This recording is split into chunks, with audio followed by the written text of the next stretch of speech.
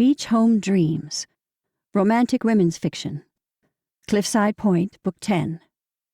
Written by Ellen Joy. Narrated by Jennifer March. Chapter 1. Abby Dumont looked out at the Atlantic Ocean from her station at the hostess desk and sighed. Off in the distance, she could see the yacht her friends were on. A yacht with some young Silicon Valley genius who had created the next big app and wanted to show off his money. She could have gone with them if Bea, the other hostess, didn't have a sick kid. But here she was on her day off, standing in her family's restaurant, wasting brain cells, while all her friends were on a yacht. She knew she had been blessed and shouldn't complain. The restaurant had provided her and her family a life others dream about. But sometimes, she just wished she wasn't the girl who worked in the restaurant, but rather the one on the yacht. Growing up on Martha's Vineyard, Abby had thought everyone had money, until she started working in the restaurant. That was when she saw the other side of the island. The working class. The ones who scrubbed dishes and washed floors, and waited on the ones who had no clue what work meant. Those who had money left the island and went to boarding schools after grammar school. They attended fancy-named schools in the woods of New England, where people were raised to become entitled. While Abby had the kind of money those kids did, and even with the fancy Mercedes and designer handbags, she wasn't one of them. She would always be a kitchen rat. She worked the hostess desk and seated those kinds of kids at tables. She picked their empty plates off the table instead of dining with them. She had to wash the floors and sweep outside instead of having drinks on the deck.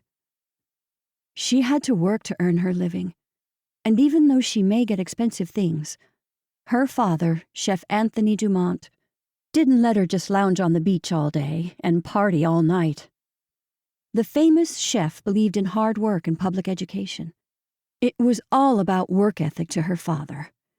He'd come from the gutters of Boston and made it to the top of the world through hard work and perseverance. "Stop moping," Jamie said as he came out of the kitchen. "You'll have tonight off." "It doesn't matter." Abby tapped the pen against the wood table, annoyed at her brother who made her cover for Bea without even asking.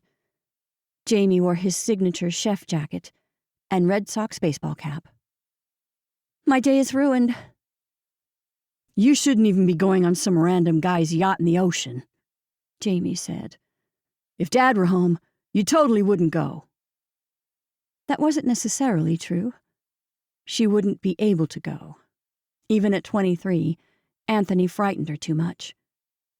But she didn't have to worry about Anthony for 2 more whole weeks. "Besides, what about your boyfriend?" Jamie asked. "What about him?" "Have you told Dad you're moving in with him?" She shook her head. Anthony Dumont would not be cool about the apartment. "I don't need a hard time from you two," she said. "Besides, I'm a grown woman. I can do what I want to do. He needs a roommate, and I need a new place to live, now that Dad's getting married. Seems like an optimal plan." Jamie didn't have to remind her that their father was going to kill her. "You know Dad's literally going to have a heart attack knowing you moved in with a guy," he said. "Then don't tell him."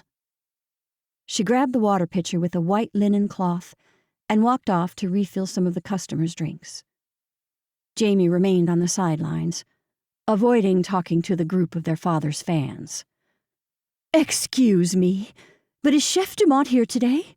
a woman asked. "No, I'm afraid he's living with his girlfriend in Tuscany right now," she said, loud enough for Jamie to hear. The hypocrisy was ridiculous in their family. Her father would be upset with her moving in with her boyfriend when he moved in with his girlfriend within months. "He's been growing grapes and olives and even potatoes, and making all sorts of new recipes for the restaurants." The group of women looked disappointed. "Oh, such a shame. I got to meet him last summer when I came out." On Abby's 13th birthday, Chef Anthony Dumont had been on the morning news station, and they'd introduced him as America's favorite chef. After that came the television show, the cookbooks, and the tours around the country. That's when the restaurant became more than just their family's restaurant. Her father loved the recognition. He enjoyed the interactions with fans and posed for the cameras, but Abby didn't like any of the fame, and the stuff that went with it. She didn't like the cameras and people feeling as though Chef Anthony was theirs. Since her mother had died, women blatantly flirted with him in front of her. He never seemed to notice or be bothered by the women or the fake friends or people who crossed into his privacy. Anthony loved to share his passion for his craft, his restaurant, and his family. When he'd started dating Carol, she was surprised things had moved so fast. Within a few months, the pair had literally moved across the world to Tuscany to live in some 18th century farmhouse in the valleys of Cortona. And he'd have a conniption if she moved in with a guy? Possibly an aneurysm. But you're not going to tell him, are you? He's going to figure things out when you're not living at home, he said. I may have told him that I'm living with a girlfriend, she said, wincing at her lie. What? Jamie smacked his forehead. Why did you tell me this too? She wrapped her arms around him. Her big brother had been her best friend and worst enemy throughout her life. She told him everything, and he did the same with her. Even with 7 years' difference, the two had been the babies in the family, which made them somehow a united front on a lot of things. Except moving in with her boyfriend, apparently. Come on, Jamie. He's going to kill me if he finds out, she said. Maybe he should, he said. He's like old. He's your age. You're a baby. I'd never date someone your age. You were with a girl younger than me the other night.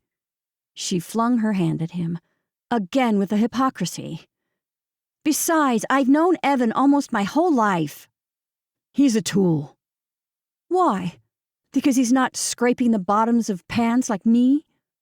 He's a trust fund baby, he said. He literally has a house in his parents' name.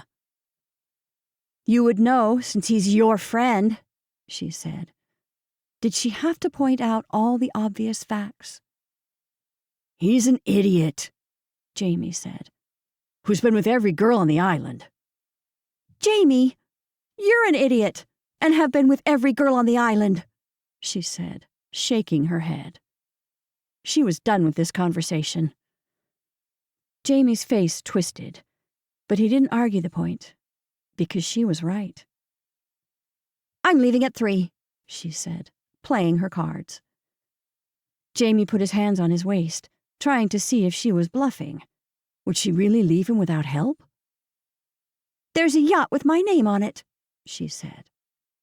Fine, I won't tell. He shook his head at her. But you better tell him about Evan before he gets back and finds out from someone else. Like Sonny. Whatever. She rolled her eyes. Jamie may be annoying about everything, but he was right about a lot of things, Sonny being one of them. She was almost more worried about telling her oldest and bossiest brother, Sonny, over her dad. At least her dad somewhat tolerated her antics. Sonny tolerated nothing. Just as she turned to head back to her station, the door from outside opened and she saw Brody Moore walk into the restaurant. Brody? She asked, narrowing her eyes to get a better look. Brody smiled the moment he saw her, and her heart began to break all over again. What are you doing here? She asked. He walked through the lobby of the restaurant straight to her. I came here to see you. Chapter 2. Brody didn't know what he was doing, but after his final exams, he got in his car and drove all the way from the middle of Florida to Martha's Vineyard, only stopping for gas and food.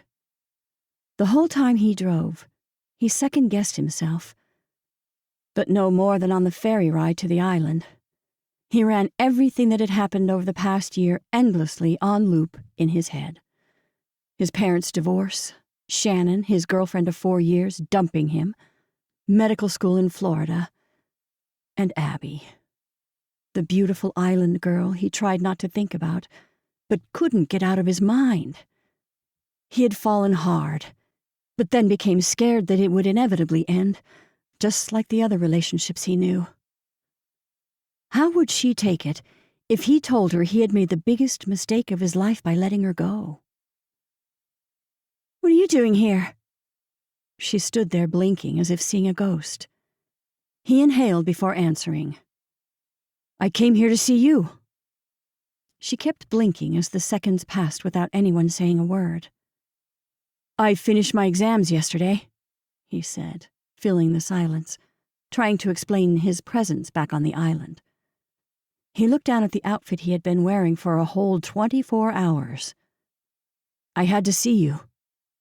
"I wish you'd called," she said. The smile he had hoped would grace her lips was a frown instead. She didn't move toward him or invite him into the restaurant.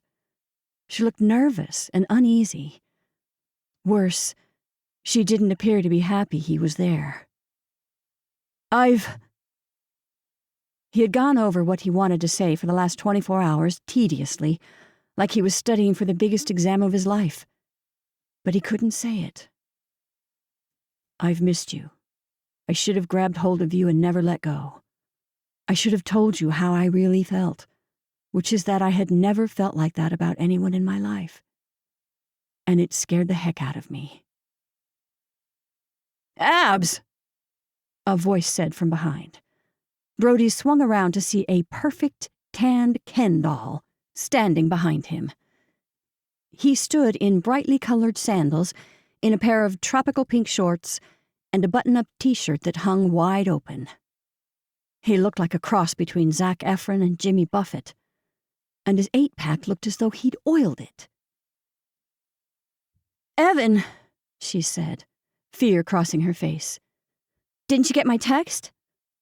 "I've been on the boat all day." Evan walked right past Brody as if he wasn't even standing there, heading straight to Abby behind the table. And just as Brody began to open his mouth to get her attention back to him, Evan took Abby in his arms and kissed her. He couldn't remember anything he was going to say.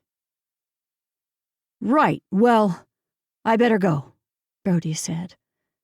Abby pulled out of Evan's embrace, stiff and awkward, and said, "Evan, this is my friend Brody." Evan swung around and squinted at him. "Sorry, my eyes are still adjusting from being outside all day." He reached out his hand to Brody. After working all last summer in the bakery, Brody could spot the summer people, as Renee, his cousin, liked to refer to them, from a mile away. The summer people were those who owned a beach house on the island and spent the summer indulging. Most lived off some trust fund, or their daddy, who never came to the house. Some would stay on the island the whole summer, boating, sunbathing, and partying. Others would come on holidays and weekends. Evan was definitely a summer person. "How's it going?" Evan said. "His mom is dating my dad," Abby said, playing it off as if that's how they were connected. Brody shot her a look. She knew darn well they had a relationship before their parents had even started dating. Evan's hand hung, waiting for Brody's, who slowly took his hand and shook it. Who the heck was Evan? "I should go," Brody said, jabbing his thumb behind him. "Are you going to your aunt's house?" Abby asked. He shrugged. "I think so." She looked confused, but he wouldn't tell her anything else, not when pretty boy Evan's hand rested on Abby's back end. She stepped around the table. "Have you talked to our parents?" He hadn't talked to anyone. As far as his family was concerned, including his aunt and uncle, who he planned on staying with, and his cousin, who he planned to beg for a summer job again, everyone thought he was in Florida. "I left earlier than I thought," he said. Yeah, by like a month, she said. Your mom said you weren't coming for at least another 4 weeks. Brody shrugged and looked at her. The fact she knew when he was supposed to be coming home had to mean something, good or bad. Probably bad by the way Evan continued to eye Brody, with his hand firmly on Abby's upper bottom. Brody had planned on having a couple weeks alone with Abby before everyone else arrived back on the island for summer. His mother would be returning from Italy in 2 weeks. His sister Taylor was finishing her freshman year at Brown and planned on returning after her own finals ended. So, when are you getting off work? Evan asked, interrupting their conversation. Not until later, Abby said. Why do you even bother with this place? Evan asked, as though working seemed superfluous. Brody made the same motion to leave with his hand. I'll see you around. Evan gave a wave and stepped in front of Abby, blocking her view from Brody. She leaned over and waved. Brody, she said, making him stop. I'm in love with you, he said in his head as he stared back at her. You should go out back and see Jamie, she said. He felt his heart tear further. Yeah, maybe another time, he said, stepping back toward the door. Tell him I said hi. He didn't wait. Instead, he pushed through the front doors of Piacere and walked out. He just stood for a moment in the parking lot, staring at his packed car. He looked out at the endless Atlantic Ocean. He had no place to stay, nowhere to go, no one that wanted to see him. He had expected things to be so terribly different at this moment when he drove up. He thought she'd at least smile when she saw him. He had been completely wrong about everything. What the heck was he going to do now? Chapter 3. Biddy was certain she saw Brody standing in the parking lot at Piacere, but maybe she had been wrong. I thought I saw him, she said to Evelyn over the phone. Oh well. He's coming in June once his lease is up on his apartment, Evelyn said. Then, in a teasing manner, she joked, You better get your eyes checked, woman. Biddy heaved a sigh. Don't I know it? What were you doing down by the harbor? Evelyn asked.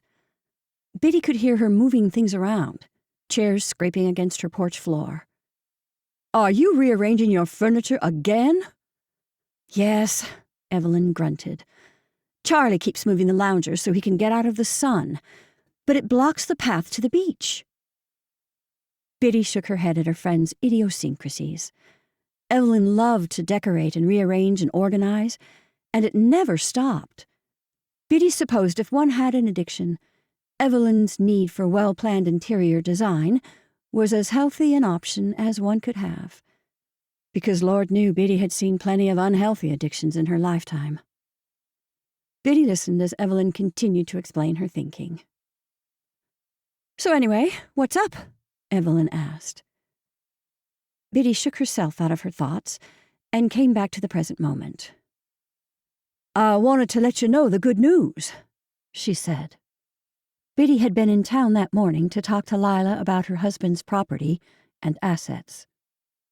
The appeal is finally over. Evelyn gasped. It's over in a good way? Biddy laughed.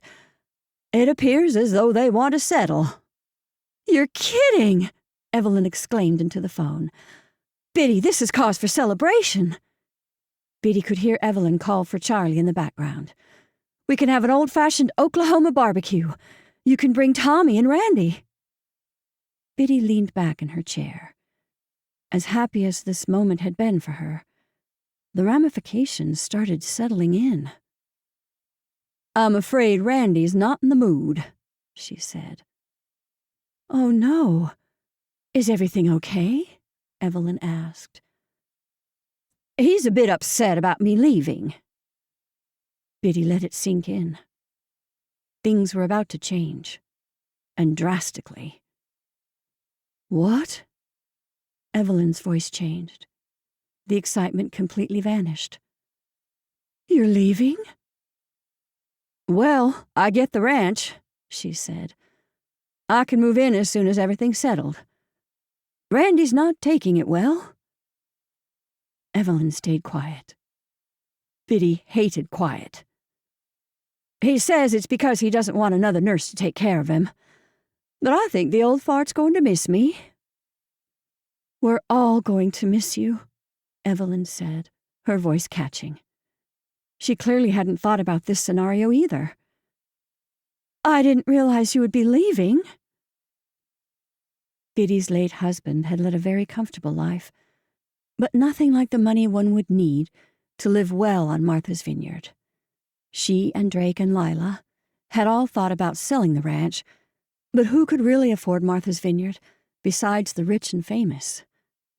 Biddy selling some ranch in Oklahoma wouldn't make her rich, and she certainly wasn't famous. "Guess who's back in the picture?" Biddy said. This was what made her stay up all night. "Don't tell me. Darlene?" Evelyn guessed. Biddy looked out at the ocean. "I'm afraid so." The reality of the situation sank in. Everything in their lives would be changing. "My daddy always said to never go back, to only move forward," Biddy said. "But Richard wanted Drake to run his ranch, and this is what Drake has wanted to do his whole life, what he had been doing before Richard died and his kids fired him." Biddy could remember a time when everything had been absolutely perfect. They'd all lived on the ranch as a family. At first, Drake had worked for Richard, but over time they ran things together. And when Richard became sick, Drake took over. He'd continued operations as normal, and the ranch had thrived. It was no surprise to Biddy the ranch had crumbled in the years after Richard's death. His children had never lived on the ranch, never worked the land or understood how to work hard, or even wanted to. Instead, they'd hired a dirty manager who had dragged Richard's business into the ground. "You deserve to be happy," Evelyn said. "You have to do what you want." Biddy could feel her throat tighten up. "You're not going to be mad if I go?" "Of course not," Evelyn said. "You're my soul sister. Always my soul sister. I've never been to Oklahoma." "You'll start writing Western romances if you do." Biddy would miss their daily walks. "What will I do without all of you?" The reality of winning her lawsuit against Richard's children and ex-wife hit her harder than she had expected. She didn't have to live with Randy anymore. Drake didn't have to live with Randy anymore. They didn't have to live and work on the island anymore. They could go back to Oklahoma and have their old happy life back. "When will you leave?" Evelyn asked. "I'm not sure. Maybe after this summer," she said. "Drake doesn't want to leave Renee hanging." Evelyn made another gasp, another reality hitting her. Drake wouldn't be a manager at Books and Bread. "Does Renee know?" Evelyn said. "Drake told her and Charlie this morning," Biddy said. "I wanted to tell you myself." "How's Lila?" Evelyn asked. Biddy had expected Lila to be more upset than she was, but Lila had been the rational one about the whole thing. "She's excited for the move," Biddy said. "She found a great school for DJ. She's even found a cute little office downtown for her law practice. It's the first time she's left the island and been her own person, you know?" "Wow, that's great," Evelyn said quietly. "But that's a lot for poor Randy." "He won't come with us," Biddy said. "That stubborn man said he wants to die in his recliner. I told him I could take it with us, and he just muttered something under his breath." Evelyn laughed. "I'm sure he'll get over it." But Biddy wasn't so sure. Randy was getting up there in age, close to 90. He certainly couldn't live on his own. Biddy had seen the little things that got him in trouble, if he didn't have anyone. The close falls and the memory lapses. If she hadn't been around these past few years, he wouldn't be living at the house, but in a facility taking care of him. "He's probably just sad he's losing such a great friend," Evelyn said. "And family." "He has become family over these past few years," Biddy said. Nothing could describe Randy better, but that's how Biddy did things. She made her own family. When her mama had died and then her daddy, she'd made her family with friends and bad boyfriends and worse husbands.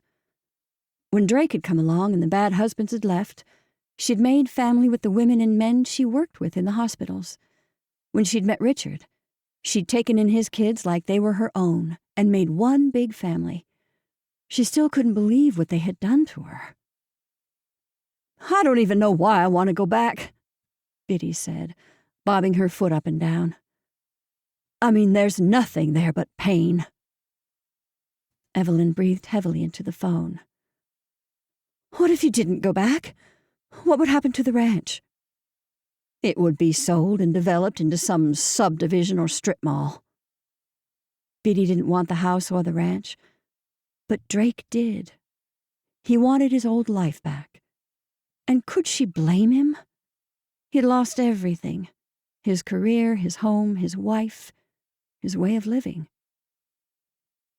"Do you think Drake will be happy going back?" Evelyn asked. "He seems awfully happy now." "It's like taking Randy away from his boat," Biddy said. "Or Charlie away from his bookstore. Or you away from Seaview." Evelyn sighed at this. "What about you? What is your happy?" "Family," Biddy answered quickly. "My heart's wherever my family is." Biddy knew she didn't need to explain to Evelyn that she meant her and Wanda, Charlie and Marty, Sonia and Sean, and... "What does Tommy think about this?" Why did Evelyn keep asking questions Biddy didn't have answers to? "Oh, Evelyn, I can't bring myself to tell him." Then before Biddy could pull back, she laid out her vulnerability with her best friend. "I'm a bit scared of leaving everything." "Then stay," Evelyn said. "But everyone's leaving." Biddy didn't see it as a choice.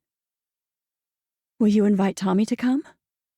"Yes, but he won't leave the island." "You never know," Evelyn said. "People surprise you all the time." Biddy hummed a hallelujah. "Say it, sister." "Biddy," Evelyn said, "you know you can always stay here with us whenever you want, even if it's for a long time." Biddy let out a melancholy laugh. "I know, Evelyn. I know." Chapter 4. Abby sat with Evan in the middle of Boston Commons, watching the ducks in the pond. Not far away, Evan had a condo in the city. Abby had started coming with him, enjoying staying in the busy, exciting bean town. But now she wondered if she even liked cities. They were loud, smelly, noisy, and had more crime in a single day than Martha's Vineyard's entire history. There was the endless whoop-whoops of police sirens and ambulances running full blast sporadically throughout the day. People yelling out, good and bad. No one knew one another, and she had been advised to stay away from strangers. A man sat down on a park bench next to where they were sitting, and Abby smiled and gave a small wave. "Good morning." "You don't want to talk to him," Evan said, trying to whisper, but his deep voice carried over all the sounds, and she saw the man flinch. "He's homeless." The man pulled out a bag of bread and started feeding the ducks. Abby's face heated with embarrassment. The man didn't react, just threw the pieces of bread onto the ground, and ducks from all over the pond started swimming, and making their way toward him. The water rippled as they swam. Not even 10 feet away, a sign read, "Do not feed the ducks." At least a dozen ducks waddled out of the water and around the man's feet. Abby couldn't tell if it was the most touching scene or the saddest.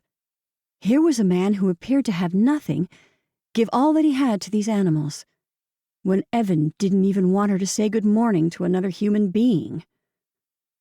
Abby felt foolish, drinking her fancy almond milk chai latte, while watching this man, who did actually appear to be homeless. "I'm sorry," she said to the man. "He doesn't travel to the city very often." Evan made a face like he was the one embarrassed. "I live here." "Yes, but in a condo on Beacon Hill." She shook her head. The tree-lined famous neighborhood looked rural compared to most of Boston. She turned back to the man and gave him a smile. "We're from the vineyard." The man didn't smile back, and instead ignored them both, feeding the ducks as if she hadn't spoken a word to him. Just as well, she thought, still embarrassed by Evan's comment. When they left to walk home, Evan turned to her. "Are you upset with me?" "I just don't understand where you were coming from with that man." She wondered if he even understood how badly he had talked about him. "I shouldn't have told you who you could speak to," he said. "But you're just so nice, and you don't know what people these days will do, especially to a small woman with a very expensive purse just resting on her arm." She looked down at the handbag he had purchased for her the day before. "Look," she said to him, "I have enough people in my life telling me what to do. I don't need another." He frowned, looking sheepish. "I know, I'm sorry." Evan was fully aware of her family's need to control her life. She couldn't even come to the city when she had planned, because Sonny told her she had to watch his kids. She loved watching her nieces and nephews, but she was the aunt who worked for free, not the nanny. Just because her title may be hostess, that didn't mean she wasn't essential to the restaurant and could be told what to do without even asking her. Her dad liked to call her the chameleon. She could fill any role they needed when they needed it. She could talk to the customers like her father, making them feel like close family. She could cook as well as any of the Jamonts, including her mother, which meant a lot to their family. She could manage the employees better than Jamie, who felt bad giving anyone a hard time. She could run the office, set up orders, call clients and affiliates, and go on camera. She could do it all, but only to fill the spot, not run the spot like everyone else. Her father ran the operations, but gave Sonny complete control of the corporate side of things.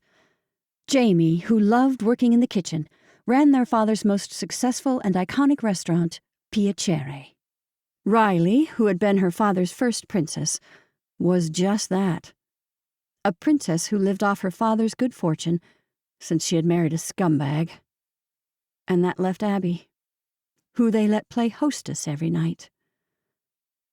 She looked up at Evan, and could still see the boy she had known all those summers growing up on the island. Every summer, the dreamy boy from Beacon Hill would show up, and all the girls would try to date him. Evan always seemed a bit too cool for Abby. He dated the prettiest and wealthiest and most connected on the island. So when he had asked her out after Brody blew her off, she'd said yes. And here she was, walking down the streets of Boston, getting into their first sort of fight, and maybe moving in together.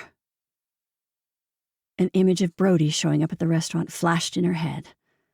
She had heard he'd planned on coming back to the island for the summer, but she hadn't heard if he would be staying at her father's house or not. But seeing that her father and Carol had stayed together in Tuscany for over 6 months, she assumed Carol would move in, since she didn't have a place on the island besides her sister's house. But Brody... Abby would shut off her brain or walk out of the room or do whatever she could to avoid thinking about Brody. She wanted nothing to do with him, not after last Christmas in Tuscany. They had been so happy together. Perfect had been the word Brody had used. They were perfect, she was perfect, things were perfect, all summer long. Then it went perfectly while long distance, when he was in school, and perfectly at Christmas when he came back to the island. They spent all their time together. She couldn't remember a single time they fought, or even bickered. And then, it was as if he was gone. He didn't pick up her calls or answer her texts. He didn't FaceTime or email.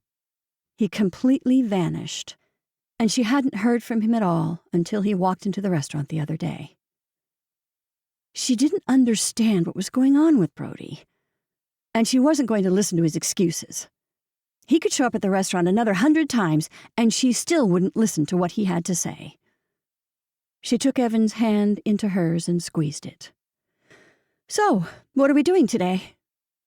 He squeezed her hand back, happy she wasn't upset with him. "I'm taking you to see the Red Sox play." She took her other arm and held onto his. "Fun!" "One of my buddies has a box," he said. "You're going to love it." She wasn't a huge fan of baseball, really.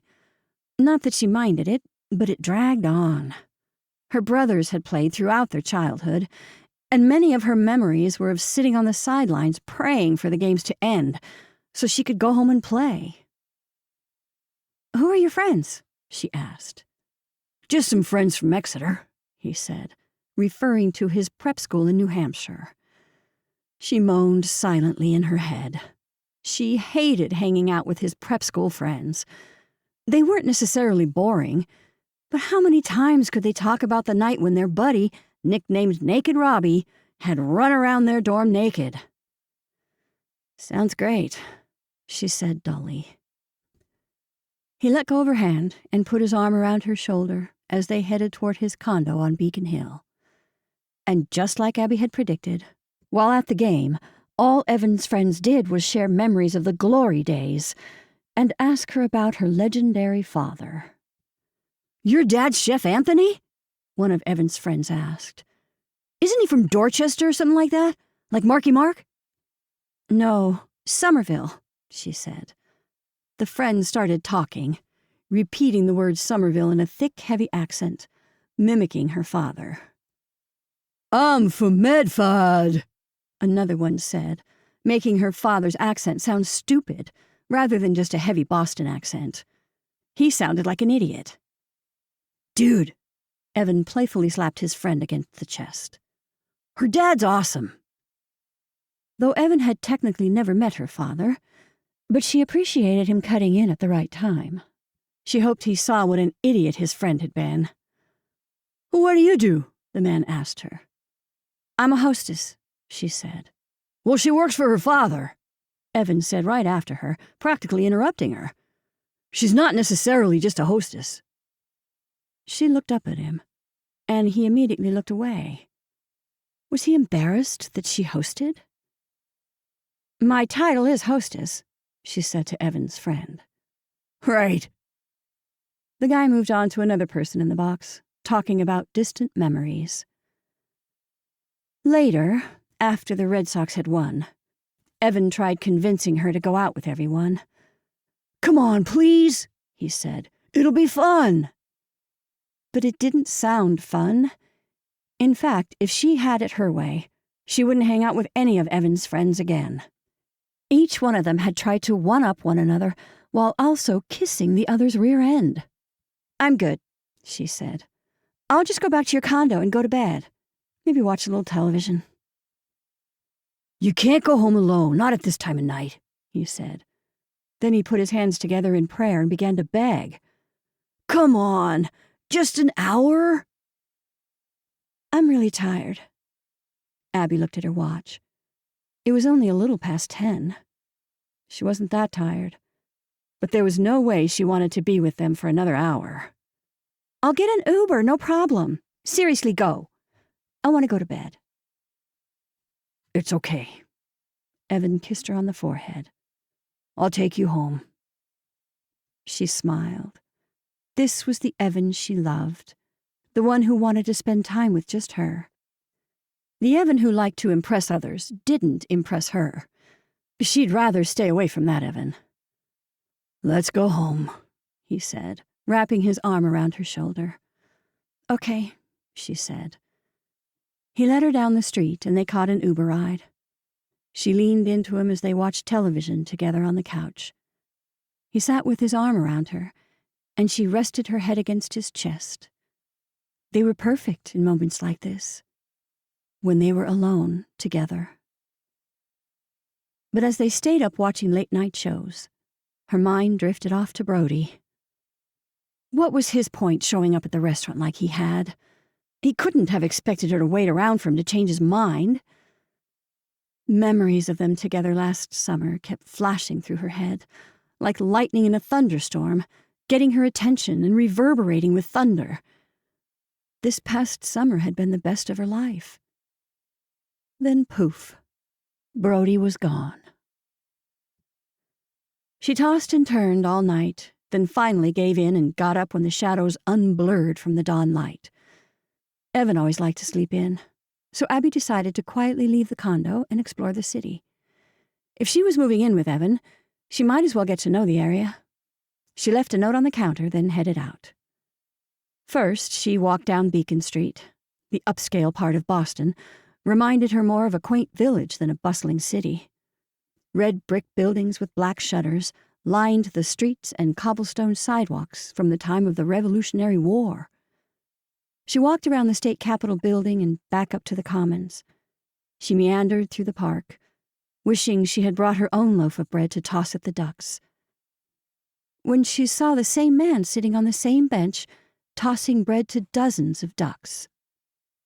"You're the Pied Piper," she said, sitting down on the same bench she had sat on yesterday. The man didn't respond, just tossed pieces of bread out. "Do you come here every morning?" she said, unable to stop herself from talking. "It's a beautiful spot." He didn't look like he had an opinion one way or another, and kept tossing the bread. "Great," she said, not really sure what to do. So she sat there, watching the ducks waddle around each other, tails shaking, orange feet shuffling toward the pieces of bread. If she were back home, even a stranger would strike up a conversation. But here in the city, no one made eye contact or said hello, or even responded to her existence. "How's it going, Merle?" a police officer said while walking by. "You over your cold yet?" The man nodded. "You need anything?" the police officer asked. The man shook his head again. The officer smiled. "Okay, you let me know." Then he turned to Abby. "Merle's been feeding the ducks for years. Can't bring myself to tell him not to." The man continued to toss the bread. He still didn't say anything. She smiled at the police officer, who watched Merle for a moment. "Seems like they love him as much as the bread," she said, as one of the ducks shimmied into a resting place against Merle's foot and closed its eyes. "They sure do, don't they, Merle?" the officer asked. But like all the other times, Merle didn't pay any attention to them and just kept throwing the tiny pieces. "He and his late wife would feed them together as well." The officer gave a wave. "Take it easy, Merle." He walked away down another sidewalk through the park, but his comment had struck her. "I'm sorry you lost your wife." The man gave a nod, then tossed the bread. The image of her own mother flashed through her mind.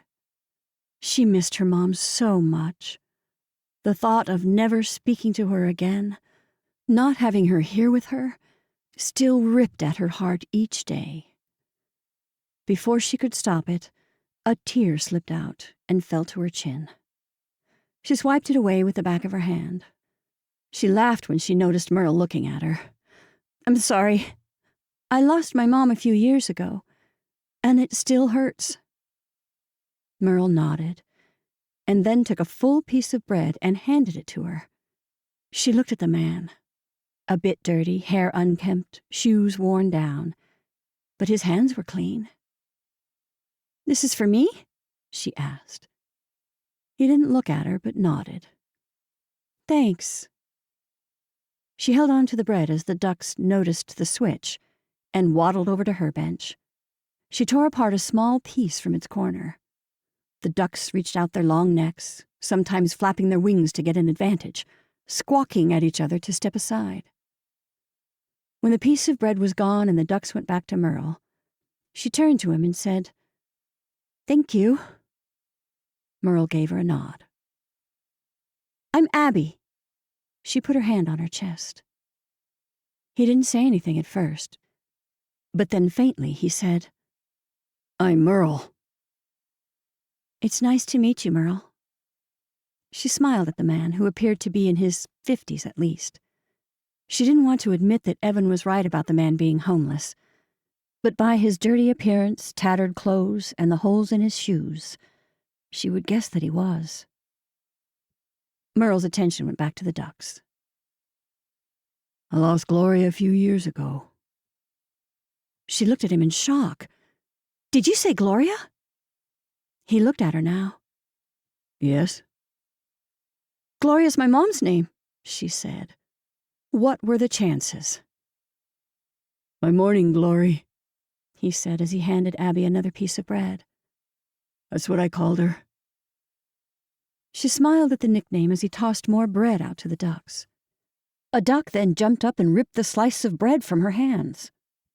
"They don't want you to just sit with it," he said to her, handing her another piece. "They're hungry." "Oh, right." Abby pulled the piece apart and threw it gently to the ducks by Merle's feet. "Try to remember them by doing things that would make them live on," he said. "The ducks?" she said, not sure what he meant. "Your loved one you lost," he said. "Try doing things that they would have liked to do. That's why I continue to feed the ducks. Gloria loved the ducks." What had her mother loved to do? Besides take care of everyone. All Abby could remember was her mother running around taking care of her and her siblings, her father, their restaurant, and the people who worked for them. She had volunteered at the church and gave time to different charities. She loved to help everyone. She'd also taken care of the staff at the restaurant. She had checked in on them and their families. She celebrated birthdays, anniversaries, weddings, births, and grieved deaths. She had kept in touch with old employees and had had reunions. She'd even set up food and prayer chains and had been known to offer financial help during people's times of need. "My mom loved to help," she said, "and make people feel like they mattered." He looked into her eyes. "Seems like you have the same kind quality." She was tempted to tell Merle about how her mother had thrown big Labor Day parties for the entire staff of Piacere. Tell him how her mother had insisted on closing the restaurant, even though it was the busiest time of year, and had invited the whole staff and their families to the house. They'd come and eat and swim and hang out all weekend. After she had died, things like the Labor Day party had ended. Sonny even made them work now. "I should get going. I'm headed to breakfast." She was about to get up but hesitated for a split second. She wanted to ask if he wanted to join her in Evan. Her parents would often help the homeless through charity work. They would bring all 4 kids to the city throughout the year and volunteer in the soup kitchen.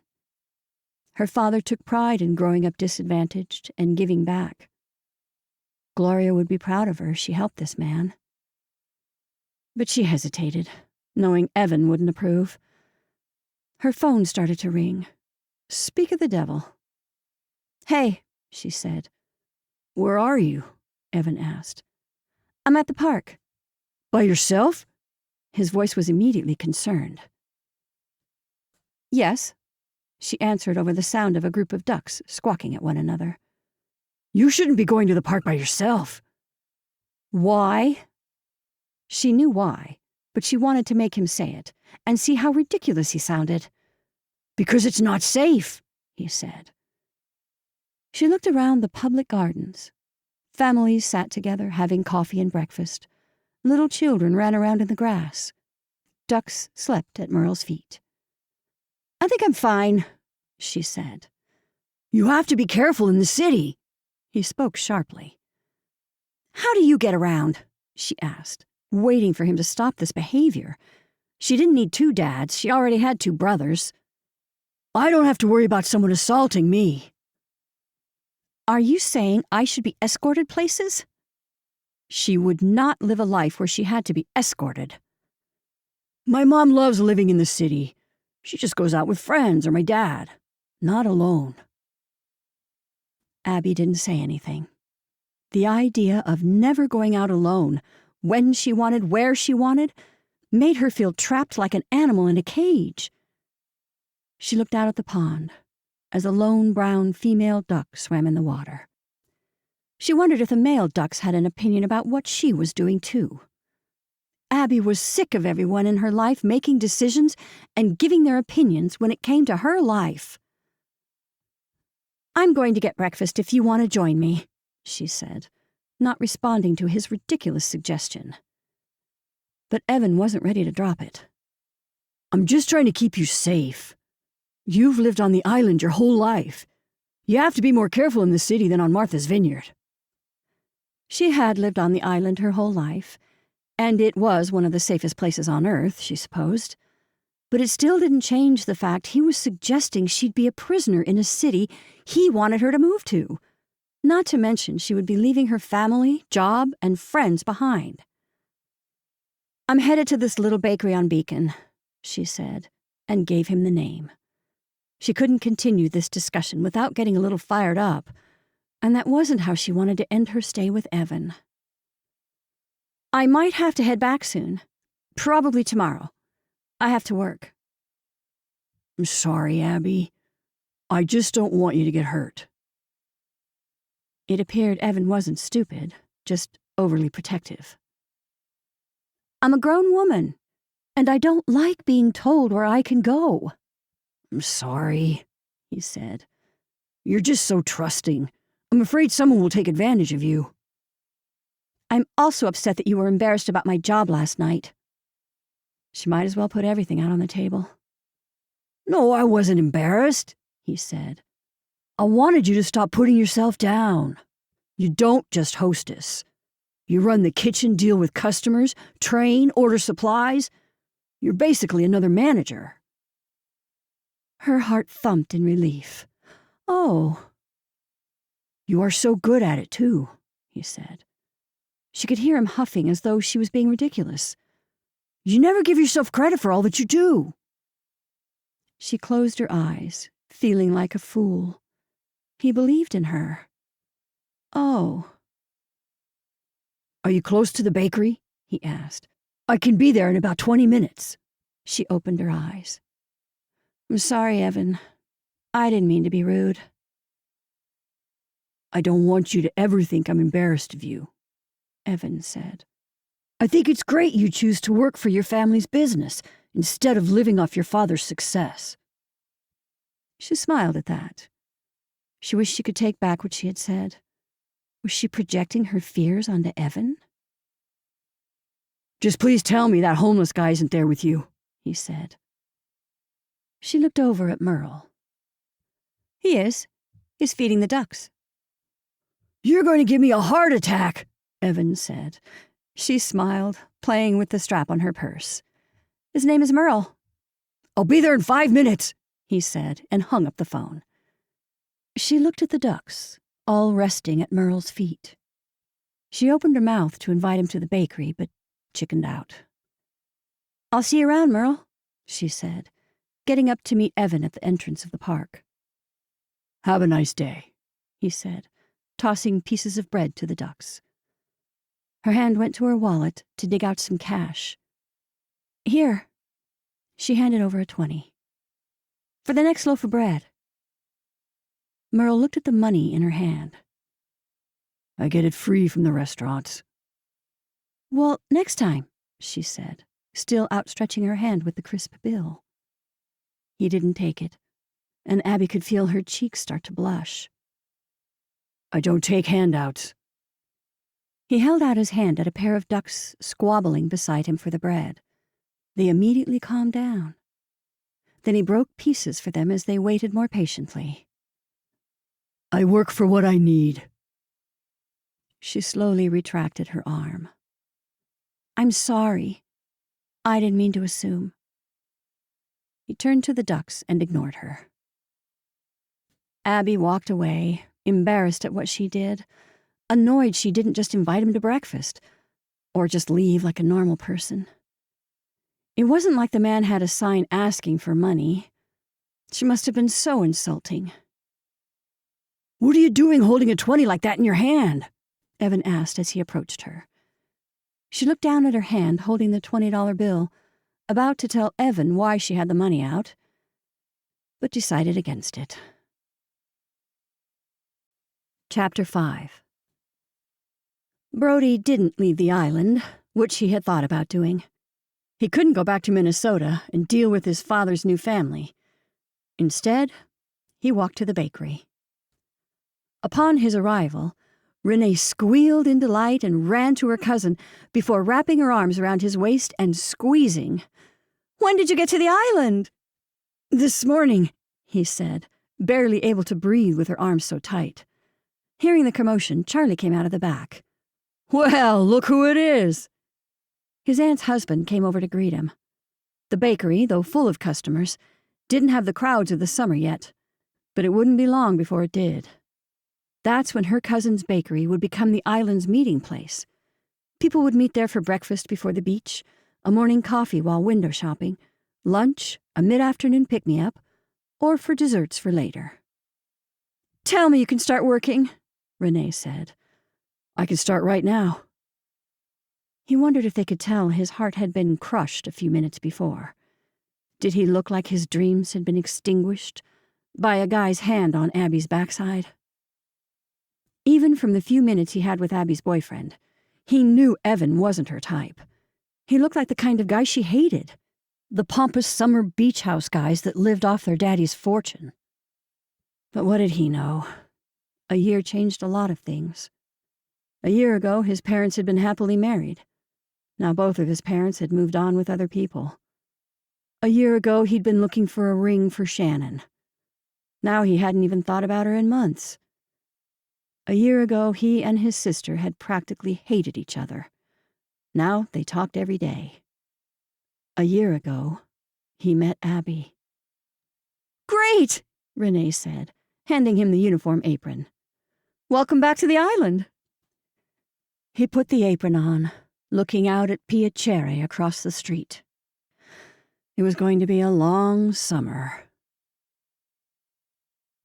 The next morning, his aunt opened the cottage for him. "I had plans for your mom to stay here when she returned," Evelyn said. The past tense his aunt had used caught his attention. Was his mother not staying here this summer like she had planned? Just as he was about to ask a follow-up, Charlie came into the cottage with a set of books. "I picked up some of those books you had wanted to read last summer." Charlie placed half a dozen or so books onto the coffee table. The Power of Habit, This Is Going to Hurt, Diagnosis, and Diary of a Med Student. All books on his summer reading list before medical school. Now he just wanted to burn them. How was he going to tell his mom and dad he was quitting medical school? He was supposed to spend the summer looking for a doctor to shadow, or volunteer for a medical mission along the East Coast. He could go back to Minnesota and look for work in the Twin Cities. His father would be able to find him an entry-level position at the company he worked for. But what was the point? He didn't want to sit in a cubicle trying to get through his day. Last summer, working for his cousin in her bakery had opened his eyes. She lived by her terms. Yes, she worked day and night, and it was probably a lot harder than he was giving her credit for. But it was all hers. Everything she put into it came back to her. Then there was her husband Mateo, who owned a construction company. Brody's aunt and uncle were authors. All of them lived out their dreams. He wanted that. He wanted to build a relationship with his patients. He wanted to create a practice like a local business, where neighbors returned. A practice he could be proud of. He didn't want to work for some faceless hospital or corporation like his father, just another worker in the masses. He wanted more than that. He wanted to be part of something bigger. And this past year in medical school, he didn't feel part of anything. All he did was miss Abby and the island. "Why don't we invite everyone over to come and see you?" Evelyn said. "We could have a clam bake. I'll have Charlie grab some quahogs at the market." He hadn't forgotten about the friends his aunt and uncle included in everything. "Sure," he said, hoping that didn't mean Abby and her family. Knowing his aunt, she'd include Anthony's family in this group as well. "Sounds great." Brody really wasn't in the mood to reacquaint himself with all of his aunt's friends.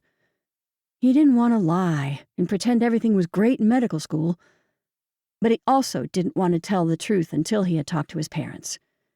He didn't want to tell anyone why he'd driven 24 hours straight to the island. He didn't want to answer questions about any of his plans for the summer, because he had no idea what to say at this point. The only thing he was certain of was that he was in love with Abby, and she had clearly moved on. But like everything in his life, he'd sabotaged his relationship with her too. How could he have expected someone like Abby would have waited around the island for him to change his mind about things and come back? Of course she had some guy that looked like he had a ton of money. She didn't need some guy who had no idea what to do with his life. Brody felt like a complete idiot.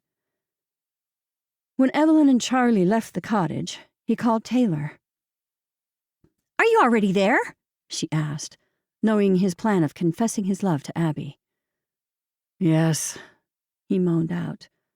The image of the boyfriend's hand shot through his head. "That bad?" She didn't even need him to explain. "Worse," he said. "She has a boyfriend." "I told you." Taylor didn't sound surprised. "I know." He dropped his head in his hand. "That's too bad," she said. "You guys were so great together." He had met Abby last summer at the bakery and fell for her right away. They became inseparable. They hung out on the beach, walked hand in hand, rode bikes around the island, and had bonfires on the beach. They talked about their dreams for hours under the stars. At Christmas, they spent the holiday together on the island, under the fairy lights and mistletoe. Everything had been perfect, until it wasn't. "When was the last time you called her?" she asked. "A few months ago," he said. "A few months ago?" Taylor said back to him. "You have got to be kidding me." "Geez, Tay, I know I'm an idiot." He wished he could take things back. But he had been in a bad place. Things at school had been horrible. He hated his classes, he hated his professors, he hated the student body. Then something had changed that last night on the island with Abby. "I just couldn't call and talk about what a loser I was, okay? Besides, Mom moved to Tuscany with her dad." That had sort of been the nail in the coffin for Brody. Abby wasn't going to stick around with a loser like him anyway. So why make things complicated for his mom? "Stop blaming Mom for your own relationship issues," Taylor exhaled loudly. "Besides, you two were together before Mom even became serious with Anthony. So what's the problem?" "Because Mom's finally happy." And he left it at that. "But that doesn't mean you have to be unhappy," Taylor said. The truth hit him like a punch in the gut. As a kid, his parents hadn't fought or even disagreed much with each other. They'd seemed happy for the most part, just busy like most families. And that's what had scared him. He'd had no idea anything was wrong. With Abby, the odds were already against him. They lived in separate parts of the country. She had money, status, and was gorgeous. He was flailing at life. There was no way he could have kept her happy. "I was afraid," he said. "You know? I figured things would eventually go bad with us, and that would make it awkward for Mom." "Sounds like another excuse," Taylor said, rolling her eyes. "Do you have something to say about that?" He waited for her words of wisdom. She had been listening to self-improvement podcasts and had been finding deeper meaning in everything. "I think that's completely normal." He waited for the but. And nothing," she said. "It's normal to be worried. But it's still a lame excuse. Isn't it better to be loved than to have never loved at all? I mean, even plants die when they have no love." "Taylor," he said. "Yeah," she said back, as though her words were hitting home. "Please stop." Her words weren't hitting home. They were insulting. He was dying inside like the plants she referred to. Didn't she understand that? "I ruined everything." "You'll get nothing from worrying about what went wrong." Taylor sighed into the phone. "You're going to have to let go of what you thought was going to happen between the two of you and figure out a new path." She paused for a moment, allowing her words to sink in. "Are you going to be okay?" "I'm going to be fine." He rubbed his forehead. "You're right. I just need this summer to figure things out." He didn't want his parents' problems and new situations dominating his life like it had last summer. No, maybe Taylor was right. He needed to find a new path. And now. Chapter 6. Abby couldn't stop thinking about him. All day into the night, she thought about Merle. What kind of person just watched a poor man sit on the park bench, alone, and maybe in need of something, when she had so much? But what could she do? He didn't want her handout. She finally gave in and got up at 3 a.m. She went to turn on the television to watch something, when she noticed a text from Jamie. "We need to put out an advert for Prep Cook this weekend." The use of the pronoun we really meant Abby needed to create a want ad for a prep cook. That's when the idea came to her. She grabbed her phone and got right to work, using Evan's office while he slept. "I'm headed back to the island," she whispered to Evan, before kissing him on the cheek as she left his condo.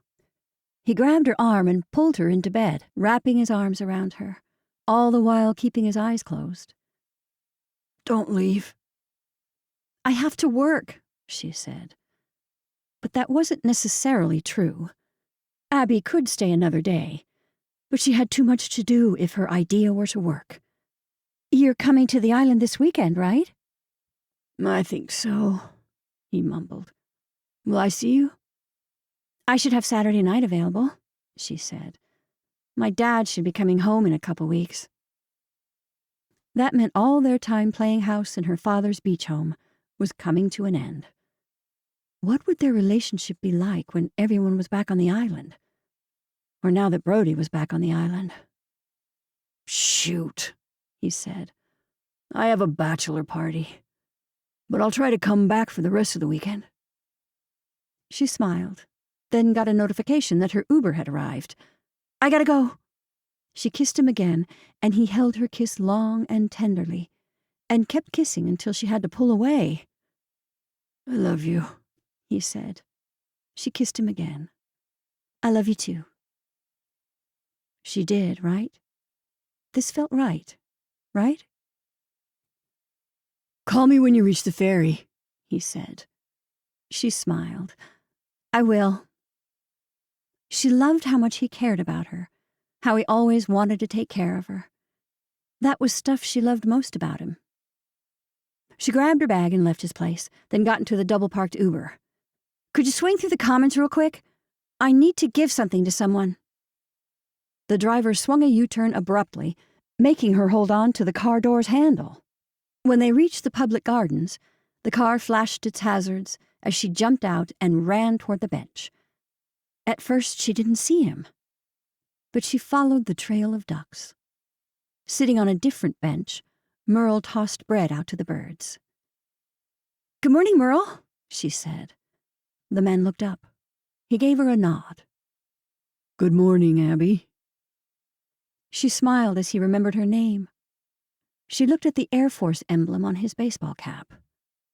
I'm looking for some help in the kitchen in my family's restaurant, she said. Strong hands, someone able to prep a service of 300 or so. She handed in the envelope she'd taken from Evan's office. She'd printed out the menu of Piacere. It's a ways away, Martha's Vineyard, she said, watching him hold the envelope with his name written on the front in her handwriting. Also in it was a round-trip ticket for the ferry, enough money for a night in a hotel and something to eat, and her business card she had made on a post-it. If this sounds like something you're interested in, call my number, and I can set you up with a nice apartment above the restaurant. She hadn't been above the restaurant in years, besides collecting to-go boxes that were stored up there. She didn't even know half of the items that were up there. Could she even convert the old space into an apartment? Would her family say no? Merle smiled, missing a front tooth. What was she doing? Are you an angel? He asked. She laughed. Good God, no. Just can't find workers like we used to. And I appreciate anyone who feeds someone else. He smiled again, handing her a bun this time. I get bread from restaurants around here. They offer me the old stuff, but they never offered a job. What had made Merle's situation? Had he been into bad things and life caught up to him? Had he been a victim of a bad situation? She rubbed the inside of her arm where she had a tattoo of a seashell that had been her mother's favorite. As a kid, she had rubbed that spot as a nervous habit. Now it turned into a what would Gloria do reflection.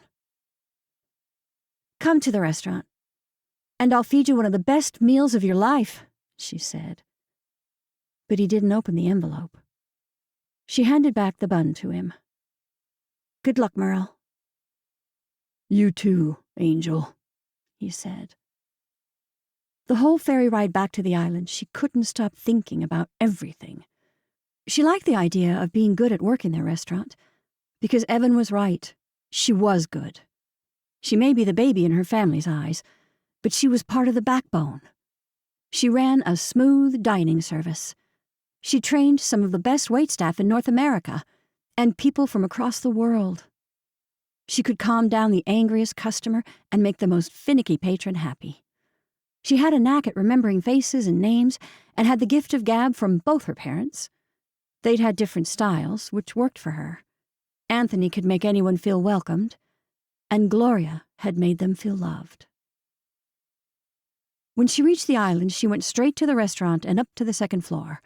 Like most of the buildings on Martha's Vineyard, the 2-story clapboard building had large picture windows looking out. The restaurant sat perched on the ocean's edge. The second story had at one time been where their family had lived, before the arrival of Abby. Her mother had loved talking about the little apartment where she'd slept with her babies. Abby had always been a little jealous she hadn't lived there, and when she had complained one time, her mother had said to her, "You get the most special spot in my heart, because I didn't have to share my time with anyone but you." Being so many years younger than her older siblings, she really didn't know them like they knew one another. She knew her parents. By the time Gloria had died, the three of them were tighter than any relationship in the family. She had sat by her mother's side until the end. "Hey," Jamie said, coming up the stairs. "Ah!" Abby jumped, not realizing Jamie had been on his way up. "What are you doing?" he asked. "I'm looking around," she said, not wanting to disclose any information at this point. "Do you need something?" "Yeah." She put her hands on her back. "What do we use this place for?" Jamie looked at her as though that was the stupidest question ever. "I mean, could I convert it back into an apartment?" she asked. "Is this where you want to live?" he asked, looking hopeful. "You've changed your mind about moving into Evan's place?" "No," she said. "I may have found a decent prep cook, and he needs a place to stay." Is he legal? Jamie's face turned stern. You know I don't want anything under the table when it comes to hiring staff. Some restaurants had a very shady underbelly, using workers whose legal statuses were questionable at best. A lot of the times, these workers were willing to do anything to earn money. Unfortunately, some restaurants took advantage of their situations and exploited them. But it was risky. Getting caught with illegal workers in a restaurant and having ice on your back could damage your business. I may have hired a homeless man in Boston today, she said, moving a box of straws aside to get to the bathroom. You hired a homeless man? Jamie repeated. Yes. Abby drew out the word and then held in her breath, slowly opening the door to the bathroom. She crossed her fingers as she looked in, hoping it wasn't nasty. The tile looked decent. The toilet... She opened the lid. Brown and rusty. But it still had cleanish water. She could clean it up. She looked in the exposed shower. It was filled with silverware containers. Are you serious? Jamie said from the doorway. Yes, she said, pretending not to notice his reddening face. Do you think you might want to run that sort of thing by me first? He asked. Her toes curled. This was when being the baby became the worst for her. Why was it that she had to ask permission to hire someone when they never asked her permission? I'll talk to Dad, she said. Jamie huffed. So that's how it's going to be? Yep, she said, picking up 3 of the silverware containers and moving them out of the shower and into the main space. She walked right past Jamie, ignoring him. Abby, Jamie said, trying to get her to stop. You can't just hire a homeless guy for piacere. She put down the boxes. I don't know why I hired him, but I did. And now he might be coming for at least a night. So if you don't mind, I need to clean this place up a bit. You just hired some random dude? He said. Yes. She didn't know how else to explain it. And the more she did, the sillier she felt. He feeds ducks at the public gardens, and the police don't give him a hard time about it. In fact, I saw a police officer hand him bread. Jamie looked at her as if she had 2 heads. So you offered him a job? In our fine dining establishment? Are you insane? Her little sister defenses immediately shot up. No! I just felt like I had to help him. It's what Mom would have done. Jamie closed his eyes. He clearly didn't like the idea of her using their mother as an excuse. Don't bring Mom into this, he said. But he looked around the room, his argument suddenly gone. Mom would have offered him a meal, and you know it. A meal, yes. He put his hands on his waist. But not a job. Get rid of him. No, she said. I made a promise, and a Dumont never breaks the promise. That works for guys on the street who don't want to rat on one another, he said. Not a 23-year-old girl and a homeless man from Boston. This whole thing is crazy. Woman, she said it hard. 23-year-old woman who helps run this restaurant better than you're willing to admit. Jamie slanted his head to the side as he crossed his arms. I give you credit. I've been part of training all the staff for years, and the one thing I can tell from a good worker and a bad worker is the selflessness some display. There are some who won't do anything more than what their job requires, and there are others who are willing to go above and beyond for the good of the whole community, not just themselves. And a homeless guy feeding ducks makes you think he's going to be a good worker? Jamie said. It was a terrible argument, but her instincts had proved her right time and time again. Who told you not to hire the last pastry chef? She didn't have to remind him how well that had turned out. Their father had fired him his first week of work. Jamie held up his hands. You get to tell Sonny. I don't care, she said. Sonny could have a breakdown for all she cared. Her older brother always treated her like an employee, and not even a valuable one. He treated her like just a hostess, and she was more than that. Abby thought about Evan's comment. "He's going to flip out," Jamie said. She looked at her older brother. Jamie was the third youngest child in the Dumont family, and the younger brother of the perfect Anthony Jr., or Sonny, as everyone called him. Sonny had been the apple of everyone's eyes. Perfect student, perfect son, perfect all-around guy. It had been hard for Jamie to follow in Sonny's shadow, but Jamie also let Sonny run things, even Jamie's kitchen. But Abby wasn't Jamie. "Oh well," she said, shrugging. "Too late now." Jamie crossed his arms against his chest. "You're telling him." "Fine." She started opening drawers in the kitchen. The place held up okay. It even had dishes in the cabinets. She turned around to face Jamie. "I know you think I'm an idiot, but I just had to offer. It's that simple. We're in this weird position where we can help someone, so maybe we should." It really was that simple to her. She saw how kind and thoughtful Merle had been, how people in a hard, cold city had cared for him, how he went day after day to do something so selfless. The man had obviously come on hard times. Someone needed to step up, and why shouldn't it be her? "I'm not saying it's not nice, but what if this guy's a criminal?" Jamie said. "You're housing some random guy from the city. I don't understand what you don't understand. It's just really stupid," she finished for him. "Yes." Jamie looked annoyed. "I mean, come on. We have a restaurant with at least $1 million worth of equipment and other things just below this man's apartment." "He's not going to steal from us," she said, but she crossed her toes. "Besides, he's probably not going to come." Jamie shook his head at her just as a knock came from the bottom of the stairs. "Hey, boss!" "Yeah," Jamie answered to one of the cooks. "What's up, Mark?" "There's a guy named Merle who says he just got a job here." Mark sat up the stairs. "And he's with a cop."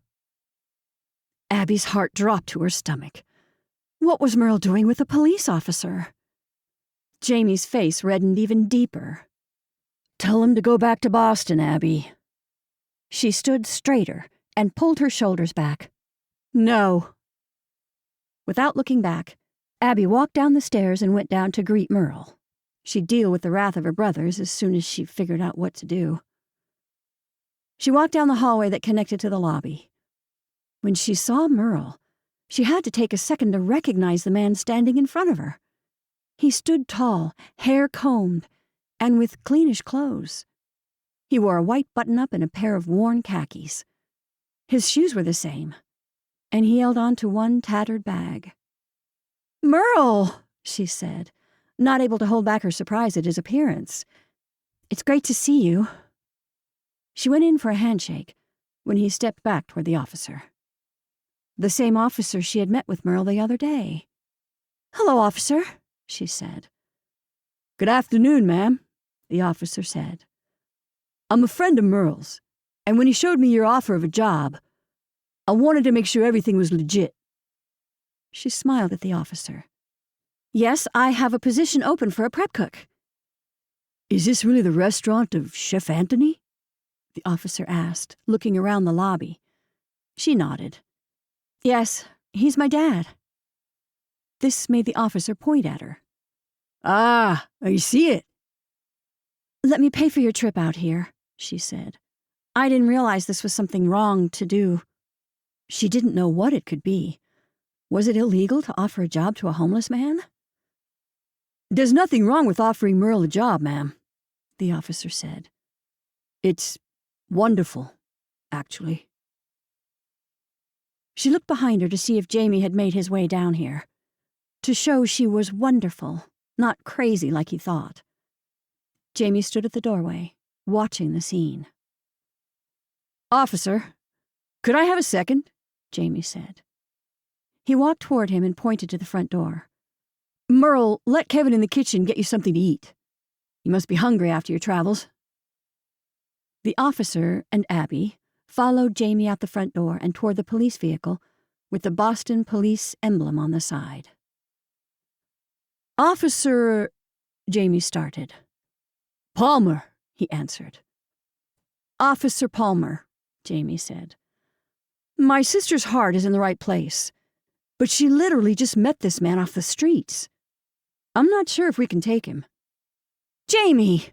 she shouted, but quickly lowered her voice. "I offered him a job, and I'm going to give him a job." "He's a homeless guy from Boston, Abby," Jamie snapped. The officer held up his hands. "Look, I understand how you feel, but I came to vouch for Merle." The officer pulled out his badge and then a card from inside the leather pouch. "Here's my information." The officer pointed to a number. "We've been watching over Merle for a few months now. When his wife became ill, he lost his job. Then his apartment's rent got jacked up, and he lost housing after his wife died. He doesn't seem to have any other family around. He's just a guy down on his luck." Abby's heart broke for Merle. But by the way Jamie looked, the story did nothing for him. "He has no criminal record?" Jamie asked. The officer shook his head. "He's just going through hard times." Abby didn't need to discuss it any further. "Thank you for bringing him all this way. Are you sure we can't reimburse you?" The officer shook his head. "I asked the department to do this for him." She smiled at the thoughtfulness of this man. "Let me at least feed you before you head back," she said, holding out her arm toward the restaurant. "That would be wicked awesome," Officer Palmer said. "Is your dad around?" "No, unfortunately he's not." Jamie turned to Abby and said, "He has 2 weeks, just like any other employee." She smiled and jumped up, wrapping her arms around his neck. "Thank you." "We don't need to tell anyone anything until we figure things out," he said.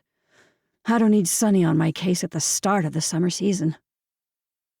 She went into the restaurant and found Merle at the sink washing dishes. She looked at Kevin, who shrugged and went back to prep work. "Hey, Merle," she said, tapping him on the shoulder with her finger. "Let me show you where you'll stay." He finished the dish, placed it into the commercial dishwasher, and nodded at her. He grabbed his things, and she led him out of the kitchen to the back hallway. "You can enter the apartment from inside the restaurant as well, but we will close that off," she said. There were 2 spaces upstairs, a small 1-bedroom apartment, and the other side was storage space. She climbed the steps to the apartment and opened the door. Turning on the light, she stepped back and let Merle walk in. Pia Cherry sat on one of the most beautiful spots on the island.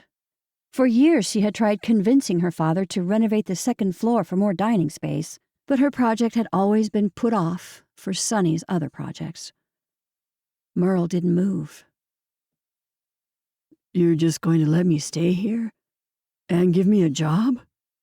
She nodded. "I need a prep cook." He looked around. "I've worked in a kitchen before." "Good, you can start tomorrow," she said. "But for now, let's go get you some lunch with Officer Palmer," she said, scanning the apartment. "I'll need the day to clean the place out, but—" She really didn't know what she was doing. But she did know 2 things. Her brother Sonny was going to be upset with her, and her mother would be proud of her. "Welcome to the Pia Cherry family." She held out her hand, and Merle took it. Chapter 7. Brody scanned the restaurant, looking for Abby. He hadn't seen her since her new boyfriend's hands were all over her. Just as well. He didn't know what to say, besides he was a jerk for not keeping in touch after Christmas. He had a million excuses, but none of them made any difference. How could he explain he had just freaked out? Wasn't that the story of his life? When he'd gone all in the last time with a relationship, Shannon had left him. Then, when an amazing woman had gone all in on him, he panicked. "Can I help you?" a man asked. The man looked old, hard. He stood in the back of the prep area, holding a basket of arugula. "No, I'm just dropping off the dessert delivery," he said, signaling to the cart. His cousin upgraded from a baby stroller to a real professional cart that could maneuver easily across the street from the bakery to the restaurant, but also fit into her delivery van. Brody stood there, wondering if he should ask for Abby. The man put down the basket. "I'll grab someone for you." He could just put the pastries away for them. He had done it time and time again last summer. A lot of vendors just dropped and went. But it was too late. He could hear the man talking to someone coming down the hall. Abby froze when she turned the corner. "Hey, Abby," he said. "Hey, Brody." She looked stunning, in her crisp black Oxford shirt tailored perfectly. She wore a black skirt and high heels. He could smell her perfume, and memories of holding her in his arms flashed through his head. He couldn't help but stare at her as she stood there, mortified at seeing him. "Merle, do you mind unloading the pastries into the walk-in?" Then she turned to Brody. "Merle will be able to assist you from now on." She gave him a fake smile and turned around to walk away, when he called back to her. "I'm sorry, Abby."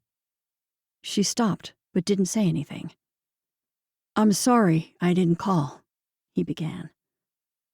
"I'm sorry I waited until it was too late to tell you how I feel." "Yes, it is too late," she said, looking around the restaurant's kitchen.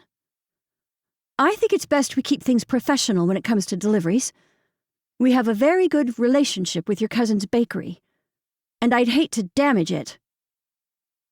He pointed his hand at her.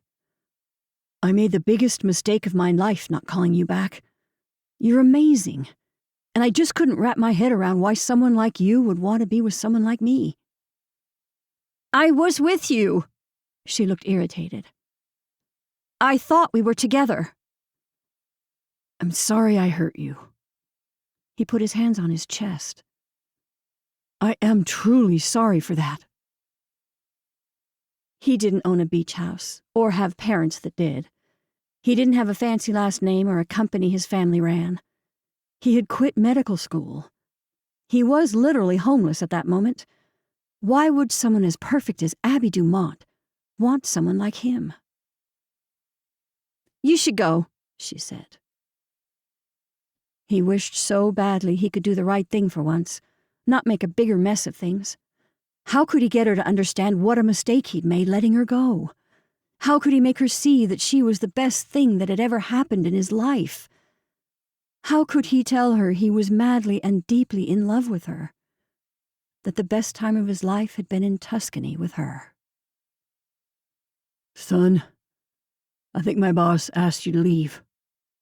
Merle started walking toward them. She lifted her hand up. "It's fine, Merle. He's leaving now." Brody's face dropped, along with his shoulders. "Right." He started walking out. And with the last ounce of guts he had left, he said, "I'm in love with you." He faced her, his eyes pleading for her to listen, to believe him. When he'd gone back to school, he had hated every minute of his life without her, and had pretended to be someone he wasn't. "I wish I had told you then." She stared at him, and he could hear his heart pounding in his ears the longer she stood there. "You waited 5 months to say this?" She looked as though all of what he had said was a performance.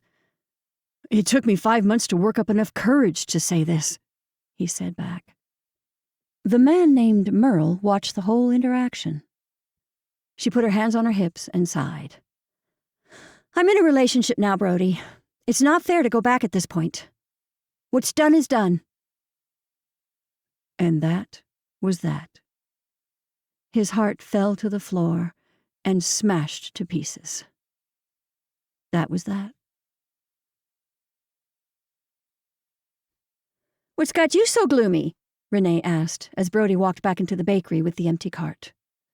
"My life," he muttered, walking past the line of customers and into the back. Charlie waved at him as soon as he saw him. "Brody!" "Hey." Brody put the cart back in its place and went to Charlie's office. "Do you need something?" He hoped Charlie didn't. He just wanted to do some mundane task and get lost in his head. "I need someone to run the table out front," Charlie said. "Renee's got blueberry mini muffins this morning." Charlie usually enjoyed running the free samples table. People loved receiving a free, delicious treat, and in turn would go inside and buy more goodies and drinks. The bakery was exactly what beachgoers wanted as soon as they tasted Renee's free samples. But now, after his catastrophic encounter with Abby, he didn't want to be around happy people. He wished his sister were here. She'd love to run the table and do all the small talk for him. "Sure." He gave a nod and looked back across the street from Piacere. It was impossible not to look, so when Abby walked out the back door with the same man from this morning, he couldn't help but notice. He did everything in his power not to look, but he could tell she was training him for something. She held a clipboard with him and pointed things out. As Brody handed out one free sample after another, Abby walked the man around the restaurant, pointing at things, then walking to another spot. It felt like she was torturing him, staying just within his sight. By the time she finally went back into the restaurant, he had almost run out of the samples he had started with. Why hadn't he just called her? Why had he let his insecurities ruin his judgment? Last summer had been magical. He had never been happier than he had been when he was with her. Until that night at Piacere, when the man named Marcus kept hitting on her, sending her expensive wine, walking up to their table with all the confidence in the world, not caring that she sat with a guy named Brody from a suburb of Minnesota. Marcus had invited Abby to see his French villa, and then took her hand in his and kissed it. Abby had laughed in delight, and that was when Brody had felt that needling in his chest. When Marcus drove away in his fancy black Ferrari, Brody's insecurities began to consume his thoughts. He realized this wouldn't be the last man to try to steal Abby Dumont from him. How would he keep a woman like Abby, whom men from around the world tried to swoon? The thoughts drove him mad. Every time she'd called, he wondered who she was with. Was that guy she mentioned just a friend, or someone trying to get close? Did she have other men he didn't know about lurking around? Then Anthony asked him for his mother's hand in marriage. Sure, Brody hadn't called, but it wasn't so simple. Just as he was about to go in with an empty basket, Renee came out with another basket full of chocolate chip cookies. "Here you go," she said, exchanging the baskets. Brody gave a smile and began to pass out cookies to the line of waiting children. Just then, Abby's new boyfriend came over from the restaurant to the bakery. He smirked at Brody, immediately recognizing him. He laughed as he passed Brody handing out cookies, and walked right inside the bakery as if he owned the place. Brody did everything he could to ignore the fact that Abby's new boyfriend stood in his cousin's bakery. What was he doing anyway?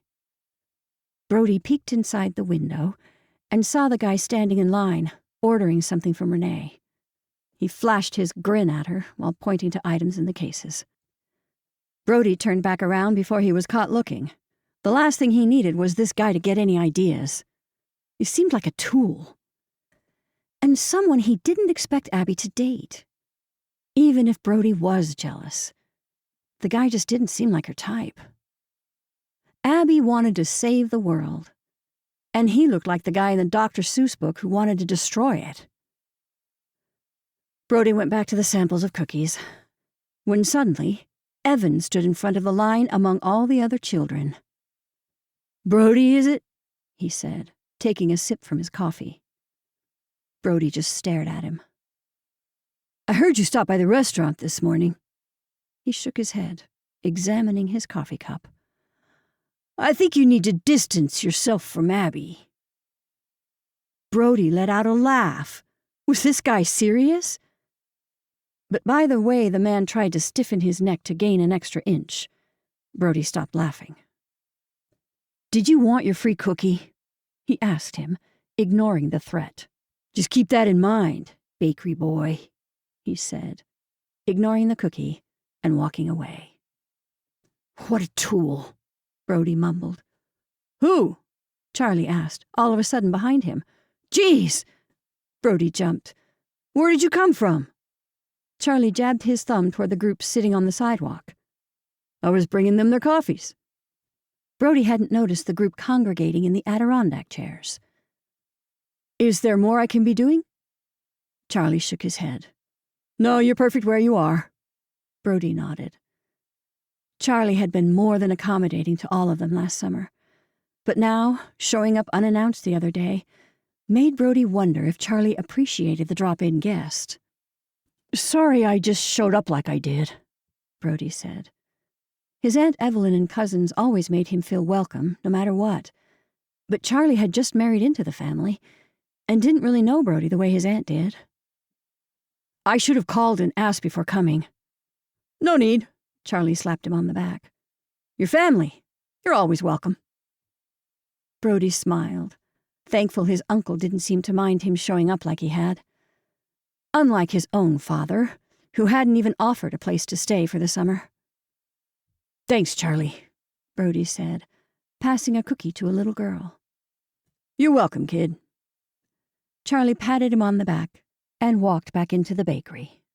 Before long, the basket of cookies was empty, and Charlie came out with another tray full of mini samples of blueberry scones. "I bet this would go perfect with a coffee," a woman's voice said. He looked up to see Abby and froze. "Sorry I gave you a hard time earlier in the restaurant," she said. He shook his head, surprised about the 180. "I totally deserved a hard time." "You don't deserve Evan giving you a hard time," she said. "I saw him talking to you, and could tell he had said something stupid." Brody hadn't realized she'd been around. "Yeah, well," he shrugged, not really knowing what else to say. "Yeah, well, he was stupid." "Right. So I guess I'll see you around," she said. "You working tomorrow?" He nodded, handing out a few pieces of scone to a group of teenage girls who wanted an iced coffee immediately. "I'll see you around," he said, deciding right then and there he would stop delivering pastries. He couldn't be around her without wanting to beg for her back. And Evan would surely have a problem with that. "Brody," she said. "Thanks for apologizing." He gave another nod. "I meant it." But then he turned to the next customer, waiting for their free sample of cookies. He did everything in his power to look cool while handing a group of grandmothers free pastries. When he couldn't help himself any longer, and looked back where she had been standing, she was gone. Chapter 8. Evelyn chased her 3 grandchildren around the kitchen island. "You better run because Grandma's going to catch you." All 3 giggled as Evelyn slowly chased behind, just close enough to tickle them. Renee sat with Samantha in the gathering room, drinking a glass of wine after a long day at the beach. "I'm exhausted," Samantha said. Evelyn's youngest had come in from the city to start planning her wedding she had put off for 2 years. 3 kids are a lot." Renee nodded, gulping down her wine. "That's why you need to move to the island and live by us, so you can help." "I would like to be closer most of the time, as opposed to living in the city." Samantha tilted her head. "I just think the winters would be so boring." Samantha had grown fond of living in the city of Boston with her fiancé, Chase. The two lived close to Harvard Square in Cambridge. Samantha worked for a small architecture firm, but also worked remotely to travel with Chase around the world for the YouTube channel they had created together titled We Love Your House. It gave an intimate look inside some of the most beautifully designed homes in the world. They had traveled to France, Japan, Brazil, South Africa, and planned to go to many more. Evelyn wasn't sure if Samantha would ever settle down and have children. Evelyn didn't want to be that nagging mother, but was this a hint that Samantha was thinking of children? "So, after the wedding, what are your plans?" Evelyn asked. Samantha looked confused. "What do you mean?" "Well, like, with work and stuff, the videos," Evelyn said, still chasing her grandchildren. "Do you think you'll go to Aunt Carol's next vacation location?"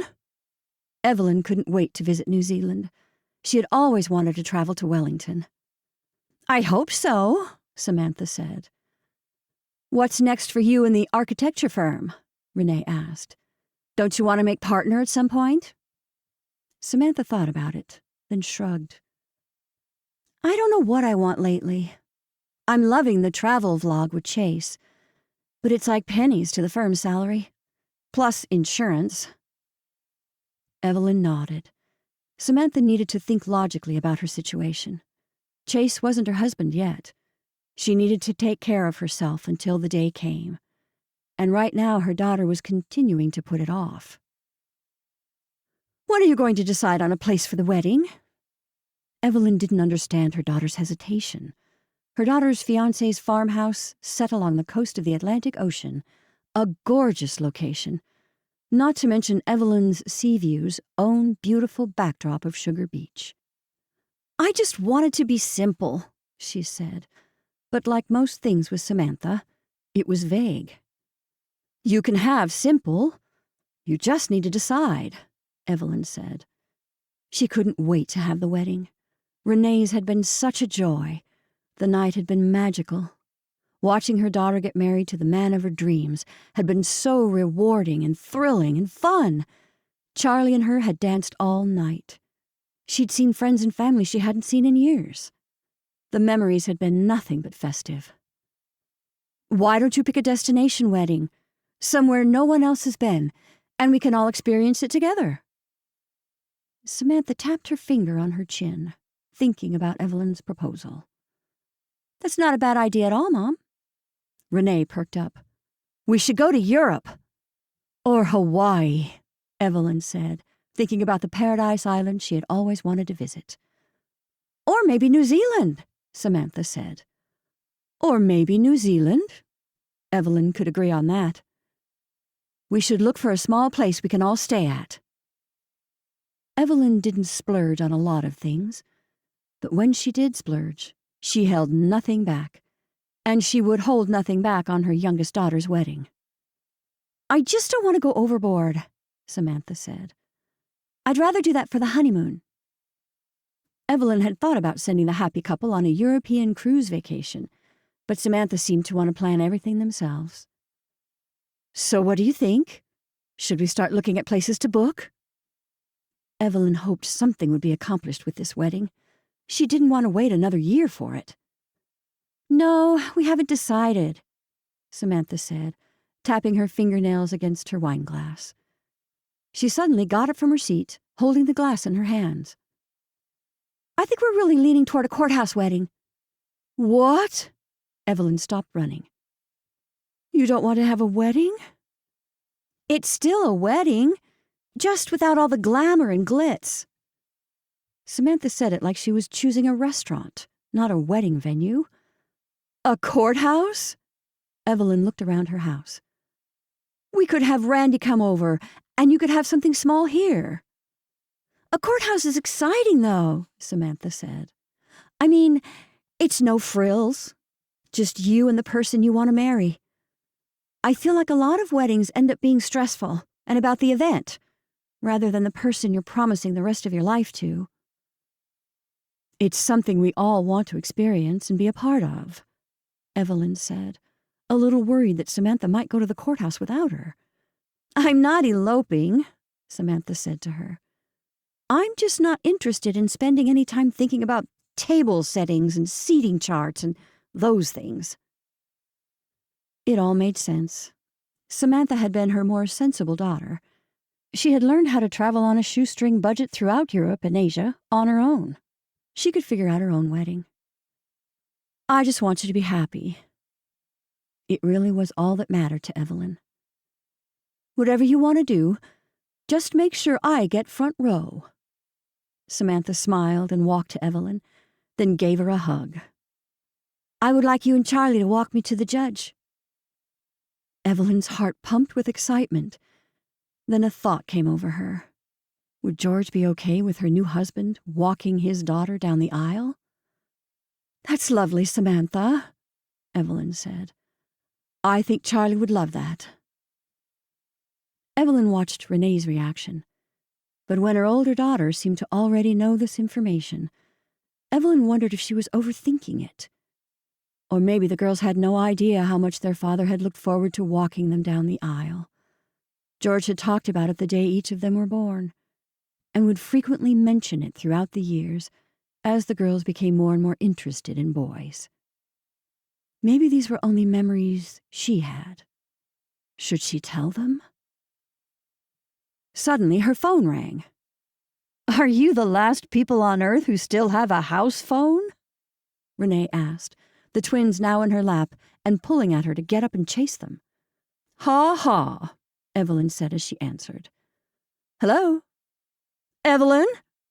A familiar voice cheered into the phone. "You won't believe it." Evelyn placed the voice. "Sue, what's going on?" Her agent only called these days when there was news about her author career. "They want to buy the rights to your memoir." Sue sounded like she was going to explode with excitement. "They want to make it a movie." Evelyn froze at the news. "Who wants to make it a movie?" "One of the biggest studios in Hollywood." Sue's voice rose even higher. "This is big, Evelyn. Really big." Evelyn looked at her daughters, who stood silently with her grandchildren, waiting to hear what was happening on the other end of the call. "They want to make it into a movie?" Evelyn had spent 2 years writing that memoir.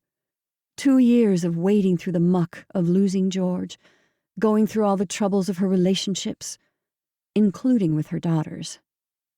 Everything would be trudged up again if a movie was made. The girls' eyes widened as they put the comments together. "They want to make a movie of your memoir?" Renee asked as her daughter Mia hung on her shoulders. Samantha covered her mouth with her hands like someone who had just won the lottery. "That's amazing, Mom! Oh my goodness, a movie!"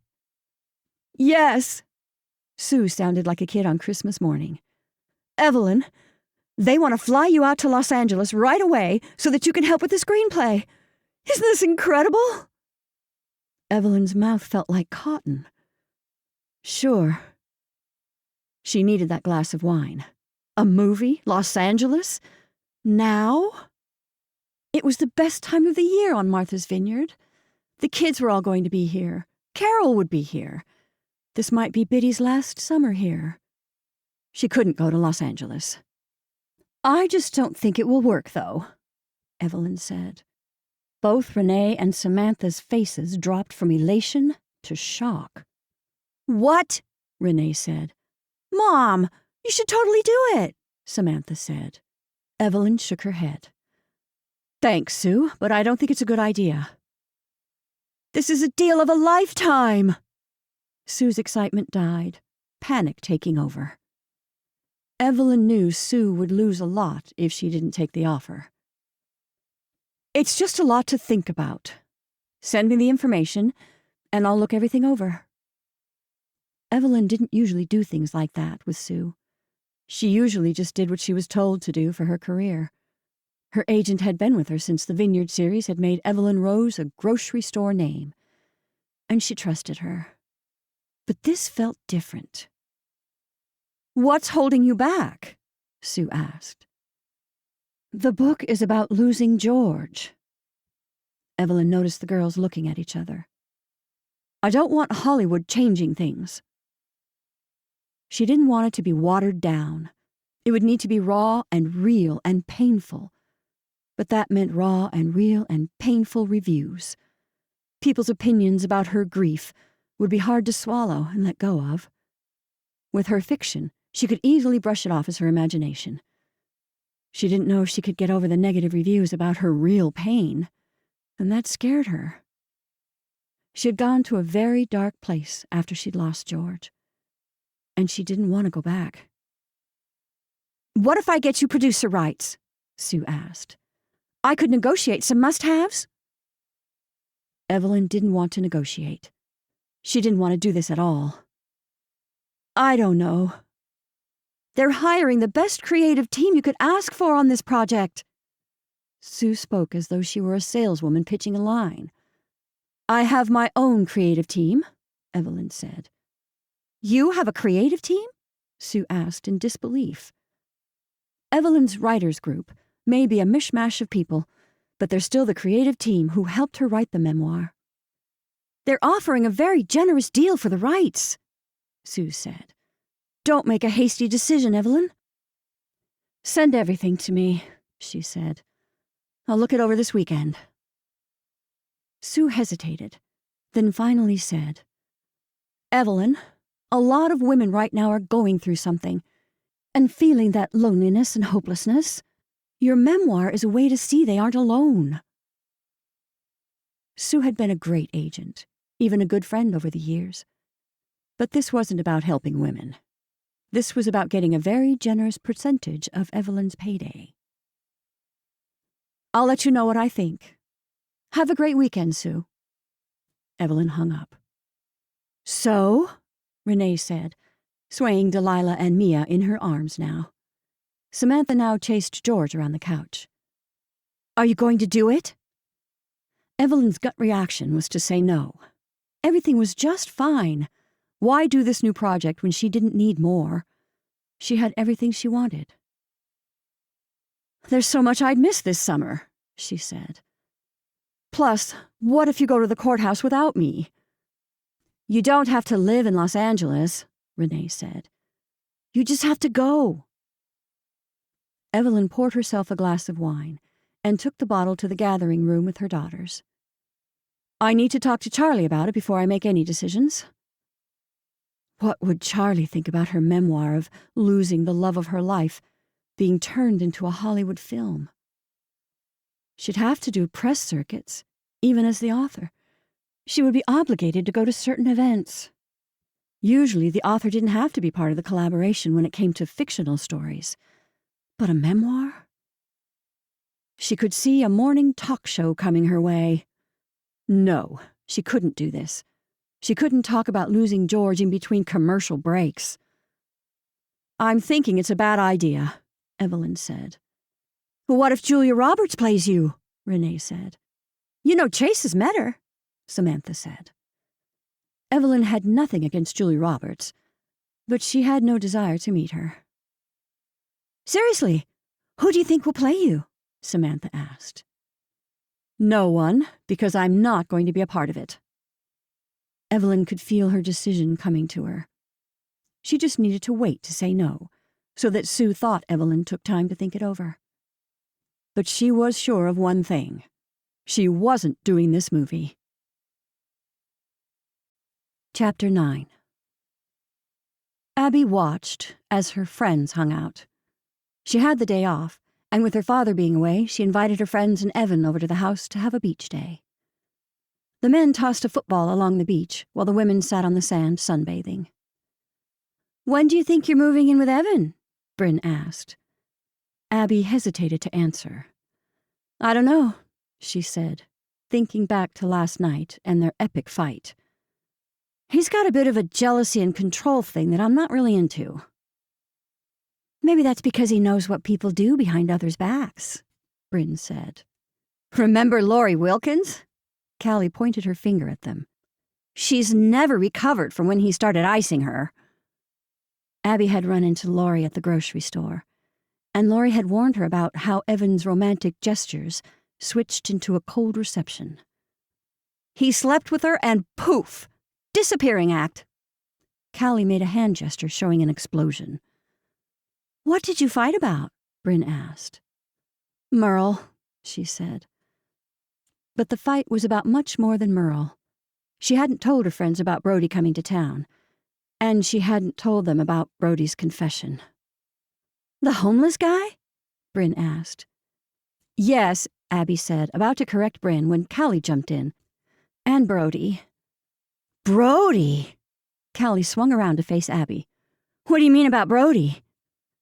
He came back to the island for the summer, Abby said, as if the one who got away being stuck on an island with her for months wasn't a huge deal. And why, dear Abby, would that upset Evan? Callie asked, and a smirk grew on her face. Abby looked up, away from her friend's peering eyes. Because he overheard Brody asking me for another chance. Shut up! Callie hit Abby in the arm with the back of her hand. I can't believe you didn't tell us. Bryn flung her hand out at her.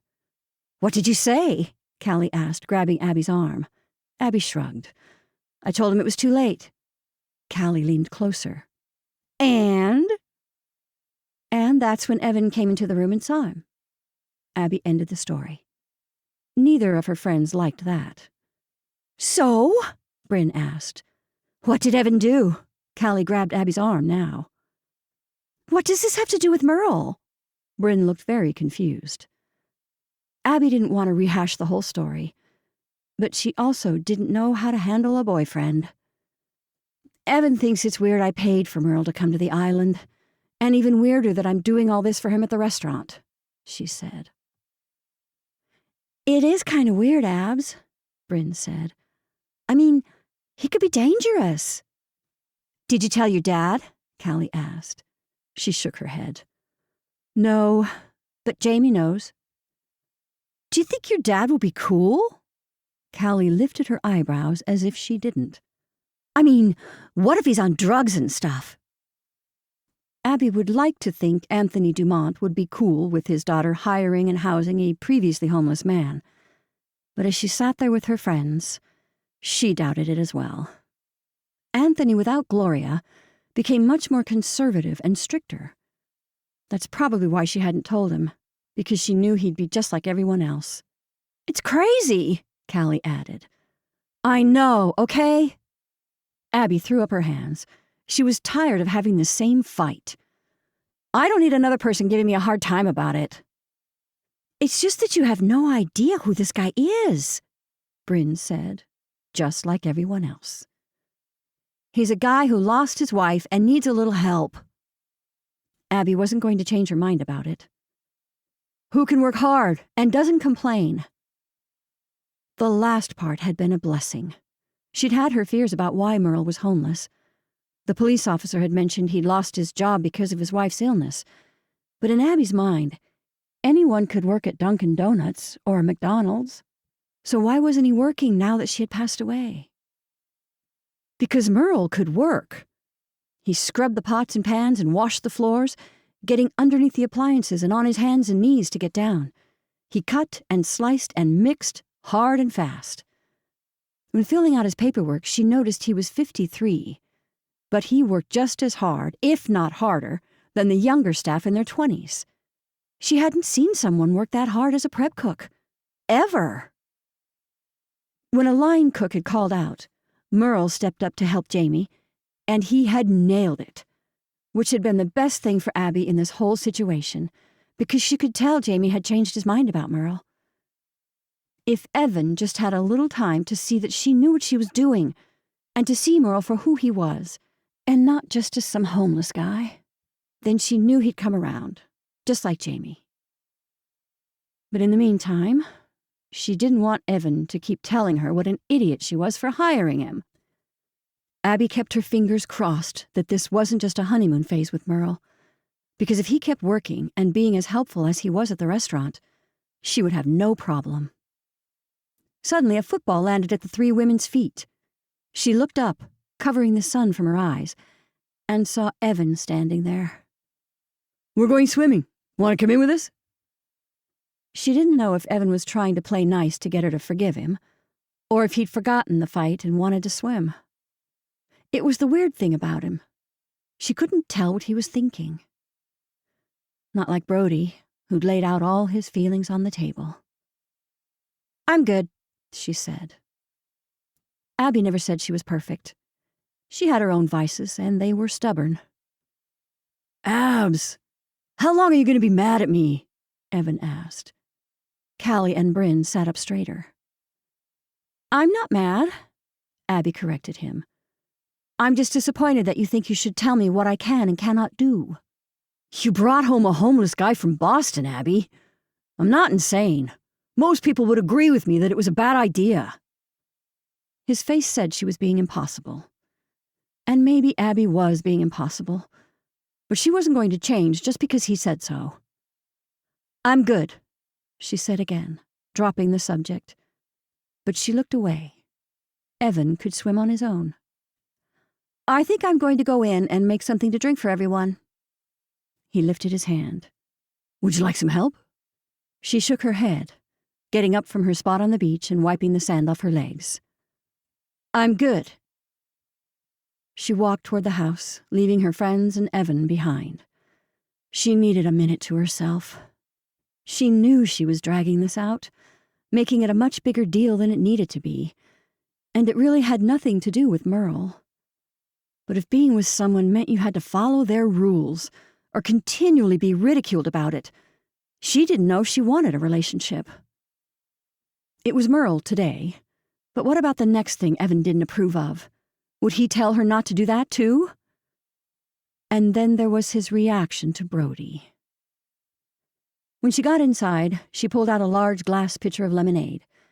She thought about making drinks like mojitos or margaritas, but that would just keep everyone at the house all day and night, and she kind of wanted everyone to leave now. Between training Merle and the anxiety that came along with his arrival, the fight with Evan, and now the thought of what her father would think of it all, her thoughts were overwhelming, and the idea of escaping everyone was seeming like a better and better idea. All she wanted to do was get the heck out of there. She changed back into clothes and locked up the house, then went back down to the beach. You guys can stay as long as you want, she said. She'd carried a pitcher of lemonade and glasses down to her friends and Evan. You can use the guest house for a restroom, but I have to leave. I forgot I have stuff to do at work. She set out napkins with a container of cookies she had picked up. No one questioned her lie, because Abby always worked. It wasn't unusual that she would miss out on a day of hanging out with nothing to do. Seriously, that stinks, Callie said, rubbing in her sunscreen. Bryn got up and hugged Abby goodbye, then grabbed a glass. Thanks for the drink. Abby smiled, hoping they wouldn't point out that she wasn't saying goodbye to her boyfriend, who was swimming in the ocean with his friends. No problem, she said. Stay as long as you want. Then she dashed away, taking off for her car as soon as she rounded the corner of the house and out of sight.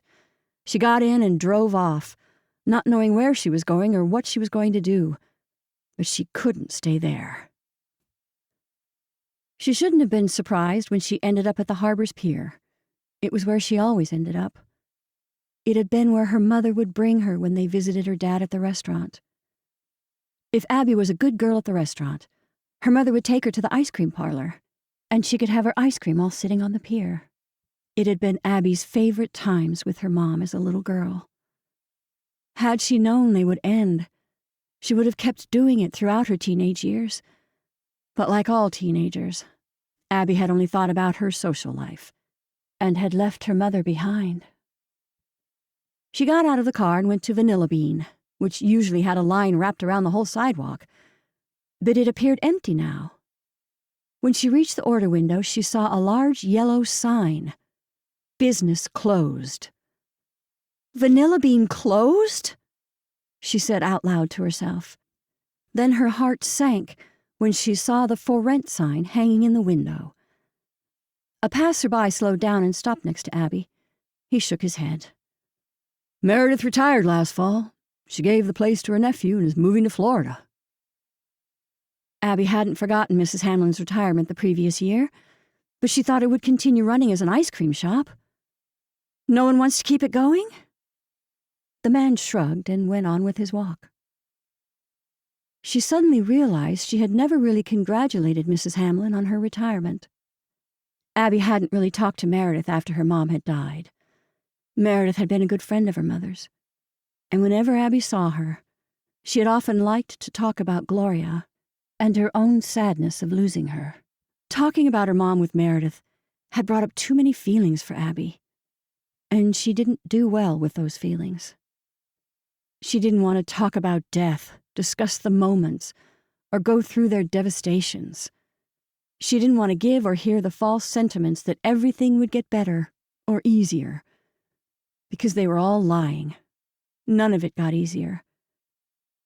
And just like that, a sharp pain hit her in the heart as she thought about her mom. She couldn't reach for the phone to tell Gloria something like she used to. She just wished she could. She still sometimes woke up with a sudden jolt of remembering she'd never see or speak to her mother again, and she wasn't sure she'd ever get over that. Life felt continuously unfair, especially when seeing her friends shop with their mothers for engagement rings and wedding dresses and venues. She wished it didn't make her jealous and feel the pain even worse, but it did. The pain didn't dull or disappear. It stung sharper as she was reminded how long it had been since she was able to talk to her mom, or see her, or hear her voice, or touch her. Why couldn't she have had more time? And now with her father moving on with someone new, it felt like she was the only one who couldn't get over it. She peeked into the windows. The place looked like it had all the years she had grown up. Bright colors with white and pink tiled floors. The ice cream shop had the quaint shop feel with a Martha Vineyard vibe. The front porch had benches lining the front of the store, and it faced the pier and the dock for the ferry. A perfect location for ice cream. What would happen to it now? Would someone change it into one of those silly tourist shops? Or would someone bring in another restaurant? The thought of the shop closing sprung tears to her eyes. It made her so sad. It had been such a special tradition for her. She had planned on bringing her own children there. She sat down on the bench and stared out. What if she ran it? Was that crazy of her to think? She wasn't that much younger than Jamie was when he had started running Piacere after her father had retired. She knew how to run a business that not only provided service, but the best service. She had learned from the best in the business. Why couldn't she run an ice cream shop? She turned around and peeked inside the windows that customers used to order from and sit and eat their ice cream at. The exterior was as adorable as shops come on Martha's Vineyard, but it needed a facelift. The interior had high ceilings, worn trim, dirty walls, sun-faded upholstery, and dated artwork. How would she design the space if it were hers? A loud commotion came from across the street, and she noticed people rushing out of the restaurant. She could see Merle being helped by Jamie and Andre, another cook, to Jamie's truck. She started heading over there. "What's going on?" she asked, as she ran to one of the servers who watched the scene. "Merle sliced off part of his finger, and the bakery guy put it back on." The server's eyes stayed wide open as she watched the group getting Merle into one of the restaurant's vans. Abby whipped her head at Brody, who got into the driver's seat. "What is he doing driving the delivery van?" she said to Jamie. "Saving Merle's finger." Jamie pushed her along. "You better go with him to the hospital while I go inside and figure out what the heck kind of workers' comp this is and start filling out the papers." "You want me to go?" Abby asked, not sure what was happening. But she saw Merle, who sat in the back of the truck holding his hand on a large bag of ice. "Merle, are you okay?" "I'm fine, boss," he said. "Just a little cut." "We should be good for now," Brody said calmly. "I can go with Merle to the hospital. His hand is wrapped in ice. Everything should be just fine." But Merle didn't look as though he was going to be fine. His face was pale as a ghost. "I'll come," she said, opening the sliding door. "It'll be okay, Merle." "I'll watch the front," Jamie said. "Sure," she said. She couldn't remember a time when Jamie had offered to help her with her position at the restaurant. Everyone assumed it was so easy they didn't need to offer. "Just make sure dinner service is prepped and good to go," Merle said to Andre through the window. No one talked the whole time to the hospital, which made the silence in the van deafening. There was no way in H-E double hockey sticks she was going to be the one to start talking. When Brody pulled up to the emergency room, they both jumped out of the van and ushered Merle to the entrance. "How can we help you today?" the nurse asked from behind a long and high counter. She sat with a bunch of Post-its everywhere, along with a calendar of kittens. "He sliced his finger pretty deep," Brody said to the nurse. "Removed part of the skin, but it's not severed." Abby tried to pay attention to the nurse, and not Brody's confident stance, or how he took control of the entire situation without looking the slightest bit nervous. "You can take a seat while he's being checked in," the nurse said to them. He turned to her. "Do you need to get back to the restaurant?" She shook her head, looking over as Merle followed a nurse to another counter. "I should stay with Merle," she said, looking for an open chair in the waiting area. She walked over to the other end and took a seat. "Has he worked for you for a long time?" Brody asked, sitting across from her. She shook her head. Would Brody think she was as ridiculous as everyone else? She almost wanted to avoid the story altogether. "He started this summer," she said. He peeked over at Merle. "He said he's from Boston."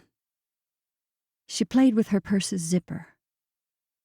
"Did you meet this morning?" He stared at her.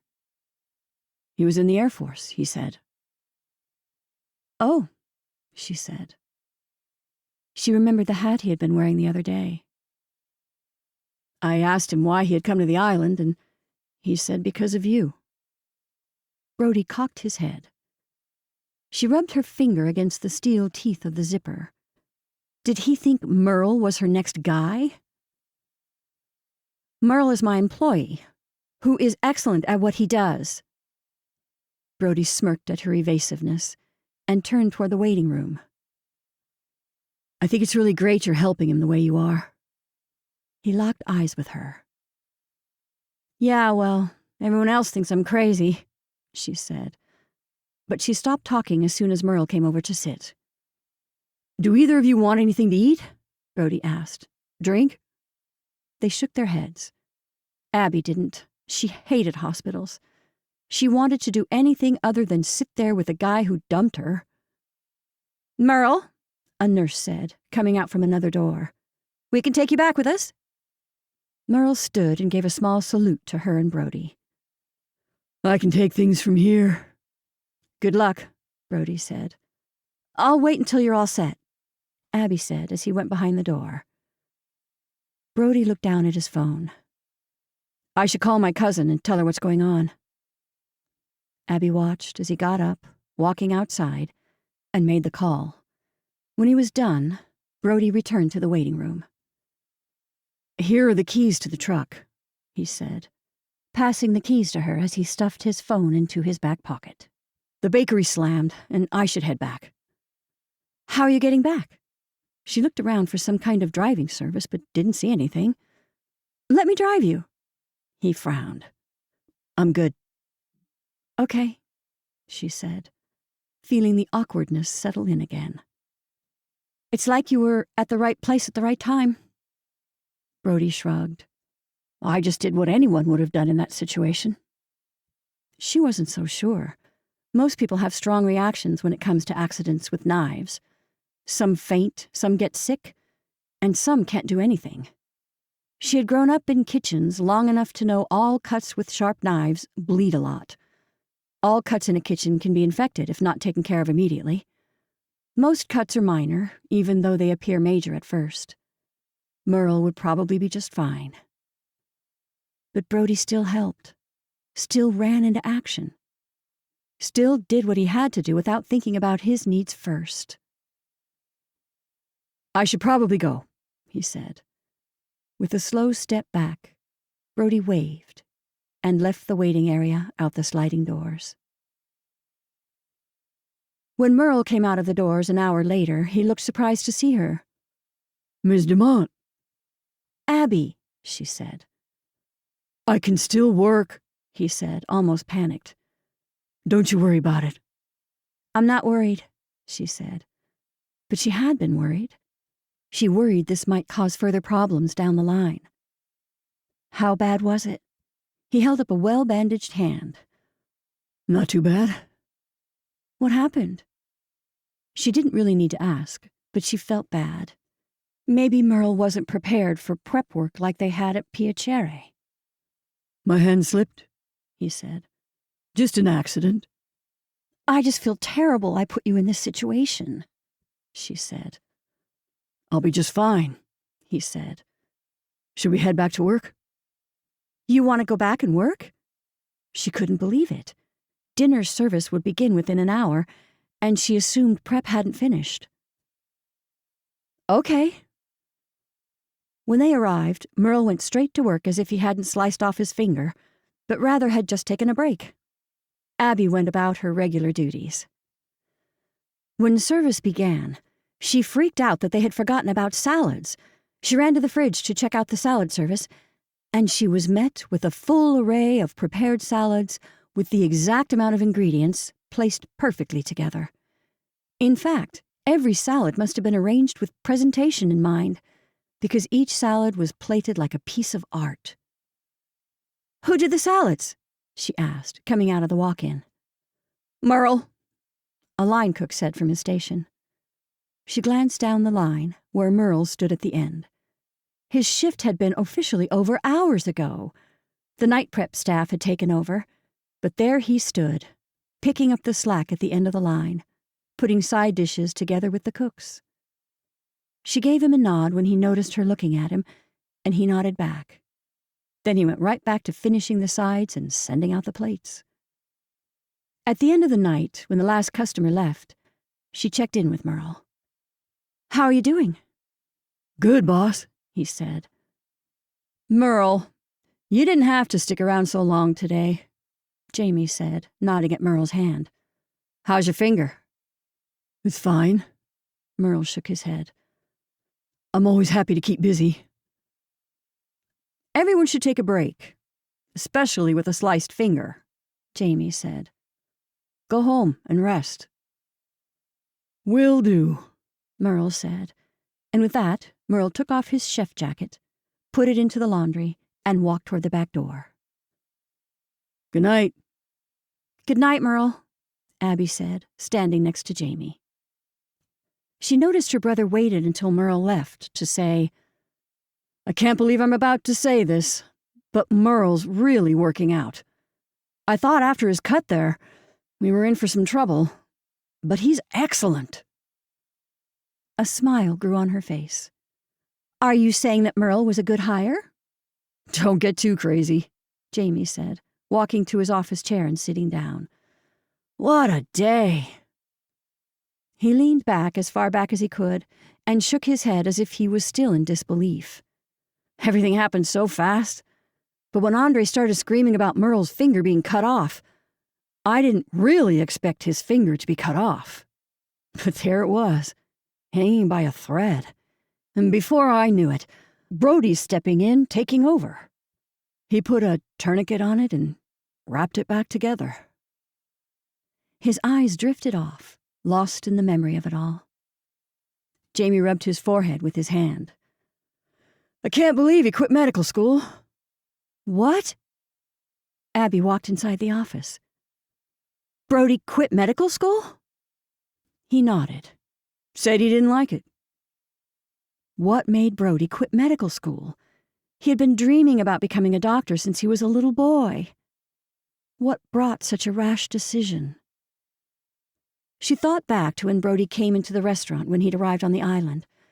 She thought she had weeks before she had to see him again.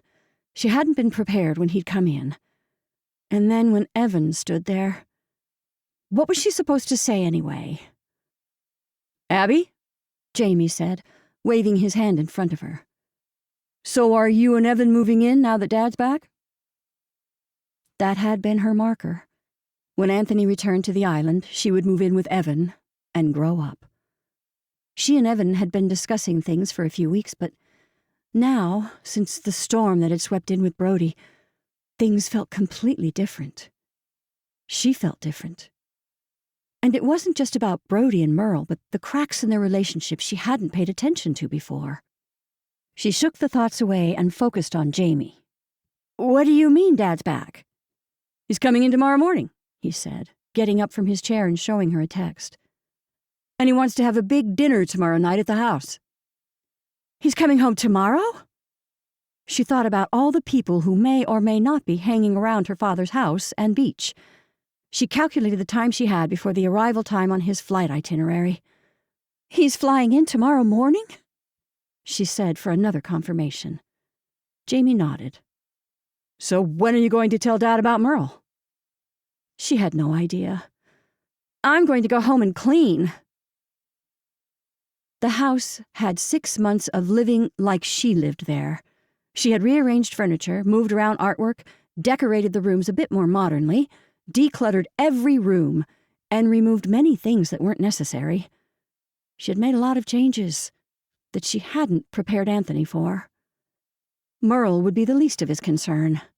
Not to mention she hadn't cleaned from her day of friends at the house. "I'll call you tomorrow," she said, looking at her watch. It was late. Too late to put the house back to what it had looked like before Anthony had left for Tuscany. But she could at least clean it so it looked nice. But when she left out the back, something pulled her back to the ice cream shop, and she wanted to peek inside again. When she crossed the street, she saw Brody down the harbor near the pier. There he stood, with his hands covering his eyes, peeking inside the dark window of Vanilla Bean. What was he doing looking into her ice cream parlor? "Brody," she said loud enough to echo across the empty street. Brody jumped and turned around. "What are you doing?" she asked. He looked behind him, then turned back to her, stuffing his hands into his pockets. "I noticed it was closed down." He shifted on his feet. "I didn't know." "Yeah, it's a shame," she said. "It had been one of my favorite places. I wish someone would take over and open it back up." He tilted his head, staring at her. "You should open it back up." "Are you serious?" She laughed out loud, shaking her head. It was as if he had read her mind. How did he even know? "No, I don't think so." But he didn't laugh. "Why not?" "What are you doing out here so late?" she asked, changing the subject. "I'm waiting for Taylor." He stared at her for a second longer than was comfortable, and then shrugged. "Oh, dear Lord, Abby," she thought to herself as she stood there thinking he was waiting for her. She rolled her eyes to herself. She really did think a lot of herself, just like Jamie had said. His hands remained stuffed in his pockets as they stood there saying nothing. She could hear the lapping of waves underneath the wooden pier boards. Did he know what she was thinking? That she wished so badly to be able to be in his arms again? "Thanks for your help with Merle today," she said, pushing her feelings away. "Jamie said you stepped in and helped just at the right time." Brody didn't answer at first, just gave her that look that made her feel like he was looking into her soul. Then he said, "Yeah, I was glad to help." "What happened with medical school?" she asked, hoping she wasn't crossing a line, but the idea of him quitting still stunned her. "What do you mean?" he asked. "Jamie said you quit." She shook her head. "I can't believe it."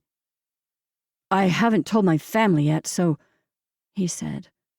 "I let it slip with Jamie." Oh. She was surprised by this. "I won't tell." She wanted to get down to why he quit, because someone who could just jump in and fix a sliced finger should be a doctor. But she wasn't that someone, not anymore. He needed someone close to him to convince him to go back to medical school, or at least talk to him about quitting. "Why did you quit?" She couldn't help herself. He stared at her, as if contemplating whether he could tell her or not. Oh, this wasn't her business. Then he shrugged. "I guess there were a lot of things that just didn't feel right to me. Maybe it was the school, or maybe it was the location. I miss the island. And that's when she felt it again. The heavy weight in her chest, that stretching warm feeling that only came when she was around Brody. Immediately she could feel her heart pumping, and her face flushed as he continued to look at her. That's too bad. I thought you loved the idea of becoming a doctor. She looked for an escape route. She needed to get out of there before she said or did anything stupid. Dating was not an option, especially since she had a boyfriend that could possibly be waiting for her to return home. She didn't know what was going on with Brody, but she didn't need dreamers who floated in the clouds, landing wherever they ended up. She needed a solid foundation anchored to one spot, one place. She rubbed her mother's tribute tattoo on the flat part of her arm, where it met her elbow. The whelk shell represented so much more than a shell. It represented her mother's endless love. That life changes but remains the same, and everything has its time. But it also came as a reminder that her mother was no longer here on Earth. Abby no longer had someone to bounce everything off. What she should wear, who she should date, what her friends were doing, what she wanted to do in the future. Everything she had taken for granted in her daily conversations with her mother was now just a tattoo that her father hated. She wished she could ask her mom what she should do right now. "Tell Taylor I said hi." She gave him a smile and backed away to leave. "You could tell her yourself," he said, gesturing toward a tiny dot on the dark horizon. "Her ferry's coming in now." Far off in the distance, the lights of the ferry floated toward the port. She'd forgotten the ferry ran this late at night during the summer. A light breeze blew, and she closed her eyes, listening to the quiet gentleness of the harbor night. She had so much to say, but didn't know where to start. Brody kept his eyes on her like he always did, the way they seemed to see through her shell and into her soul. Abby looked down at her phone. She needed to get back to the house and make sure the place was cleaned up. She looked out at the ferry. It would be another 10 minutes at least before passengers got off. "I should go," she said, gesturing behind her toward a nonspecific spot. He nodded. "It's good to see you." "Good to see you too," she said, giving a nod back, wishing more than anything she could be normal like old times. She'd love to stay and wait for Taylor, be part of everything again, be part of his life again. "How long are you all staying this summer?" she asked, not sure why she wanted to torture herself by carrying on this conversation. His shoulders lifted, and that was her answer. "I don't know." She could never be sure with Brody. One day he wanted to be a doctor, and the next he quit medical school. One moment he loves her, and then the next he never called again. This was why she couldn't wait around any longer for a guy like Brody to decide what he wanted with their relationship. "Well, tell Taylor I said hi," she said, stepping back from him. She did everything she could not to look back as she walked away, but as she got in her car, she snuck a look. He stood watching the ferry pull into the dock. Maybe he was over her by now. She had shot him down twice at this point. Why would he keep chasing her? Chapter 10. Abby rushed to the restaurant when she got the notification the alarm had been triggered. When she arrived, Jamie stood with a police officer and Merle. Her heart fell into her stomach. What had happened? Why was Merle standing with a police officer? "Good morning," she said as she walked up to them. Merle stood beside the police car and looked at his shoes when he saw her. "He was going into prep early," Jamie started explaining as she came closer, "and tripped the security system." Merle kept his gaze down at the ground. "It's my fault." Jamie held up his hand and looked over at Merle. "I forgot to tell him we're closed on Mondays." She smiled at Jamie, but this recognition didn't seem to help Merle. His panicked look stayed on the asphalt of the back parking lot. "I didn't mean to wake up the whole neighborhood. I wasn't sleeping well because of my hand, Merle began explaining.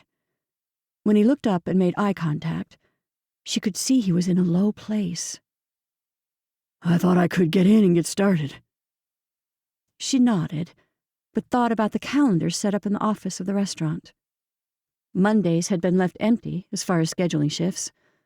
Merle's name wasn't listed on any Monday. Why would he come in when he wasn't even working? I'll let the station know Merle's your employee in case he trips the alarm again, the police officer said to Jamie. Jamie nodded, crossing his arms over the raggedy t-shirt that looked like it had been slept in. His hair stood up on one end, and he looked back at Merle before he whispered to her. You owe me on this. She couldn't believe her brother. I came as soon as I got the notification. Jamie looked back at Merle, then to her.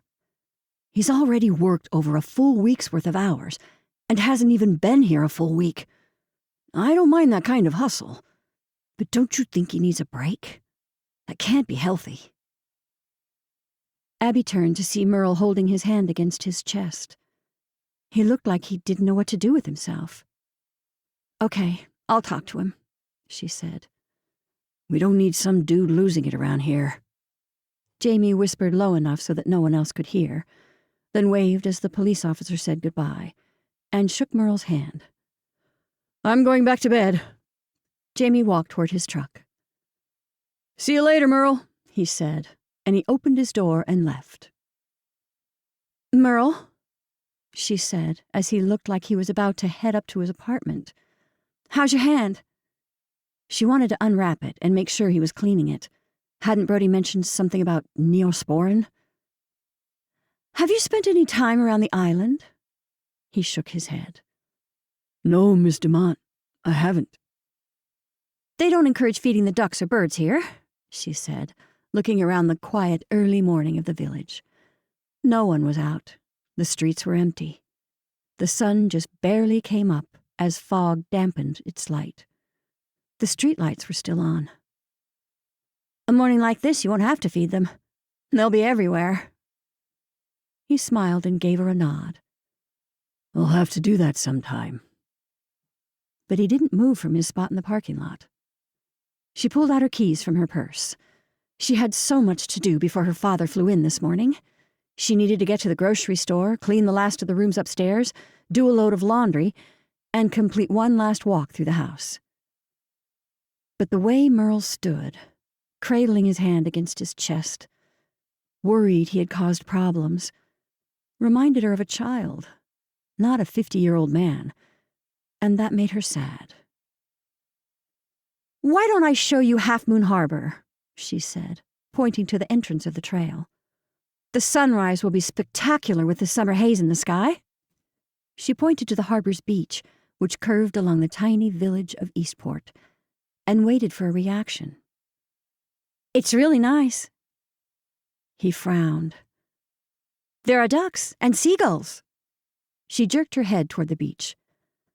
My mom loved to look for shells. She tapped her tattoo. It'll be a win-win. Merle looked blankly beyond her. Why are you helping me so much? It was a legitimate question. Why was she helping him so much? I guess I could tell you needed as much help as I needed.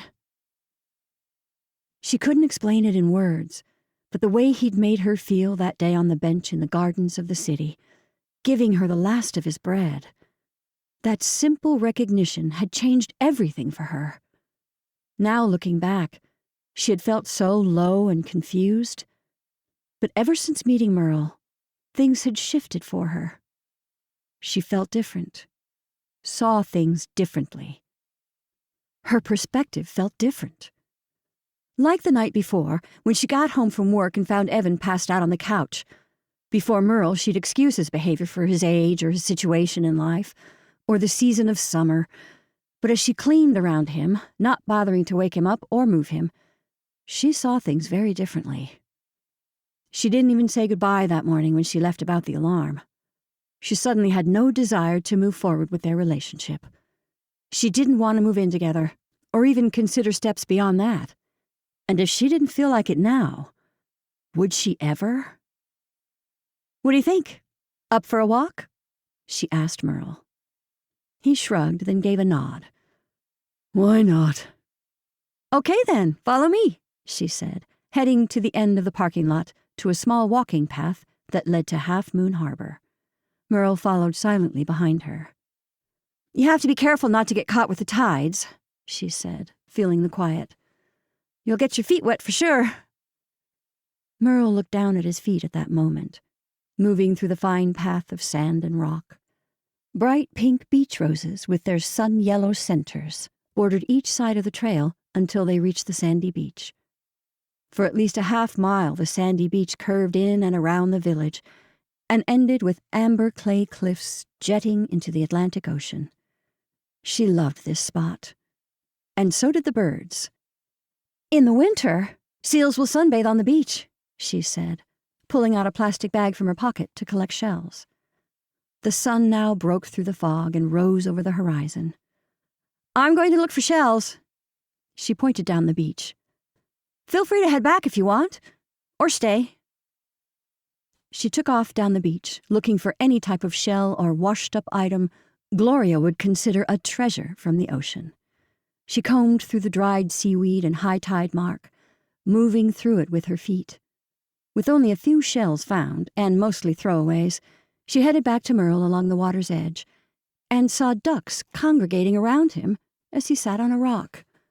"How'd you get them to come?" she asked. "They just know I'm their friend," he said. She smiled at Merle. "Thanks for working so hard at the restaurant." "Thanks for the opportunity," he said back. She watched as the birds waddled around his feet, picking at bugs in the sand. Maybe Merle just needed an opportunity. And it was as simple as that. Maybe he was just a guy going through something horrible, like losing his wife with no one helping him out. What would her own father have done if he hadn't had the 4 children to help him get up every day and keep going? He would have faltered for sure. Anthony may have moved on, but not without a lot of support along the way. She gave Merle another smile. "My father comes home today from being away for the winter.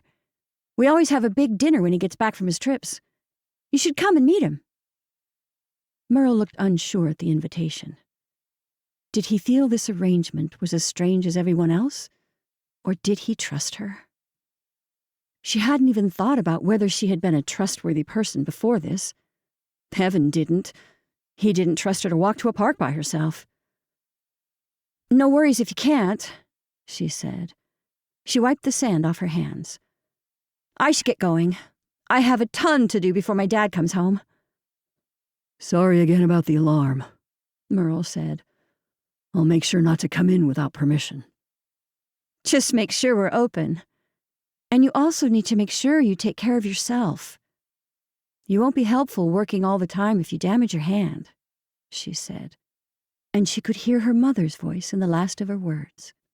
She got up from her spot and brushed the sand off her. "I'm headed to the grocery store. Do you need anything?" "Thank you, but no." He shook his head. "I think I'll stay here for a little bit longer." She pointed down the harbor. "If you go beyond those cliffs, there's a really pretty beach and lighthouse. There are all kinds of coves and places to explore." "I'll have to check that out," he said. The rest of the conversation was short and awkward. She walked away, leaving Merle sitting on the rock, and headed back to her car. She could go home, put some of the things back where her father had them before he left, or... She looked at the ice cream parlor. She climbed the path to the parking lot and stared out at the shop. A few people were now walking toward the bakery, books and bread, which she noticed had opened. Her eyes wandered from the ice cream shop to the bakery. Was Brody working today? Did he still feel like he did about her when he'd arrived on the island? Or had his feelings changed from her pushing him away? She looked at her phone. A notification from the camera on the front door showed Evan leaving the house.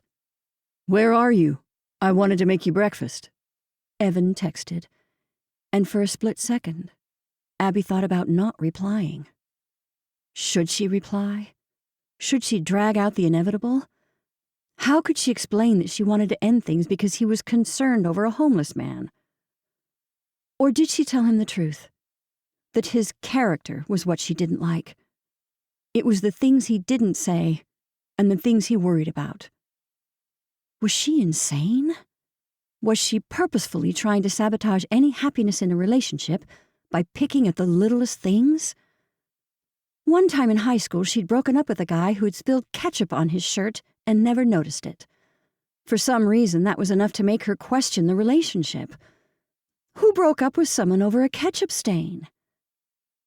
That was when she saw Brody step outside the bakery and look directly across the way to where she stood. Chapter 11.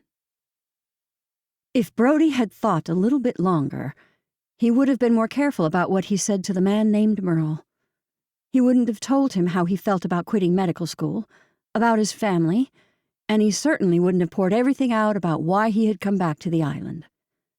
But when he was running and saw Merle sitting on the rock along the beach with all the birds sitting before him, something struck him to go to him and check in on him. "How's the hand?" he asked as he approached him.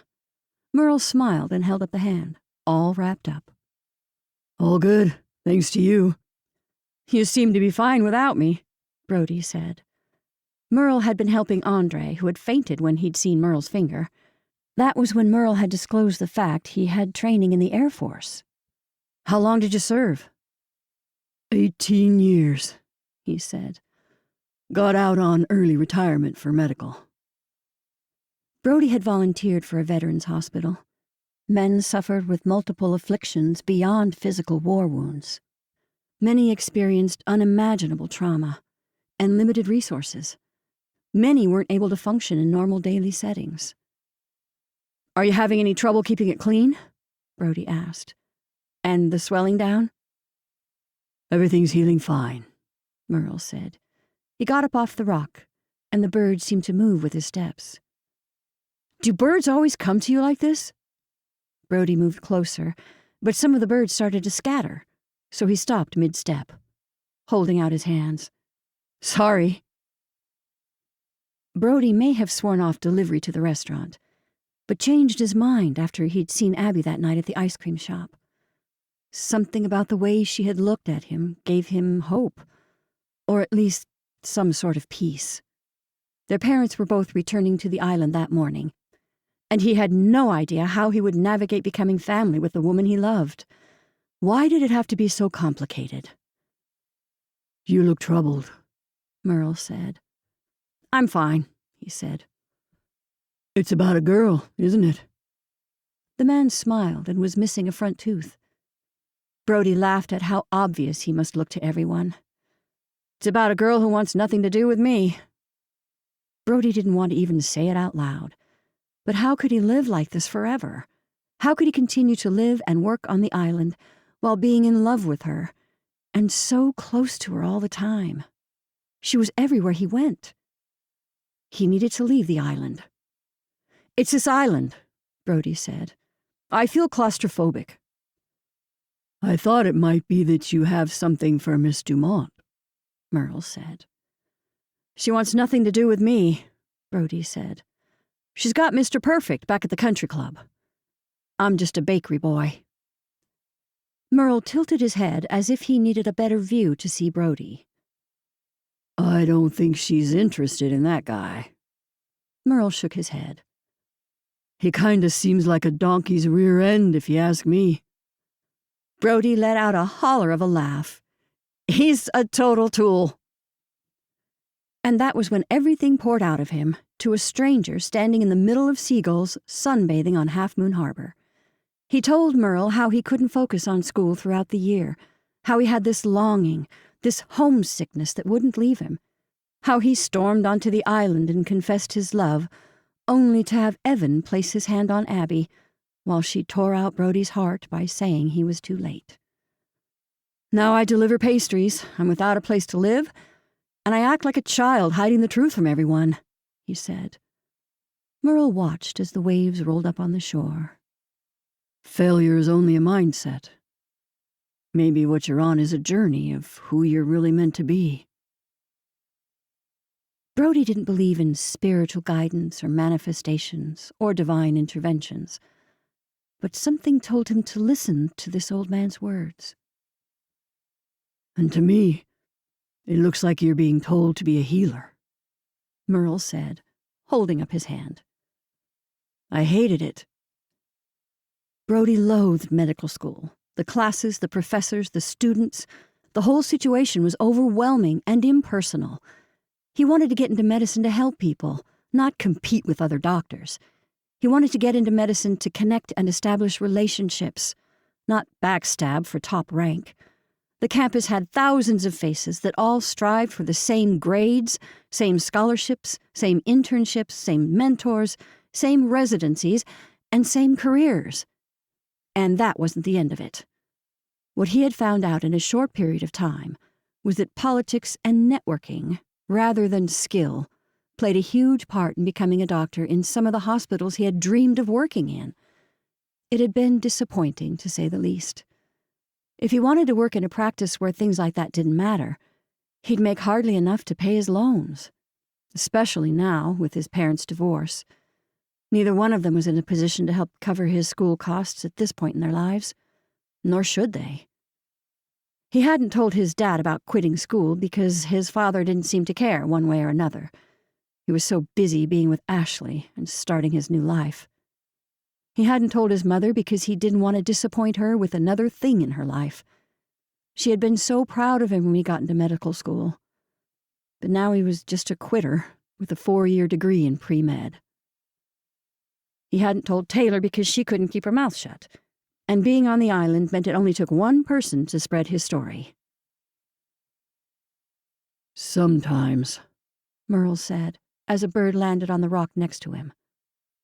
You have to let the wind take you where you're meant to go next. Another bird floated above them, holding their wings out wide, and gently landed next to Merle. Brody could only imagine if he told that to his father as the reason why he had quit medical school. He wanted to let the wind take him somewhere. No, Matt Moore wouldn't take that well. That's good advice, he said to the older man. Thanks. He said goodbye and told Merle to keep his hand dry as much as possible to let the wound heal, then took off. What's going on with you? Taylor asked later that morning. They sat at the small table in the guest cottage. Nothing, he said a bit too quickly. The morning sun glared in his eyes as Taylor studied him for what felt like forever. You're lying. I'm not lying, he said. But he was. He had so many things that were going on that he didn't even know where to start. Did things work out with Abby? She asked. He laughed at how pathetic he was. No. She nodded. Are you talking now? Kind of. He twisted his face at the thought of what talking meant. What about you?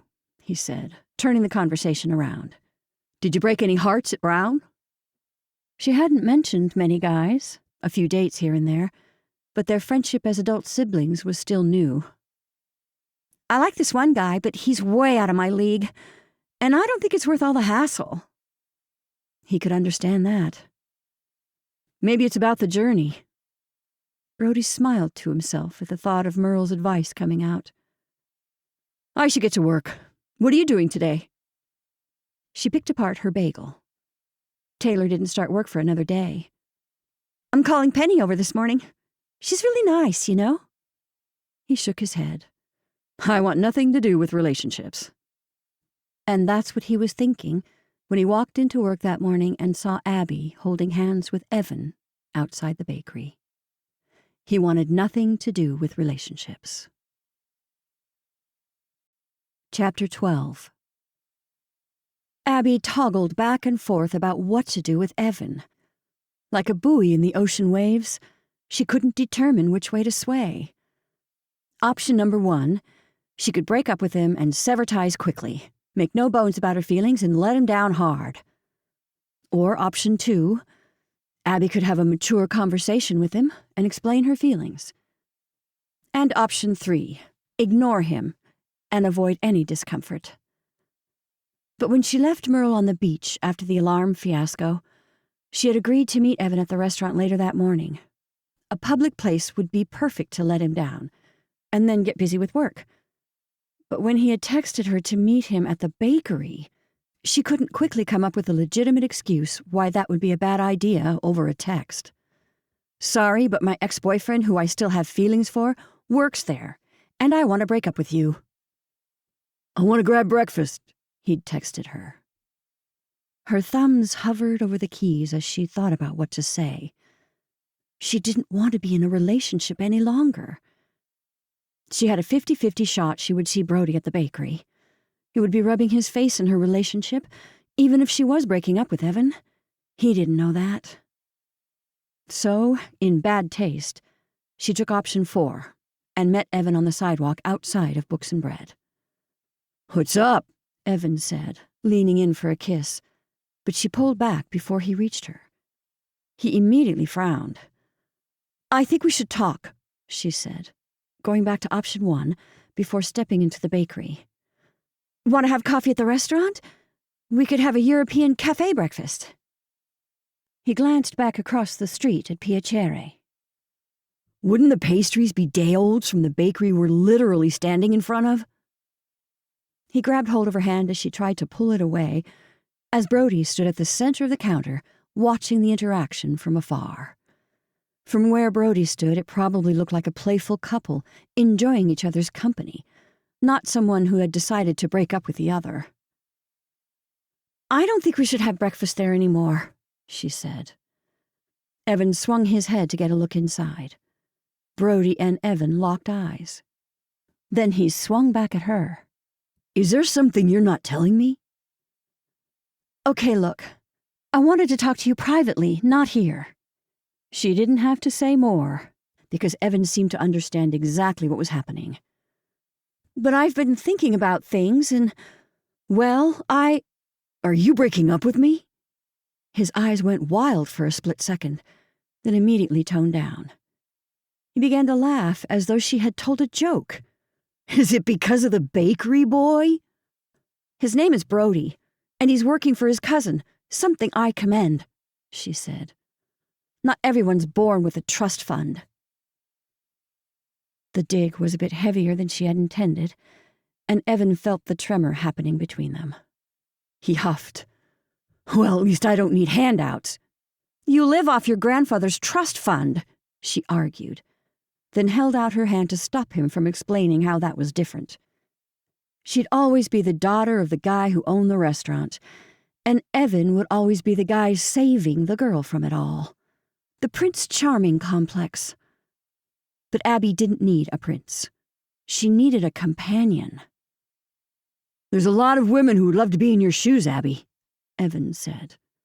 She knew the second Evan was single, Bryn and Callie would take a chance at the bachelor. "Good luck with everything," she said. "I should go back to work." She left, leaving Evan behind while Brody watched the whole thing behind the counter.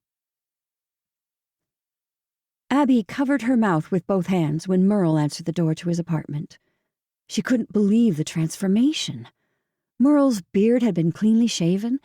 He wore his work clothes, but they had been cleaned and pressed. The man underneath looked nothing like she had imagined, and she couldn't stop staring. "Merle!" She covered her mouth with her hands. "You look amazing." He did. He slicked back his hair, his nails were cut and trimmed, and even his bandage looked new and clean. "I appreciate you inviting me tonight." She smiled at him, happy she was going with him and not Evan.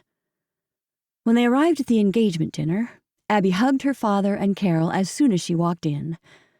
"This is Merle," she said to Anthony. "He's new on prep." "Welcome to the Piacere family." Anthony shook Merle's hand and said, "I heard you grew up in Somerville?" Merle smiled, and they talked quickly about the old neighborhood. Abby waited for Anthony to pull her aside and ask her about her decision to hire Merle. But he didn't. In fact, she couldn't believe how well it all went. Jamie didn't bat an eye when she told Anthony about all the wonderful things Merle had been doing at the restaurant. All the worry and anxiety she had over the past couple weeks had been for nothing. Everyone loved Merle. What she hadn't expected was Brody. Brody completely ignored her, acting as if she didn't even exist. He talked to everyone but her. He even pretended to look over her or past her instead of at her. Every time he looked away, it broke her heart. "So, you're not talking to me now?" she said to him quietly in the house, while everyone congregated on the back patio. He had said nothing to her throughout dinner, and would barely look at her now. "Abby?" He put the plates in his hands on the counter. "Where's the boyfriend?" She should have expected the question, but it threw her off. Or maybe it was Brody's tone. He sounded defeated. She shrugged. "Right," he said, picking up the plates again and turning toward the sink. "You just like to bring him by the bakery when I'm working." "What are you talking about?" she said, confused. She looked behind her at the crowd, all loud and joyous. "Look, this is all very awkward and strange and very complicated," she said to his back. She could hear Anthony call out for her and Brody from behind her, and she knew she only had seconds to tell him how she felt. "Where did they go?" her father asked of the group. "Whatever. You've clearly moved on," Brody said as they called louder for the both of them from outside. "Abby!" Carol called out from the deck. "Brody!" Abby took a deep breath, ready to confess her feelings, when Carol came walking in and saw the two of them. Carol looked as though she was floating as she came inside. "There you guys are," Carol said. "Come back outside. We have an announcement to make." The two of them looked at each other, and it was clear they didn't need to guess what kind of announcement would be made at a dinner party with half of Martha's Vineyard. Her father held up a glass of champagne, as more glasses were being passed around the group of people standing in front of Anthony and Carol. "I grew up believing there were no second chances," her father began. He stared directly into Carol's eyes as he spoke. Abby didn't hear the rest of her father's speech. All she could focus on was Brody, staring at her through the crowd as everyone erupted in cheer and clapped and hollered and whooped. His cousins laughed and hugged Carol. Abby's siblings did the same. Taylor grabbed hold of Abby. "We're going to be sisters!" she squealed. Brody disappeared in the crowd that would become their family within months. "Yeah," she said, frozen in shock that her father had finally done it. He had asked them in passing a few months ago about how they felt about Carol and if he were to ask the question. But he hadn't told her he was going to ask the question. She knew things wouldn't be perfect all the time for her and Brody. But they could have talked about it, figured things out. They could have told each other what they wanted before everything had happened. But Brody had just ended things without even talking to her. Instead of being a man and talking it through, she wasn't going to let him run away from those difficult conversations now, not if they were going to be stuck together through their parents' marriage. She looked for Brody, who stood alone back in the kitchen. "I hate that you didn't talk to me about things," she said to him. He dropped his head and exhaled. "I don't know what to say, okay? With you around all these important people and taking awesome trips, while I was stuck in a smelly dorm freaking out about med school, wishing I knew what I was doing and not doing any of it well. Believe me, you wouldn't have stuck around." "So you ended it before I could even prove you wrong," she huffed at this. "That's ridiculous. You should have just told me how you felt." "Abby," he said. His eyes fell, and he looked exasperated by her. "You're right. I should just move on too. Figure out my own stuff." "Right," she said, not knowing what to say to that. "I should go back to the party." And just like that, Brody walked out of the room. She stood frozen, alone in the kitchen, watching Brody walk outside to the deck with all the guests, as if nothing happened. Miss Demont? Merle said, coming out of the powder room. You okay? Yes, thank you, she said, plastering a fake smile across her face. You enjoying yourself? He nodded. I think I might be headed home soon. Let me grab my purse and I'll drive you back, she said, praying no one else had witnessed this catastrophe. She glanced around to see the rest of the group mingling as before, no one paying attention to her. Sometimes men can be stubborn when they feel burned. Merle shook his head. You should try talking to him in a different setting. One without a crowd. Was Merle giving her relationship advice? A different setting? He nodded. Somewhere other people and conversations won't get in the way of what you need to work out. So, you know I'm a hot mess, she said, dying inside. This was an all-time low in her relationship history. No, not a hot mess. Merle shook his head, and the conversation between them stilted. I just wanted to thank you for everything before I left, he said. Oh, you don't have to thank me.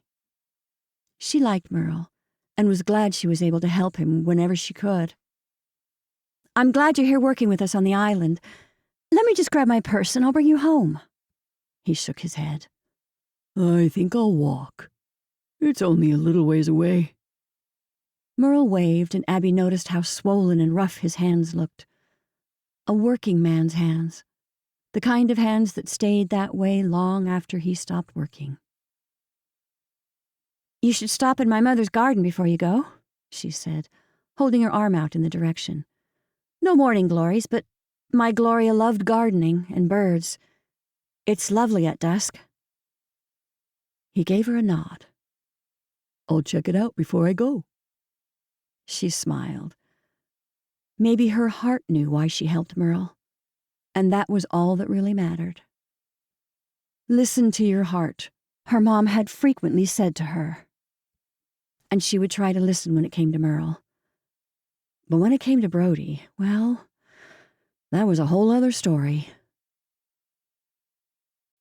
Chapter 13. Carol held Anthony's hand as all their family and friends sat on the patio at his home on Martha's Vineyard.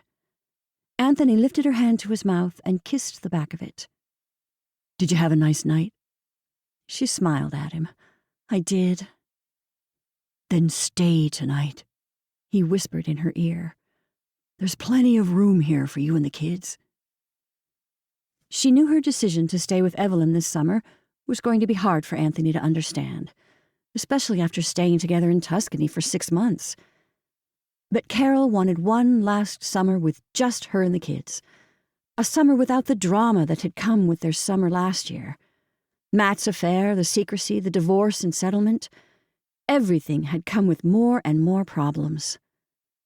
She was happy. Anthony made her happy. The kids made her happy. Being at her sister's beautiful house, Seaview, made her happy. She liked the idea of having one more summer before she got married and everything changed again. Carol knew that when Anthony brought her to Bermuda, something big was about to happen. The whole trip had been a dream. She couldn't have asked for a more romantic proposal than him on the same beach where they fell in love. And just like Anthony, their celebration dinner was more than just dinner with the family. Everyone was there. Her sister and Charlie, Biddy and her family, Wanda and Marty, and all of Anthony's children and grandchildren. Even some of Anthony's staff. The house was full. The crowd clapped and congratulated them as soon as he told the news, and she proudly held up her hand to display her new engagement ring. I think I'm going to get to know Abby's new hire, Anthony said as they mingled among everyone. He nodded his head in the direction of the strange man sitting on a bench in the corner of the garden. Are you upset she hired him? Carol asked. Anthony shook his head. No, but Abby doesn't usually hire staff. That's more Jamie's role as manager. Ah. Carol couldn't tell if this was a good or a bad thing. The tone sounded bad, but Anthony's look of pride said it was good. What's his name again? Merle. Anthony watched as 2 seagulls rested by Merle's feet. Abby had introduced the new employee as they came home from the airport. Anthony hadn't said anything, but Carol had a feeling he didn't like what Abby had done. He looked at Carol. Come with me. He stretched out his hand, and she realized a big moment was happening between them. He wanted her by his side, and she liked being there. They walked to the other part of the yard where Merle sat with 2 seagulls and the Atlantic Ocean before him. A marble bench for Gloria had the perfect view of the water, nestled between sea roses and under a trellis of honeysuckle. Merle stood as she and Anthony approached him, but Anthony held up his hand. Please don't get up. Merle returned to the bench. Anthony held out his hand first. How do you enjoy working at the restaurant? I really enjoy it, Merle said, shaking Anthony's hand. You have a wonderful establishment. The compliment made Anthony smile. You said you grew up right off Central? I did. You? Merle asked. Highland, Anthony smiled. Did you stay in the neighborhood throughout the years? Anthony asked. Merle laughed. Couldn't afford it. Anthony said. Not many stayed around in my old neighborhood. Now it's mostly college students and young couples who want to be close to the city. The prices are astronomical, Merle said, using his hands as he talked. The city keeps hiking up the taxes, so us old-timers can't afford to live there any longer. Carol froze when she saw the man's hand wrapped up. It reminded her of the night she had cut herself with a picture frame. The night she had found out about Matt's affair. What happened to your hand? She asked. Merle lifted it as another seagull floated above them. I forgot where my finger was when I was cutting vegetables. She smiled at the joke. Is it healing all right? He nodded. It was your son who helped me get to the hospital with my finger still intact. Brody? She laughed at this. He didn't tell me. I came close to cutting the whole thing off, and Brody wrapped it up and put it on ice. Merle shook her hand with his good hand. He's a fine young man. Carol suddenly could feel Anthony relax, as if all the anxiety and worry about this new hire had disappeared. As Carol listened to Anthony and Merle make connections of their childhood pasts, Carol looked down at her ring. She couldn't explain how happiness radiated throughout every cell of her body. It felt like Christmas and her birthday and a big graduation, and like her mother used to make her feel on the first day of summer, all wrapped up in one. They had done this. They had created this group of people, and she loved every second of this moment. When the night started coming to an end, Anthony and Carol thanked everyone for coming. The thought of Matt flickered in her head. What was he doing? Had he proposed to Ashley? She had heard they had taken a break for a while, but had tried getting back together. She had also heard that Noah had never gotten over his mother's affair, and hadn't been living at the house. That would be devastating, no matter what Ashley did. Losing her son would be more than Carol could imagine. She looked at Brody. Matt had lost his relationship with his son, and didn't even realize. Yes, they talked, but Brody didn't spend time with him anymore. Brody didn't call and talk about anything with him like they used to when they were all a family.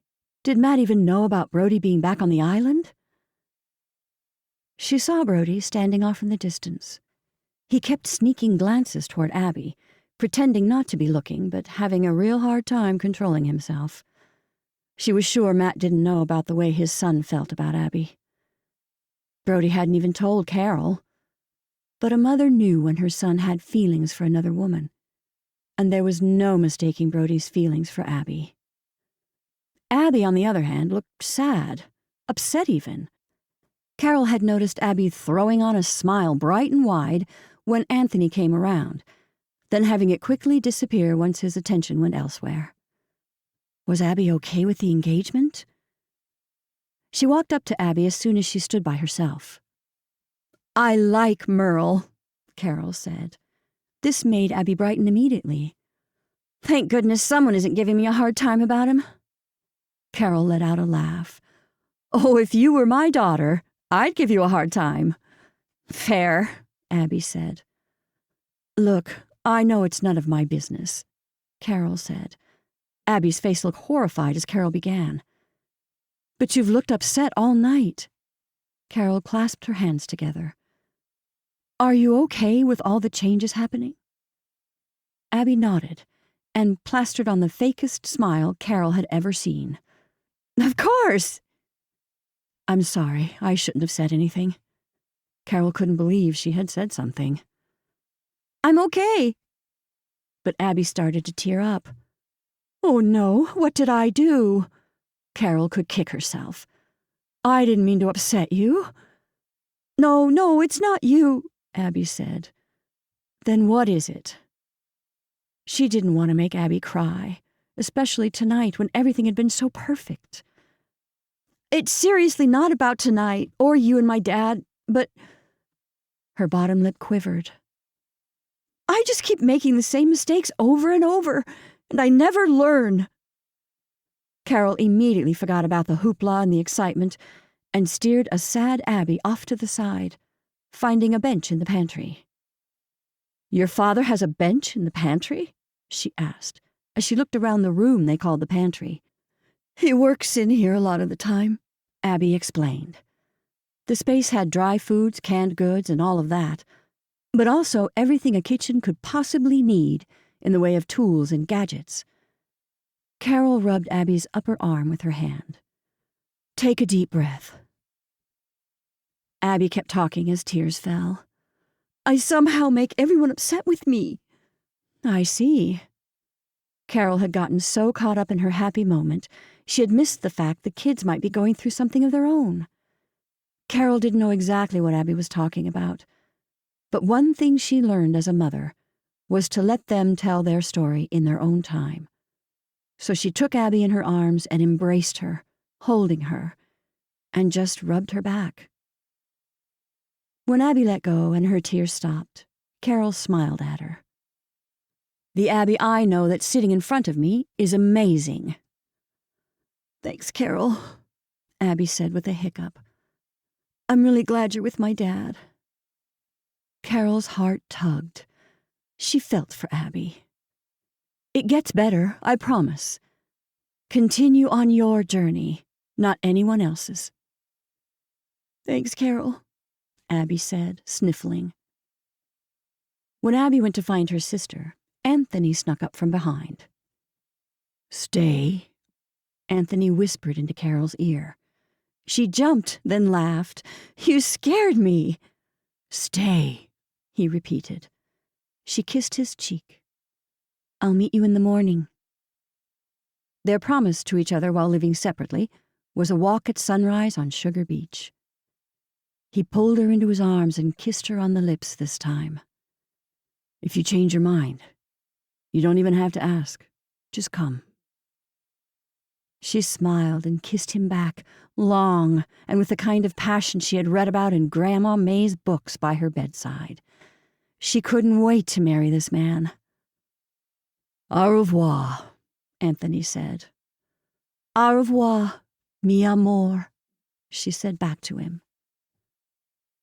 Their next agreed holiday vacation, Provence. She left with Evelyn and Charlie, who drove with her and the kids in the back seat.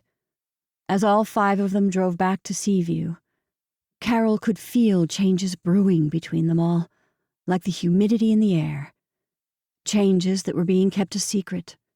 Changes that were happening with her. Changes that hadn't even happened yet. So many changes. She looked down at the ring on her finger, a gorgeous diamond in a princess cut.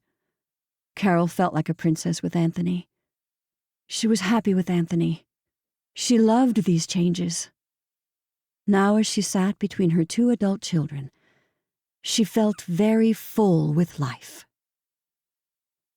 "Tell me everything about school," she said to the both of them. "How were finals?" Taylor began talking first. She filled the ride with all the ins and outs of Brown University, how she had navigated her finals, the clean-out of her dorm, the apartment she had rented for the fall with Penny, and her visit she had planned to Minnesota. "You're headed back for 2 weeks?" Carol asked. She had known they could and might want to go back. Matt had made it clear that his door was open if they wanted to come, but they had to ask first. Had Taylor asked? "Yep, I wanted to see the new place," Taylor said, shrugging her shoulders. "It's only a 2-bedroom, so I'm the only one going." Right. Carol wondered if Brody had even wanted to go. "Will Noah be there?" Taylor shrugged again. "I have no clue. He hasn't talked to me since the whole thing went down." "That's too bad." Carol believed it, too. "Noah was a good friend to you throughout the years?" "He stopped talking to me after the affair." Taylor did not seem to feel the same about Noah. "I almost don't want to go, but I heard he'll be at his dad's the whole time." "Maybe you could talk and work things out," Carol said. "You used to be best friends." Taylor looked at Carol, and her baby girl suddenly looked like a woman, beautiful, yet still so innocent. "I don't think so," Taylor said. Carol started looking for Brody, knowing he wouldn't want to talk about his dad. He'd say he was fine, but how could he be fine? Carol wanted to focus on the day and her engagement, but how could she when so much was happening? She pulled out her phone and texted Matt. "Invite Brody to come to Minnesota with Taylor. He's waiting for an invitation from his dad." She could see the dots flashing across the bottom of the screen as he responded. "He's made it clear that he doesn't want to come." She growled in her throat. "Do it anyway." Matt didn't respond, but she saw Brody pull out his phone, checking a message. Did Matt listen to her and send him a text? A few minutes later, as they pulled up to the house, another text message. "He said no." She looked over at Brody, who was talking to Charlie. He looked as if nothing was wrong. She closed her eyes, wishing she could change that one piece of her new life. Make Matt see what he was losing if he didn't grab hold quick. She texted back. "Then ask again. He misses his dad. He just doesn't know where he fits in with your new family." She stared at the last line before sending it. His new family. She looked out at the people still talking and laughing in Anthony's home. 2 large families and their friends merging into one large group, celebrating their moment. She loved her new family. She sent it. "Okay, I'll try again," he wrote back. She couldn't be the one who fixed Matt's relationship with Brody, but she could help for Brody's sake. She was about to put her phone in silence mode when a text came through. "Good night, my love." Anthony sent a picture of the moon. She laughed and took a picture of the moon from the cottage's window, its light streaking across the water. "Good night, my darling." Chapter 14. Brody was committed to not being committed to anyone else but him. He needed to get himself together before he could even think about anyone or anything else. But the night before kept coming back into his head, like a nightmare. He couldn't stop thinking about Abby and their last encounter. Abby, if nothing else, was real. Real with her feelings, real with her emotions, and real with people. And that frightened him. Why? The idea she could move on so fast after she told him she loved him told him everything he needed to know about relationships. No, he needed to work on himself and only himself. So that morning he got up extra early, right as the sun began to rise above the horizon, and went for a run. When he returned, he went to start breakfast for everyone, but only found his aunt sitting on the back deck. "Good morning," he said to Evelyn. "Good morning," Evelyn said, lifting her cup of coffee. "There's coffee in the kitchen." "Thanks," Brody said, sitting down on one of the chairs to rest. "Did you see your mom on your run?" Evelyn asked. Brody hadn't even looked. "She's already out?" Evelyn nodded. "She and Anthony are walking." Brody frowned, a little disappointed Carol wasn't there. "Right." "Do you need her?" Evelyn asked. "I saw her take her phone." "No." Brody shook his head at himself. He was a grown man who didn't need his mommy. "I'm going to grab a cup of coffee." He went inside, thinking about the next phase of his self-improvement. He wanted to read more, but he wasn't sure where to start. During medical school, he had been so busy with work and his school textbooks that he'd had no time to read for pleasure. Maybe he'd take a road trip off the island. He had never traveled through New England. Taylor had nothing but positive things to say about the whole area. He had always wanted to see the Green Mountains. He pulled a piece of paper off a small notepad and began listing all the things he wanted to do that day: find a good book, plan a road trip, call some of his old buddies. "Hello!" An older woman's voice called out from the front porch. "Hello?" Brody called back. He looked to see his aunt's friend Wanda standing on the porch in one of the largest visors he had ever seen. "Hey, Wanda," he said. "Ah, Dr. Moore. How nice it is to see you again," Wanda said. She had made it her particular mission to refer to him as Doctor every time she saw him. His aunt had taken extreme pride in the fact he wanted to become a doctor, just like his Uncle George. "How are you, Mrs. DeLuca?" Brody opened the door for her. "Can I get you a cup of coffee?" Wanda shook her head. "No, I'm good, thank you." Evelyn came walking into the kitchen from the patio and went straight to her friend for a hug. "Are you ready to walk?" Evelyn asked, putting on her own extra wide-brimmed hat and dark sunglasses. "As ready as I can be," Wanda said. "Let me just use the bathroom first." "I'll wait outside," Evelyn said. "No biddy?" Brody asked. The three women walked consistently together every morning. Sometimes others would join them, but the three always walked together. "She's busy this morning," Evelyn said.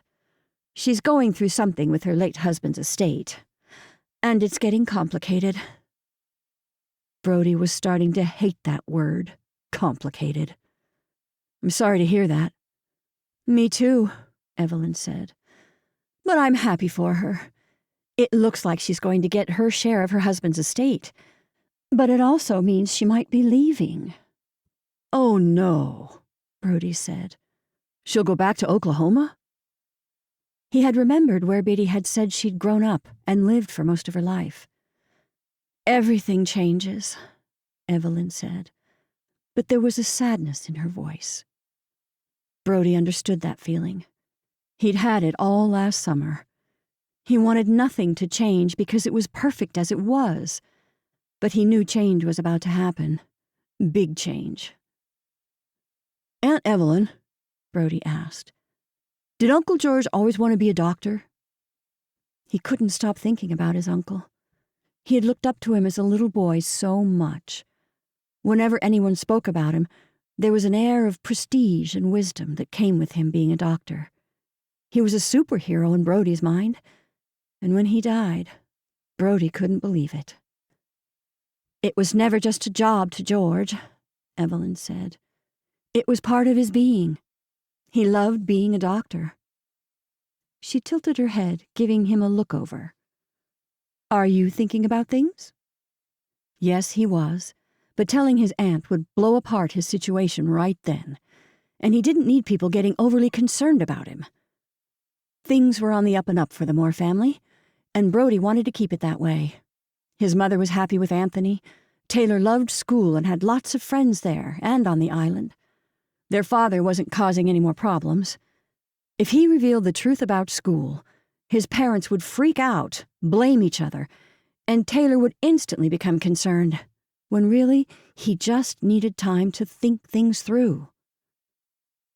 "I just wished I had someone to talk about the whole experience with, you know," he said, then kicked himself for bringing up his late uncle with his aunt. "Sorry, that was insensitive." She shook her head. "I like talking about George, so don't apologize, please." Her eyebrow rose as she stared at him for a minute. "I have a good friend who's a doctor here on the island. He's our general practitioner, Dr. Stratham. Great guy." Brody smiled and nodded. He wanted someone he could reveal his darkest secrets to, share how scared he was about taking care of someone. He worried about being in charge of someone else's life. One wrong decision, one wrong prognosis, one wrong move could cost someone severely. Whole lives could be destroyed. The ripple effect of a mistake could come at too high of a cost. How could he risk all that? Before medical school, he had imagined himself like his uncle, the neighborhood doctor. Then, after the circus of his first year, working in hospitals that were understaffed, underfunded, and underappreciated by its boards and trustees, he wasn't sure anymore. The doctors had become numb to every circumstance and encouraged the students to do the same. "You can't bring it here," one of the senior residents had said to him, pointing to his heart. "Otherwise, you might not be able to help the next patient." Medicine wasn't like the movies. Patients did die. Kids got killed in car accidents. Grandmothers were assaulted. Fathers died on the table from heart attacks. And then the doctors moved on to the next patient in distress. "I heard about how you helped that man at the restaurant," Evelyn said, shaking Brody out of his perseverating thoughts. "It's amazing how you were there at just the right time." "Yeah," he said. He didn't see it as anything other than what it was, just a coincidence. She played with a pearl that dangled from a thin gold chain. "It's like you were supposed to be there at that moment." There was no use in pointing out that he had only gone there to see Abby. They'd had already given up on the idea of being a doctor. "You're going to be a great doctor," Evelyn said, as Wanda returned to the kitchen. "I'm ready." "Well, let's go," Evelyn said to her friend. The two women walked out, saying goodbye to Brody, and off they went. He peered down the beach and saw two figures way off in the distance, blurred by the morning fog blowing in from the water. He could tell it was his mother and Anthony walking hand in hand together. They looked happy. He decided to give his mom time alone with her new fiancé. He was able to take a quick shower and head out before the couple returned to the cottage. He drove to town to read one of his uncle's recommended books. He grabbed the one on top of the pile Charlie gave him and split. He parked along Harbor Lane and sat for a while in his car. He had nowhere to go, no friends besides his sister, and she was working. That's when he noticed that he'd parked right near the restaurant. Why did he continue to stay on the island and torture himself? He could go in. Maybe, if he tried, they could start again, and it would work this time. Or maybe they were better off as friends. He walked over to the pier, thinking he'd stop by the bakery, when he saw Merle sitting on a bench by the pier. A group of birds flew above his head, and another group pecked around his feet. He walked over to the older man. "Hey, Merle, how's it going?" Merle waved at Brody. "I'm doing great, Doc." Brody laughed at the irony of that statement. "No, just someone who knew what to do in that certain circumstance." Another bird floated above, but then slowly landed next to Merle. "How's it healing?" Brody asked, pointing to Merle's hand. The wrapping looked clean and new. Good, Merle said, holding up his hand. "Are you still able to work with it?" Brody asked, looking at the t-shirt he wore with Piacere's logo on it. He nodded his head. "I'm always able to work." Brody smiled at that, but frowned at the idea that this older man had to work even in pain. "Are you headed there now?" Merle shook his head. "Not working today." "Oh, thought you were. With your shirt," he said, sitting down next to Merle on the bench, watching as the birds mingled around his own feet. "Don't have many other clothes," Merle said, his focus on the birds. Brody noticed the shoes Merle wore had holes at the toes. Brody hadn't been on Martha's Vineyard too long, but what he knew about the island was that it was expensive. Very expensive. A guy who didn't have very many clothes would have a hard time finding clothes that were inexpensive. He doubted there was a Salvation Army or a Goodwill on the island. "Where are you staying on the island?" Brody asked. "Above the restaurant," Merle said. Brody knew of the other class of people on the island that worked in the kitchens and back rooms and fisheries. The people who worked the island as servers and busboys and dishwashers. Usually these people were young college students trying to earn some extra cash, or adults desperate for any kind of work. Merle looked desperate. "I work at the bakery," Brody said. "You should stop by and grab something." Merle smiled, showing off his missing tooth. "I might just do that." Brody got up, not wanting to bother the old man any longer. "Glad you're on the mend."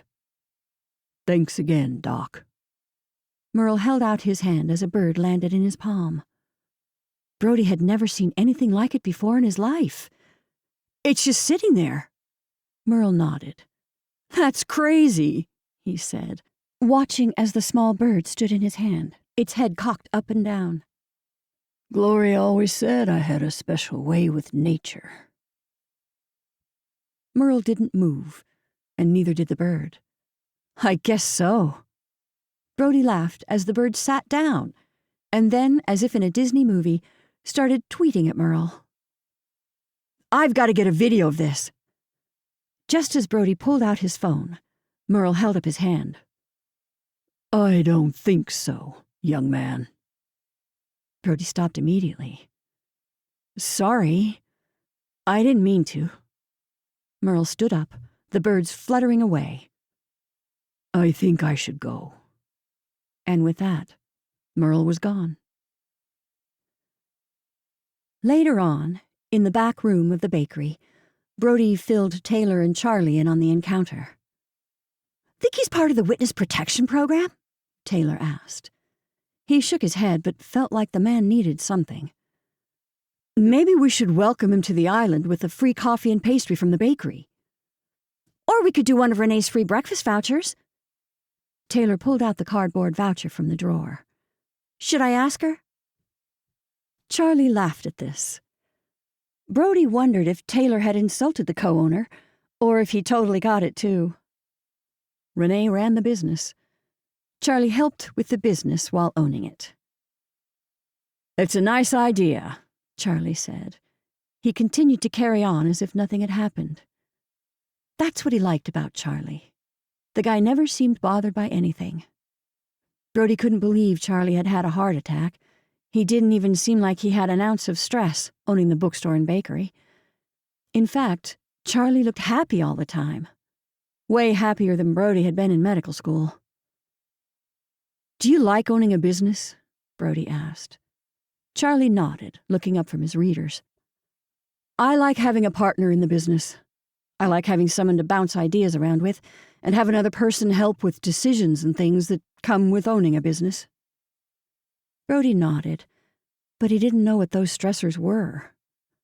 "What kind of things stress you out?" Charlie laughed at that. "Not having enough to pay the bills." "Yeah, that would be stressful. Do you guys worry about that with this place?" He couldn't imagine they were having any financial trouble. But what did Brody know? "Renee's really turned this place around. But when it was just a bookstore, I had a lot of sleepless nights." Charlie crossed his arms and looked around the space. "I was a single father back then, and it was really stressful. But now that you've made your way, Do you regret going into business? Brody asked. Instead of writing in Hollywood? He had heard that his uncle had been a screenwriter back in the day. Even went to Hollywood and had his book adapted into a television series. But here he was working in a bakery. Ah. Charlie pointed his finger at Brody. Now I understand what you're asking. Brody was glad Charlie understood, because he didn't. Charlie leaned in his chair, creaking the old wood beneath him, and pointed at a chair beside him, indicating for Brody to take a seat. Brody sat down. The best piece of advice I ever got was to follow your gut, Charlie said. And when I finally started listening, things just fell into place. When I was your age, I thought success meant I had to be this hot Hollywood screenwriter, definitely not working in a bookstore and living above it. But I was a lot happier as a bookstore owner than I ever would have been as a Hollywood writer. Brody understood, but it didn't help. His gut was all over the place. One minute he hated the life of a doctor. The next, he was bandaging up Merle's hand without thinking twice. And that got him to really start thinking about whether or not he wanted to be a doctor. The whole time during his first year in school, he was overwhelmed, stressed, and anxious about everything. And everyone kept telling him, if you think this is bad, wait until your residency. Or worse, they'd go into detail about how bad it was. His roommate had dropped out at the beginning, when he had started losing his hair. His other roommate had hidden books in the library so others couldn't study. The whole thing was crazy to him, and it looked like 10 to 15 years until he truly would be a doctor. 10 to 15 years of watching your back, stressing out, and worrying about patients, not to mention never seeing your friends and family. This is your family now, another resident told him. We work 24/7, 365. I want to help people by becoming a doctor, Brody said to Charlie. He did want to help.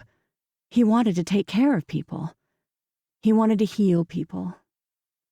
The moment everything had happened with Merle, he'd gone straight into helping mode. No personal feelings about anything until everything was okay. And this morning, when he'd seen Merle, he had wanted to make sure his wound was properly healing. His gut was telling him he should be a doctor. But it also told him he couldn't cut it. But the path to becoming a doctor feels too daunting, and I'm afraid I've lost myself in the process. Brody wasn't sure why he was confessing this to his aunt's husband, who was technically his uncle by law but had only joined the family a few years ago. Charlie might not even want to deal with this side of his new wife's family. Charlie leaned forward. Be careful in your choices, but easy on yourself. He nodded at the advice. We all make mistakes, Charlie said.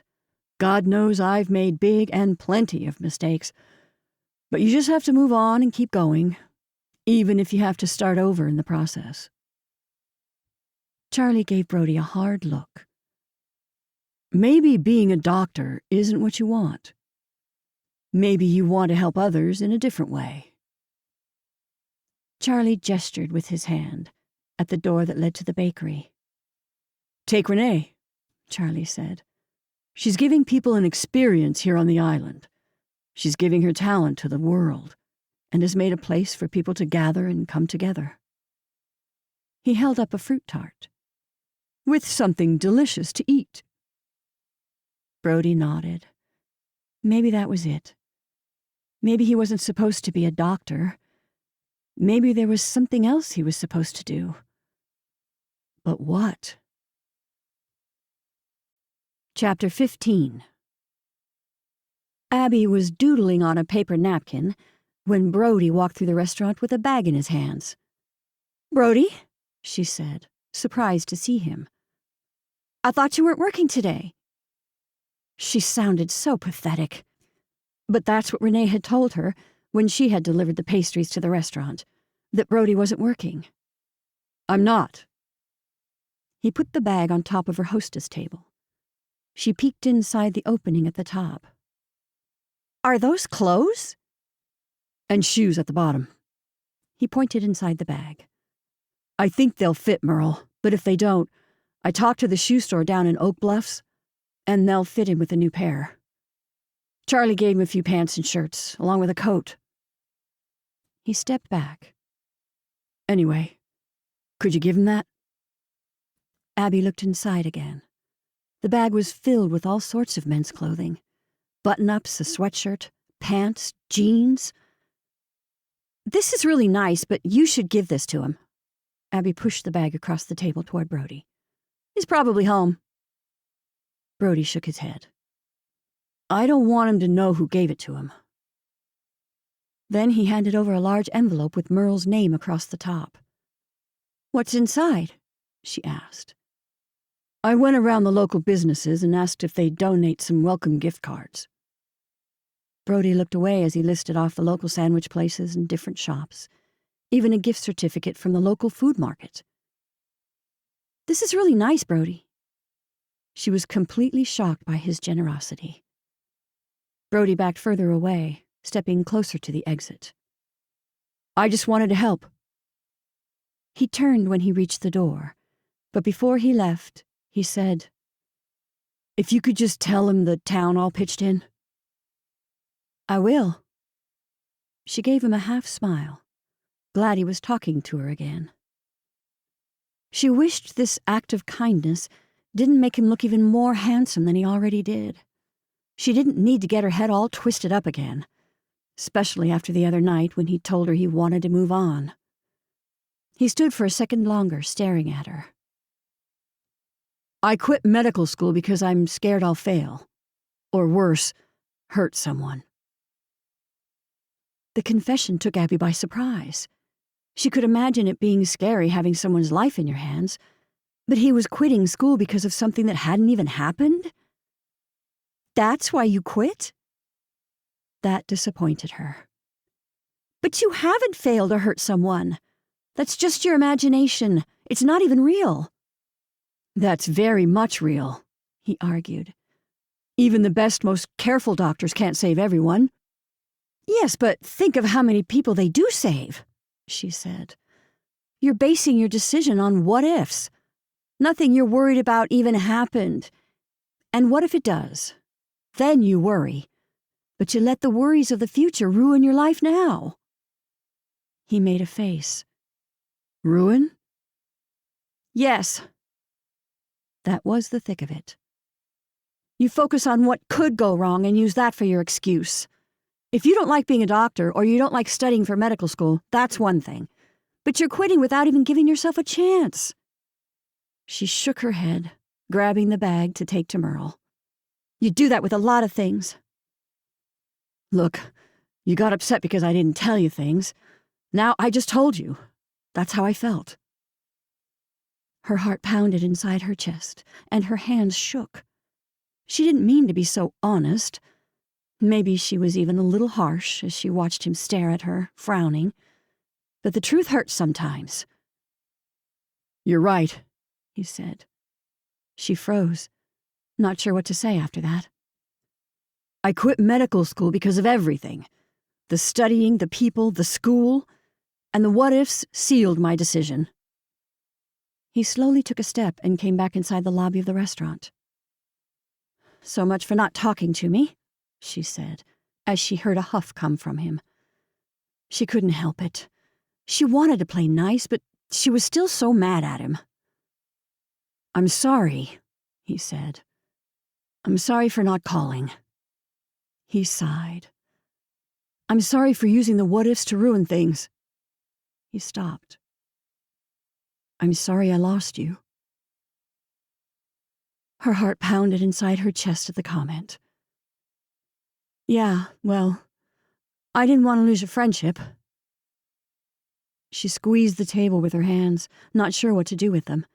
She wanted to tell him what she was thinking, how they could have been perfect together, if he just let his worries go. But could they have been? Would they always have these ups and downs? Could their relationship get in the way of their parents' happiness together? She shook her head, exhausted by the conversation. He clearly didn't know what he wanted, then or now. "Look, Brody, I have work, so unless there's something else you want to tell me you're worried about, then—" She knew she was being harsh. The guy had just confessed his feelings about why he had quit medical school. He was completely vulnerable in that moment, and she was probably stomping on his heart. But she couldn't stop herself, because she really was hurt. "Sure, I'll head out," he said. "Great," she said, holding the bag. "Abby." "Yes?" She looked into his eyes. He looked pained, and she hated herself for being the cause of it. "I am sorry things didn't work out between us." She choked out a laugh. "Stop saying you're sorry." "But I am." He didn't move, his sadness still showing in his eyes. She wanted him to leave. "Brody, I don't want to hear your apologies anymore," she said. "I just want to move on." With a swoop, she lifted the bag off the table and left the front, walking straight to the kitchen. She'd leave the hostess table until Brody left, because she was done with him, done with their conversation, done with his excuses, and done with being apologized to with no change. She went to Jamie's office and dropped the bag onto the floor, then sat down in the chair. "What are you doing?" Jamie asked, looking up from his computer. "I'm resting," she said. "Not now you aren't," he said. "I need you out front." She looked at her brother and wondered if he thought she had to be managed. She had always been professional. The fact he thought she would just be hanging out for no reason made her mad, and she felt like picking a fight. "I'm taking a break." His eyebrows creased. "Before lunch service?" She lowered her eyebrows, her fighting face on display. "I need to take a break." He dropped his guard, standing up. "Okay, let me cover the front for you. All you had to do was ask." She swung around at him. She wasn't done. "Maybe ask before assuming I'm lazy and don't know how to do my job." Jamie held out his hands. "Whoa, you need to calm down." "Don't tell me to calm down, Jamie," she warned. She hated people telling her to calm down almost as much as apologizing over and over. "Okay." He dramatically tiptoed out of the office and went to the front. She grabbed the pillow on the couch and screamed into it. The big bag full of generosity and thoughtfulness sat in front of her on the floor. Why did that man drive her so crazy? When she could feel her nerves calm down, she got up and grabbed the bag, then pulled out a large basket from the pantry they used for charcuterie boards. She arranged all the things inside the basket like a decoration, including a gift certificate for the restaurant. Filled in the spaces that were empty with other household items she could find in the restaurant's kitchen. Then she climbed up the back steps to Merle's apartment and knocked. When he answered the door, she realized he was wearing the pants of his prep chef's uniform, and his socks had holes in them. "Hey, Merle," she said as cheerily as possible. She handed over the basket. "Here's a welcome basket from everyone." He took the basket and looked at the miscellaneous items stuffed into the wicker. "You give welcome baskets with shoes?" "No, not for everyone," she said. She smiled as if this were normal. "People just care about you." And that's when Merle's eyes filled with tears. "Merle?" she asked. "Are you okay?" "I swear you're an angel," he said, sniffling back his tears. "Or at least an angel sent you to me." "Maybe your Gloria and my Gloria got to chatting," she said. She was teasing, but slightly serious at the same time. "But this basket wasn't my idea." He nodded, taking the basket. "Thank you." "You're welcome," she said. "I'll let everyone know you appreciate it." Abby left Merle's and went back to her position behind the table. Jamie stood there, watching her return as if he were watching a time bomb about to explode. Everything okay now? Jamie asked. Not if you keep looking at me like that, Abby said. Want to talk? She doubted he wanted to hear about it, much less listen. Nope. Okay then. Let me know if you need another break, he said. Sure thing. Abby didn't look at him, and instead wrote down a to-do list with "figure myself out" being number 1 on the list. Chapter 16. Wanda couldn't believe the news. What do you mean you would go to L.A.? I would have to leave in a week, Evelyn said. They want to start writing the script for my memoir right away. That's incredible! Wanda couldn't be prouder of her friend. She had poured her soul into her memoir. The success that came from it was wonderful. You must be so excited. But Evelyn didn't look excited, Wanda noted, as they walked down the beach toward the seawall by the harbor. The ladies were taking a different route to the lighthouse than usual. Evelyn wanted to walk to the pier and see the man who fed the birds. I am excited. Evelyn had dreamt of this her whole career, but not for her one book detailing the hardest time of her life. I just wish it had been one of my fiction books. Biddy murmured in the back. She dragged behind them as they walked. This meant Biddy was thinking, something Wanda had learned early on in their friendships. How about you, Biddy? Wanda said. What's going on with the lawsuit? Oh, nothing good, that's for sure, she said. Richard's kids' lawyers are working with Lila on the settlement, and now Darlene has dragged herself out from the mud and wants custody of DJ. Now we wait until all of this is finally over. I just want to enjoy planning a wedding for my son and new daughter-in-law. Oh, Biddy, what a shame, Evelyn said. I'm so sorry, Wanda said. Wanda wanted to tell her that things would be all right and everything would work out. But Biddy wasn't one to share often and didn't need platitudes to get through this. She needed a quiet ear and someone to lean on. But Wanda recognized that she herself often talked to fill the quiet, even when it wasn't necessary. Quiet meant something was wrong. Quiet in her household had meant her dad was mad.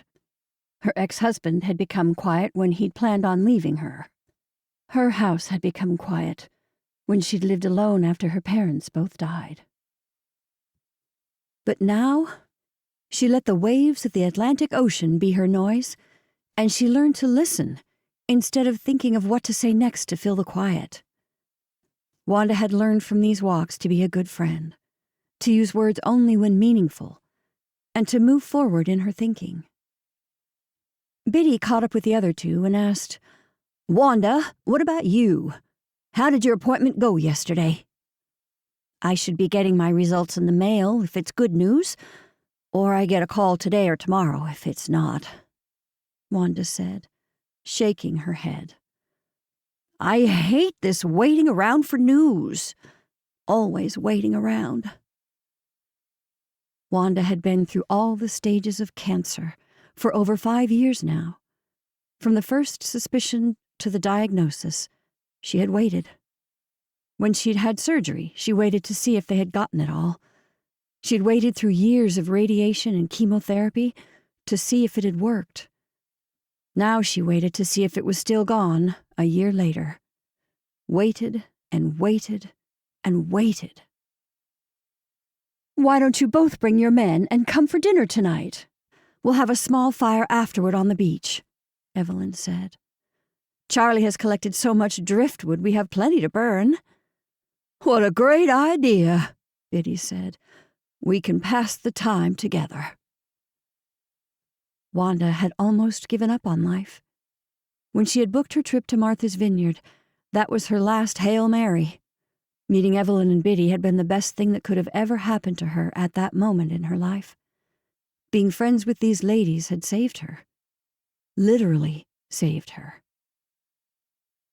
What will we do without you, Evelyn? she asked, and she meant it. She didn't know what they would do without their third. And you, Biddy, what if you moved to Oklahoma? What am I going to do with Marty on this island on my own? Wanda could feel a deep sense of dread as the reality of the situation was setting in. I'm not going away forever, Evelyn said. Just for a short stint. So you are going? Wanda asked. I don't know. Evelyn hesitated. I think it's a once-in-a-lifetime opportunity, but I don't want to miss any summers here on the island with all of you and my family. Plus, Carol's staying with us and the kids. And you know how fast the grandbabies are growing? And the weddings. Biddy and Wanda nodded. What about you, Biddy? Evelyn asked. What are you planning on doing with the ranch? I don't know what my plans are, Biddy said. But whatever they may be, we are soul sisters, girls. Biddy stood in the middle of the women and hooked her arms to both of them. All three walked in unison. And we're soul sisters. She stopped for just a second to raise the sole of her shoe. We are forever connected. All three women walked together, letting the ocean be their conversation. Wanda doubted things would stay the same if Biddy and Evelyn were to leave. She'd never had friendships that lasted long distance, like those who'd travel across the world for a girls' trip. But Wanda had never been part of a girls' group before now. She'd kind of always been the one on the side of the group, trying to fit in. Why don't you tell us about this bird man? Biddy said, as they got closer to the harbor. Brody told me about this man who will sit with seagulls, Evelyn said. And they just hang around him. Isn't feeding the seagulls frowned upon here on the island? Biddy asked. Evelyn nodded. But he doesn't feed them, Brody said. That's why I want to see it. The women walked up the stairs from the beach to the street level. Harbor Lane ran perpendicular to the beach. Storefronts lined the street, and the ferry port and pier were at the end. The wooden pier jutted out to the water and had at least half a dozen fishermen casting their lines out. No wonder why the man has so many birds sitting at his feet, Wanda said, pointing at the seagull flying over a fisherman's catch. Evelyn looked at the fisherman, then glanced down the pier. She pointed to a man sitting on a bench with birds all around him, sitting at his feet, sitting on the bench with him, floating above him, and one even sat in his palm. That's Merle. Evelyn pointed at him. The three women watched as the man sat there with the seagulls. Wanda didn't even see birdseed or breadcrumbs like she had expected. The seagulls just hung around. This is your dream, Evelyn, Biddy said. Evelyn nodded her head, looking at the scene. Since Evelyn's husband had passed away, she liked to use the seagull, or any other bird that happened to be around, as a way to talk to her late husband. Wanda wasn't a very religious person, but she did believe something greater was out there, just not in seagulls. She found them to be a bit bossy. A loon or a majestic hawk, maybe, but not a seagull. But Evelyn was in complete rapture. Let's go to the bakery and grab something to eat and then go meet this man. Renee had a bag of pastries along with 4 coffees ready and waiting. There's only 3 of us, Wanda said. I got Merle one as well, Evelyn said. All 3 women kissed Renee on the cheek and walked down Harbor Lane, past the ferry port where they had arrived together all those years ago, and walked down the pier. Evelyn sped up toward the man sitting on the furthest bench down the pier. Hello, Merle, Evelyn said, sticking out her hand. My name is Evelyn Moran. We met the night of Anthony Dumont's dinner party. The man smiled, and Wanda noticed he was missing teeth. Hello, he said. 3 seagulls sat by his feet, not moving even as the women came closer. He looked at Wanda and smiled. Hello? Wanda couldn't help but look at his mouth. Before he had smiled, she'd thought he was quite attractive. He wasn't old enough to have that many teeth missing. Didn't this man have a dentist? My nephew told me about your gift with the birds, Evelyn said. I had hoped to sit with you for a moment to see. Wanda watched as her friend talked casually to this strange man named Merle. He did not fit into the island of posh and opulence. He wore a nice pair of khakis and a polo shirt, even a nice expensive pair of tennis shoes. But something was off about him. My daughter owns the bakery, Evelyn said, passing him the fourth cup of coffee.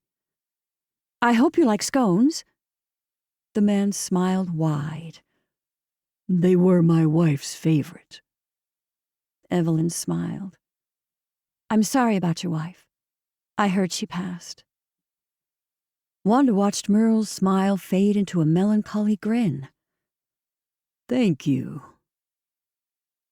Wanda was dying to know more about this man's story, but she stopped herself from asking any questions because this was Evelyn's moment.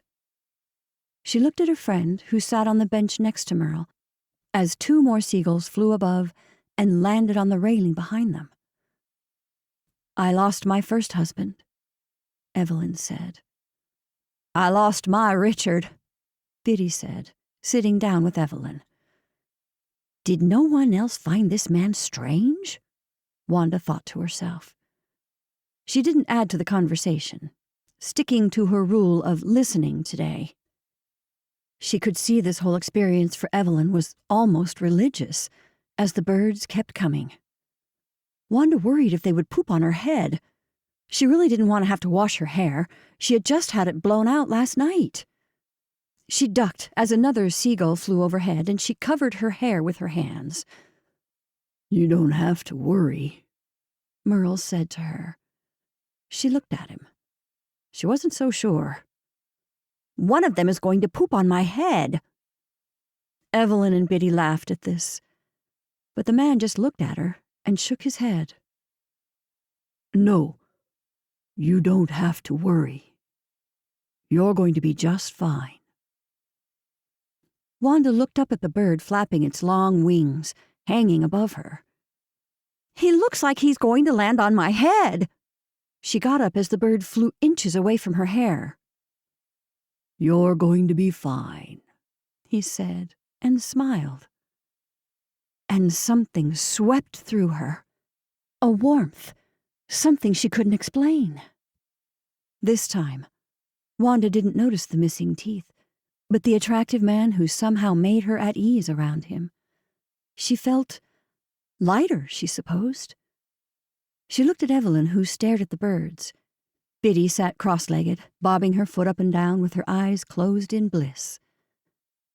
And Wanda forgot all about the phone call. She sat with Evelyn and Biddy on the pier, then walked back to the beach house and planned dinner. All three women decided to bring a side dish, and Evelyn texted Renee for a dessert. When Wanda got home, she completely forgot about everything, until Marty met her at the door. The doctor called. Her heart dropped. A phone call meant that the radiologist had seen something. Marty held her hand as she called her doctor back. Wanda? Dr. Statham answered. Yes, hello, Dr. Statham, she said. I'm sorry if I worried you by making this call, but I didn't want you to sit around waiting to hear the good news. Good news? She said.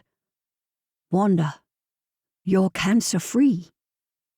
She looked at Marty. I'm cancer-free! Marty started laughing and squeezing her hand. You should have Marty take you out to celebrate, her doctor suggested. I will, she said, overjoyed. Thank you for calling. She turned to Marty, putting both hands on each side of his face, and pulled him into a kiss. I love you, she said. I love you too, he said. I knew if that came back as bad news, I'd be okay. Because I have you, she said, tears stinging her eyes for no darn good reason other than that she was a blubbering fool. Are you okay? He asked, wiping away a tear as it fell. I'm perfect. I'm absolutely perfect, she said, kissing her husband again. Chapter 17. It was a spiritual experience, Evelyn said to Brody as he made his lunch. I get that, he said. He was wearing the clothes you gave him. Evelyn filled herself a glass of water from the fridge. He looked at peace, sitting there with the birds. Comfortable. She started laughing. I thought Wanda was going to lose it at first, worrying about the birds pooping on her head. But she also got caught up in his mystique. Brody totally got it. There was something about Merle that made Brody want to see him again. He would have, too, if his aunt hadn't mentioned that she'd planned on visiting with him that morning. So the next morning, when he went running, he wasn't surprised when he ended up at the pier to find him. When he did, he saw Wanda handing Merle a box of something. He waited until she left before running by Merle. Hey, Merle, he said as he jogged up to his regular bench. That morning there were only a half-dozen birds sitting around him, but others flew around the pier. How's it going, Doc? Merle held up his hand and waved. The bandage looked clean and new. How's the cut healing? Brody asked, wanting to ask him to unwrap his hand and make sure it looked good. He hoped there was no redness or warmth or pus around the wound. Great. Merle gave him a nod. Looks great. Brody noticed the box's lid slightly open. Inside he could see muffins and some fruit. Want something to eat? Merle asked when he noticed Brody looking at the muffins. A friend of mine just picked these blueberries from her yard. Brody smiled and shook his head. No, thank you. Come on, Merle said, holding out the box. I've never met someone to pass up freshly picked blueberries. Brody smiled and leaned over to pluck a blueberry from the box. The small, round navy berries sat in a green paper container. He could smell the sugary sweet muffins that were clearly made with the same fresh berries. He said, as the flavor exploded in his mouth. That is delicious. Take a few more for your run, Merle said, holding up the green container to him. Bruce, you want some? A fisherman turned to face Brody and Merle. Nah, I'm good, Merle, thanks. Merle smiled and returned his attention to the birds. He held a blueberry in his fingers, smashed it between them, and handed it to one of the seagulls at his foot. Brody expected a fight to start among the not-so-lucky seagulls, but like good schoolchildren, they stood waiting patiently as he fed each one around him.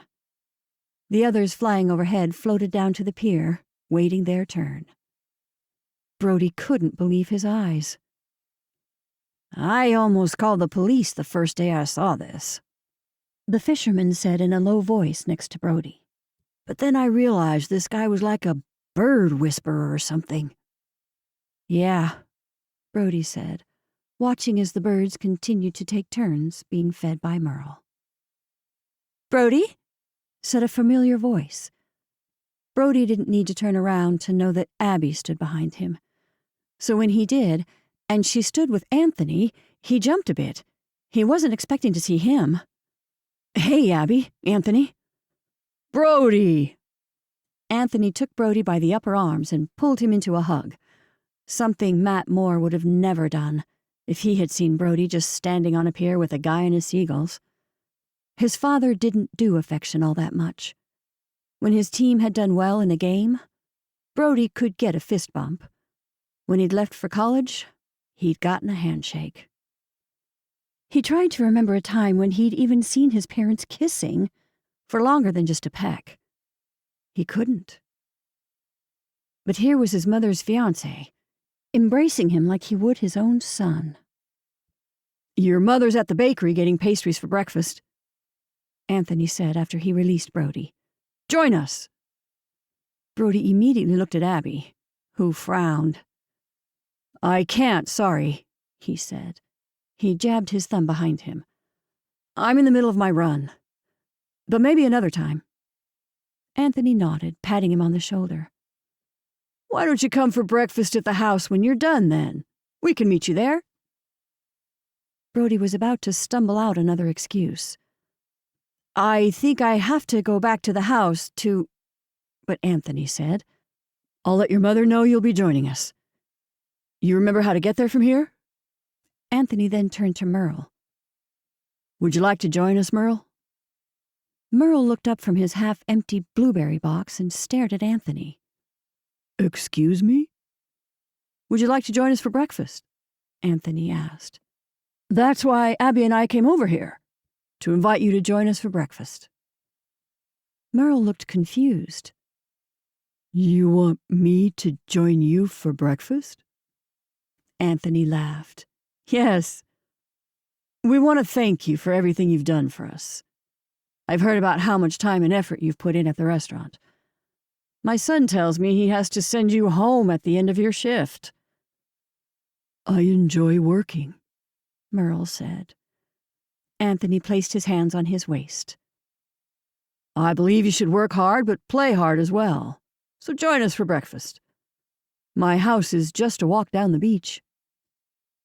Anthony pointed down the sandy beach that went down a mile or more. The other end was clouded by fog that the sun was slowly burning off. I'm about a half-mile down. I'll walk with Merle down the beach, Brody offered. That's if you want to go. Here, Bruce, Merle said, handing over the box Wanda had given him. Enjoy the muffins. Thanks, Merle, I will, the fisherman said, setting the box down and reeling something in. The birds started flying away as Merle left the bench and headed toward the staircase that led down to the beach. I'll see you guys at the house, Brody said, giving Abby a small smile. A truce, hopefully, to make it through the next hour of their lives. See you there, Anthony said, but Abby didn't return the sentiment. She just walked away without saying a word, like she was giving him a taste of his own medicine. He jogged to catch up to Merle, wishing he could convince the older man to run home to Seaview so he could grab a quick shower. Maybe he should just jump into the water to cool off? Merle, would you mind if I jumped in the water to wash off real quick before going to Anthony's? Brody asked once he caught up to him. Merle shook his head. The tide was out, leaving a long stretch of flat sand. He took off his shoes and socks and ran down the hard sand and into the water. He dove under, letting the cold water hit him. Every cell in his body awakened as a wave rolled over his shoulders. He got out as fast as he got in and met Merle back up by his shoes. Have you swam in the ocean yet? Brody asked the man. He shook his head. Don't know how. Really? Grew up in the city and never took lessons like the kids do nowadays, he said. Brody loved swimming. I grew up on a lake and lived in the water. My parents would have to drag me out. He thought about the lake he had grown up on. The water could be as still as glass sometimes. He missed the softness of the water on a lake, the quiet lapping from the wind against its surface, the sounds of neighbors enjoying the water, the revving of engines as boats drove by, the screams of enjoyment when their skiers, tubers, or whatever came with it. He missed the lake. Must have been nice. Merle started walking again once Brody picked up his shoes. It had been nice. He thought about Taylor hanging out with their dad in the new condo. The question that kept nagging at Brody since his parents' divorce was, when did his dad become unhappy? What about his life wasn't good enough? He had a loyal wife, 2 responsible children, a beautiful house on a gorgeous lake, with a steady job and a reliable income. How could he have wanted anything more? Brody flung back his wet hair and took the lead. Anthony's place is down a ways, but not that far. Merle looked at him questioningly. So Anthony's your... My mom's Anthony's fiancé. Brody pointed out the connection. A year ago, he'd have told Merle he was Abby's boyfriend. And this is totally like Anthony inviting you over like he did. He's always inviting people to his house for things. It's nice, Merle said. Yes, Brody agreed. Anthony was a nice guy. Any son would be happy his mother had found a man like him after going through a crummy divorce. Brody should be ecstatic this man would be his stepfather, a guy who wanted nothing more than to spend time with Carol and her family. You're not excited about this relationship? Merle asked as they walked. Brody shook his head. No, he's great. Anthony's awesome. I'm happy for them. Brody stopped when he saw the shell. A whelk, just like the one Abby had tattooed on her arm. He bent down and picked it up before stuffing it into the small pocket in his running shorts. The conversation lulled after that, and Brody's thoughts returned to Abby waiting at the house for him and Merle to show up. What was she thinking? Did she want to see him? Or did she wish he'd decline the invitation and not show up? Did she even think about him? Oh, he was a mess. They climbed up the masoned stone staircase to the main house, then walked down the wooden walkway until it reached a lush, groomed lawn. Cobblestones led the way from the walkway to the house's patio, and further on, it meandered to the pool on the side of the house. The property had to be one of the best on the island. This place sure is something. Merle looked up at the house as they walked up the patio to the back. The living room was completely open to the outside. Brody saw his mom in the kitchen making something. The image threw him back 10 years, to when she used to do that back home in Minnesota. And his heart ached a little. He missed those days when things felt easy and secure, when every day he could count on that image right there. His memory popped as Anthony came into view and came up from behind his mom. He kissed Carol on the neck, and she laughed, giving Anthony a little jab with her arm. He turned her around, and they kissed. Brody turned back to Merle, trying to be happy for his mother's happiness, and he saw Abby walk out onto the back deck holding a plate of pastries. She set it down and forced a smile, wiping her hands together, and said, "You made it." She looked uncomfortable, like she didn't know what to do next or what to say. "I'm starving," he said, ignoring the obvious awkwardness. "Want one, Merle?" He pulled out a chocolate croissant and handed it to Merle, then pulled out another for himself. He stuffed it into his mouth before he said another word. The chocolatey, gooey heaven made him close his eyes. He was hungrier than he'd thought. "That is so good," he said to Merle. "I love Renee's stuff." Abby took one too, biting into it, also closing her eyes. "So good." Merle waited to eat until Anthony and Carol came out to the table, which was filled with all kinds of pastries and fresh fruit. Anthony ended up making omelets for everyone, and they sat around talking about cooking and restaurants and places in Boston. "How's that cut coming?" Anthony asked Merle. Thanks to Doc over here, I'm almost healed up. Merle stretched out his fingers to show movement. I don't feel any pain. "How did you feel in the moment?" Carol asked Brody. "Remember when you used to wear that doctor's costume to the grocery store?" Brody prayed his mother would stop going down this path. He didn't want to have this conversation in front of everyone. I do, he said. "And now look at you," Carol said. He knew the speech, how proud she was of him. He cringed, waiting for her to finish. "What?" she asked, noticing his reaction. She turned to Anthony, who shrugged, then to Abby, who looked down at her plate. "It's a shame he quit," Merle said. "What?" Carol said, dropping her silverware. You quit medical school? Merle's eyes widened as he realized he'd let the cat out of the bag. Brody nodded, relieving Merle. I did. Well, I'm taking a year off to figure things out. What? Carol's eyes widened in shock. Why? I hated it. He put down his napkin, unable to eat at this point, the anxiety of how his mother would react making his stomach twist inside. But you didn't say anything to me, Carol said. I had no idea.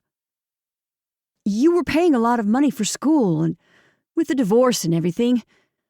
Brody didn't need to rehash all the back and forth between his parents. They had both wanted to help, but not without using their lawyers to figure out the amount. Brody, the money doesn't matter. You should know that, Carol said, surprised by this. It wasn't just the money. He shook his head. I was embarrassed that I couldn't cut it. He didn't look at Abby, even more embarrassed this was happening on her father's patio.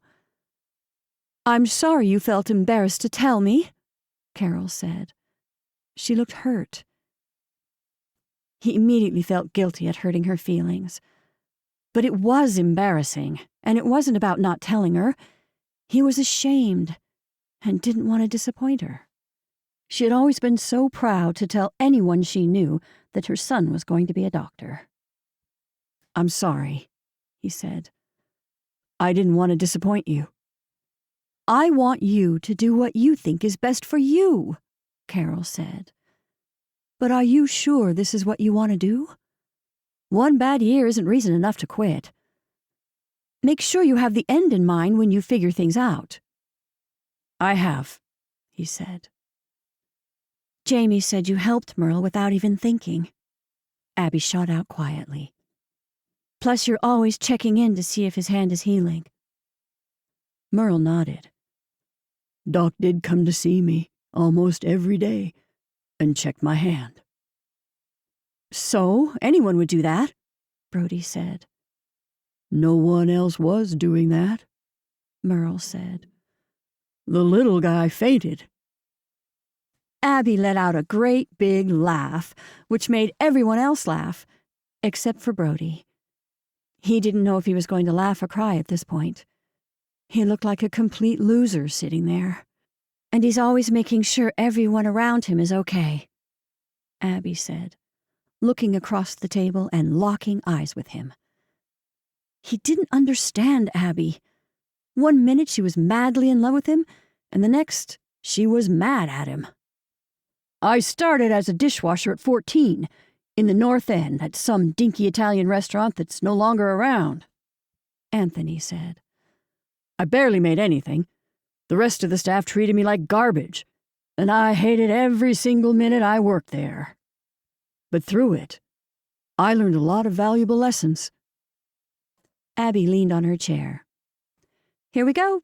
Anthony's life lessons. Anthony pointed at her. Make fun. But that's where I learned how to treat my staff. I learned how to work hard for myself, no one else. And I learned a lot about what the customers wanted. I paid attention to what came back not eaten on the plate, and what was devoured. Brody made a smile at Anthony, not sure what his point was exactly. That's good advice. Abby laughed. What's your point, Dad? My point is that I didn't want to be a dishwasher, but sometimes you have to wash the dishes in order to run the restaurant. Brody understood his point. But he wasn't washing dishes, and medical school wasn't a kitchen. What do you plan to do while you're figuring things out? Carol asked. Worry creased her forehead. You know, I think Brody's been in the hot seat for long enough, Anthony said, rubbing Carol's back and giving a wink to Brody. Thank God for Anthony, because Brody would only concern his mother more if he had to answer her, because he had no answers. He didn't know what he was doing tomorrow or in a month or in a year. He had no goals whatsoever now that he'd quit school. All he had were childhood dreams that didn't amount to anything. The rest of the breakfast had light conversation, and Carol had calmed down about the whole school thing for now. Another reason he was thankful for Anthony. A year ago, this would have been the end of the world. When everyone finished eating and was cleaning up, Brody remembered the shell in his pocket and pulled it out. He noticed Abby's phone placed where she sat at lunch and set the shell gently on the top of her phone's case.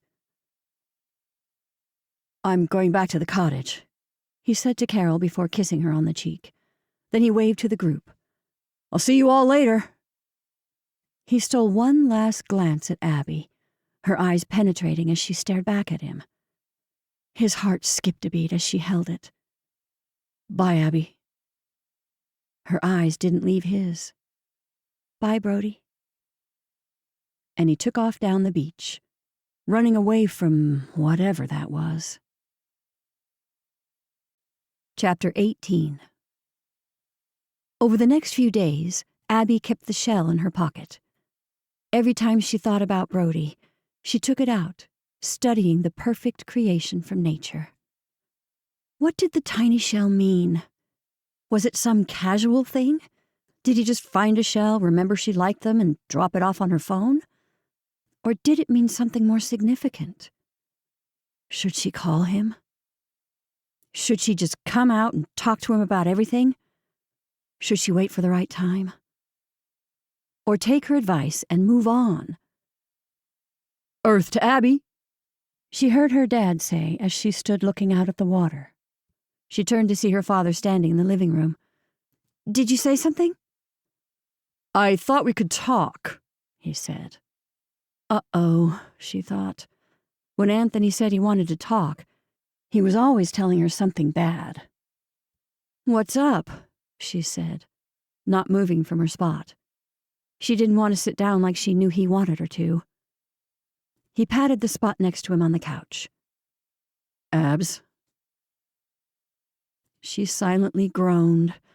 This was worse than she'd thought. "What's up?" "I always promised you that you and your siblings could stay and live with me," he said. Her heart raced. Was her father kicking her out of the house? "Do you want me to leave?" "Goodness, no," he said. "Neither does Carol." He shifted to get closer to her. "Then what's the problem?" she said. "We're going to look for a new house," he said. "Something closer to her sister, if we can find something. Smaller." She looked around the house she'd grown up in. "Oh." "And like me, Carol wants her children to be able to stay with us, if they ever need to," he said. She could feel the situation becoming clearer. Things were changing. "When do you think you'll move?" she asked.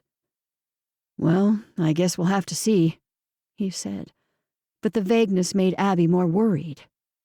"Like, soon?" She couldn't believe her dad would sell the house. He nodded. "As soon as we can." He slanted his head at her like he had when she was a little girl, about to break down.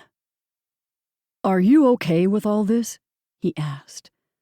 She wanted to cry, but instead she smiled so big she could hardly feel her face. "I think it's great you're moving on and starting new with Carol." But as she sat there, pushing her feelings down, she hoped she wouldn't fall apart right then and there. She was an adult, not a child. Her father should be able to move on. It had been so hard for Anthony to lose her mother. He should be happy. But as soon as he went on with his business for the day, which was going to see Carol about a real estate agent, Abby excused herself to her bedroom and cried all day until her shift that afternoon. When she showed up at the restaurant, she didn't talk to anyone, not even Merle when he greeted her. She just gave a wave and went about her work. "What's with you?" Jamie asked as they prepped for dinner service. "Nothing," she said. Then she turned to him. "Did you hear about Dad selling the house?" Jamie nodded, and this immediately angered her. When had Anthony told him? "When?" she asked. Jamie shrugged. "I don't know. When he got back from Tuscany." He told you that long ago? She couldn't believe it. Once again, she was treated like a baby. Unbelievable. Weren't you the one who was looking for somewhere to live a month ago? Jamie pointed out. I am 23. Of course I'm going to be thinking of moving out. But I didn't expect my father to sell our family home where our mother died. Jamie's forehead creased. Don't you think that's why he should leave? All those memories of her being sick? Or us growing up? All of us together for Christmases and birthdays, and everything else Mom cooked for us? Abby could feel the tears returning. The house isn't the keeper of those memories, Jamie said. He pointed to her head. They're always going to be right here. Then he pointed to her heart. And here. She wanted to snap back something sarcastic. She wanted him on her side, to be angry with her about everything changing. She didn't want more change. I want him to be happy, but I don't want to live with her family, she said. I just don't. Then you're going to have to find somewhere to live, Jamie said. Too bad you gave away an apartment. She shot Jamie a look. Whatever. You know Merle is the best hire all summer. Jamie nodded, but then said, He's been here all day. She knew Jamie appreciated the help, even if he didn't say it. You should promote him to the line. Jamie sighed. I should, shouldn't I? She nodded, but could feel her emotions cycle back along with her tears. Abby, things will be okay, Jamie said. She smiled, wiping the tears from her eyes, then laughed. I know. I'm just being silly. I get it. But Mom didn't care where she lived as long as we were all together. Jamie reminded her. All Gloria cared about was family. I don't want to sell the house, she said, shrugging. I don't want to say goodbye to that part of my life. Jamie got closer to her and playfully bumped her. It's just a house. Now we have this awesome new family. He smiled at her. This is a good change. She felt sick to her stomach by this change. But she was done feeling sorry for herself. I'm sorry. I didn't mean to unload on you. That's what I'm here for, Jamie said. But her mood only deteriorated from there. By dinner service, when a small family with 3 young children came into the restaurant, she had 0 patience left. A table for 5, please, the mother said. Abby could see the family were dressed up, but their best was nowhere near Piaceri's crowd in the middle of the summer on Martha's Vineyard. They were the tourists on a shoestring. Did they know how much things cost on the menu? I'm sorry, but do you have a reservation? Abby asked, annoyed that this family thought they could get in on a Friday night at prime dining hour. The father pulled out a folded piece of paper, and Abby recognized it immediately. It was the gift card she had written up for Merle for the welcome basket. Merle told us we could come for dinner and use this. He held it up. There was nowhere near the amount this family of 5 would need to pay for their dinner.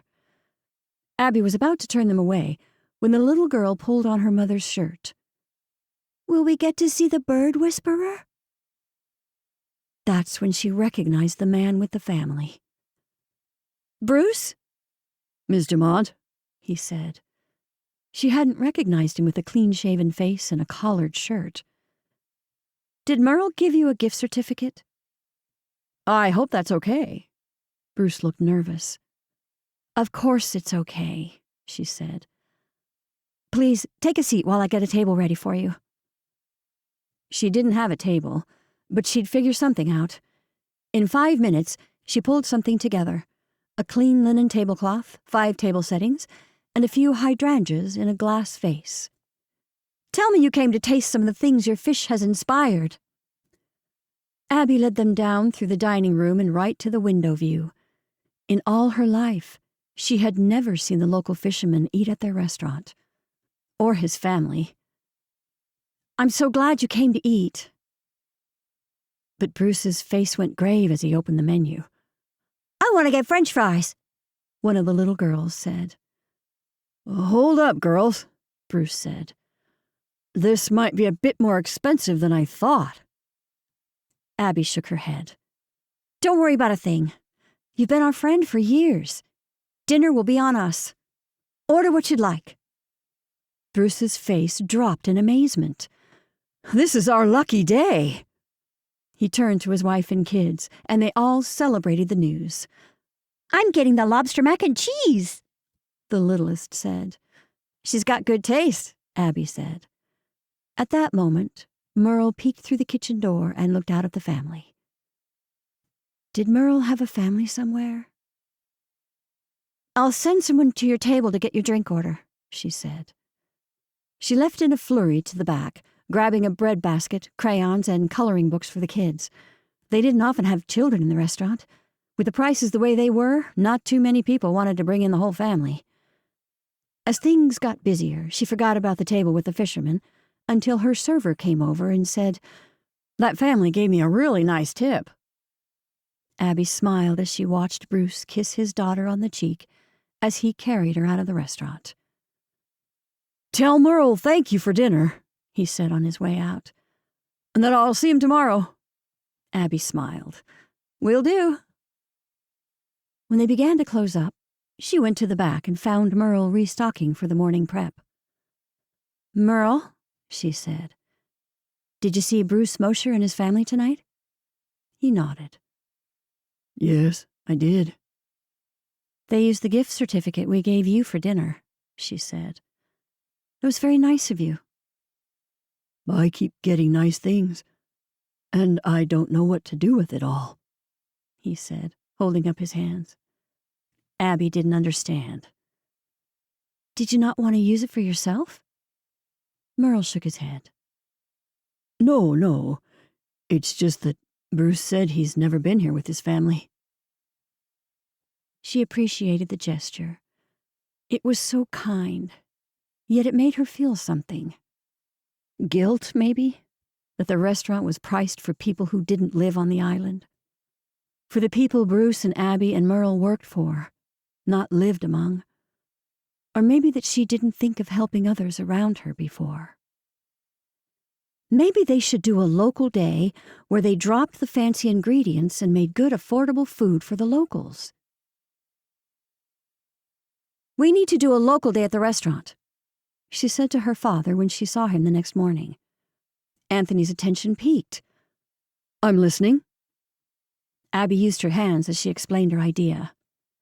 "We'll set up a new, simpler New England menu with prices that local families can afford, but with the same dining experience." Her dad thought about it for a minute.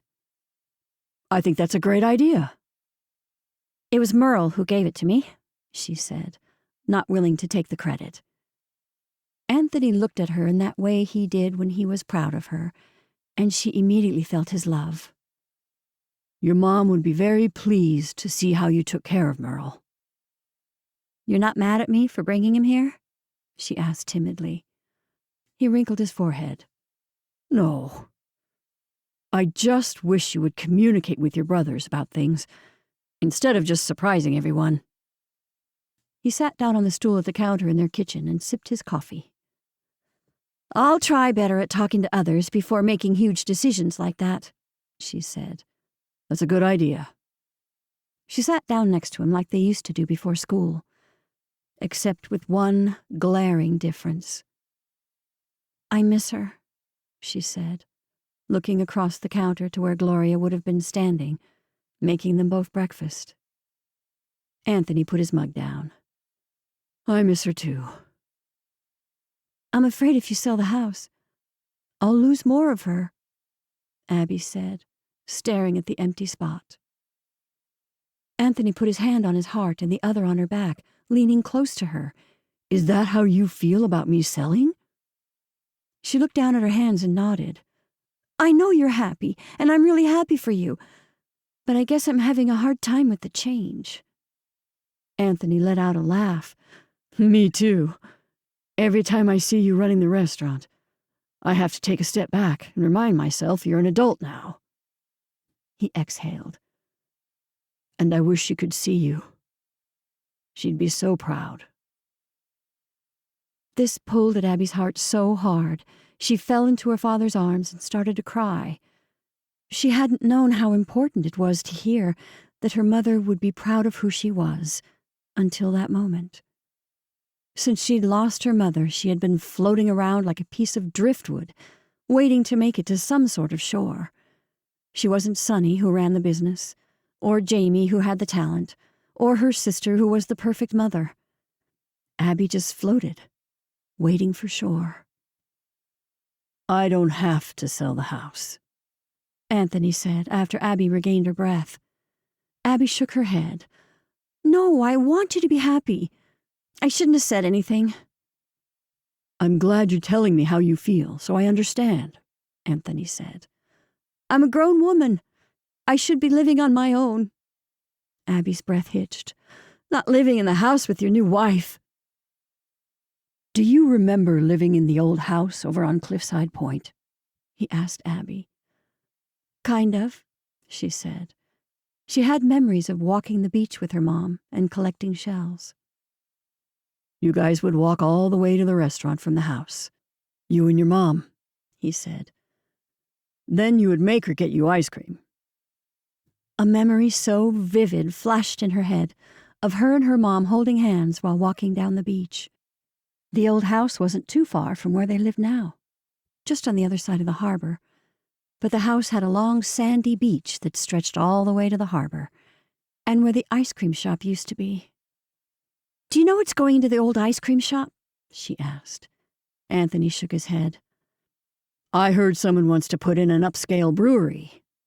What? She didn't want a fancy brewery to go in. That's awful. Anthony laughed at her response. What's so awful about a brewery coming in? The tourists will love it. But what about all the families who want to have a place to eat ice cream and sit together on the pier? She could just imagine what kind of crowd would end up sitting on the pier. People like her friends. People like Evan, who thought people like Merle were dangerous and not worth bothering with. People who didn't live on the island or care about the place. I think I should open up an ice cream shop, she said quietly, so she could make it out to be a joke if he recoiled at the idea. But Anthony stared at her. You want to open an ice cream shop? He asked, and a smirk grew on his face. Mrs. Hamlin wasn't making much of a profit at the end there. People don't want just any old ice cream. Abby hadn't really been more than daydreaming about it. But why not? She knew how to run a restaurant. She could run an ice cream shop, and one that locals and tourists alike could afford. She didn't have a ton of money in the bank, but all these years working at the restaurant and living off her parents' goodwill had given her a good nest egg. I'd have everything local and fresh and affordable. Anthony tapped his thumb on the back of her chair. He nodded as he looked at her. I think that sounds like a great idea. Let me get in touch with my real estate agent. She shook her head. No, I want to do it. You'll have to go through a bank and get a loan. Anthony shook his head.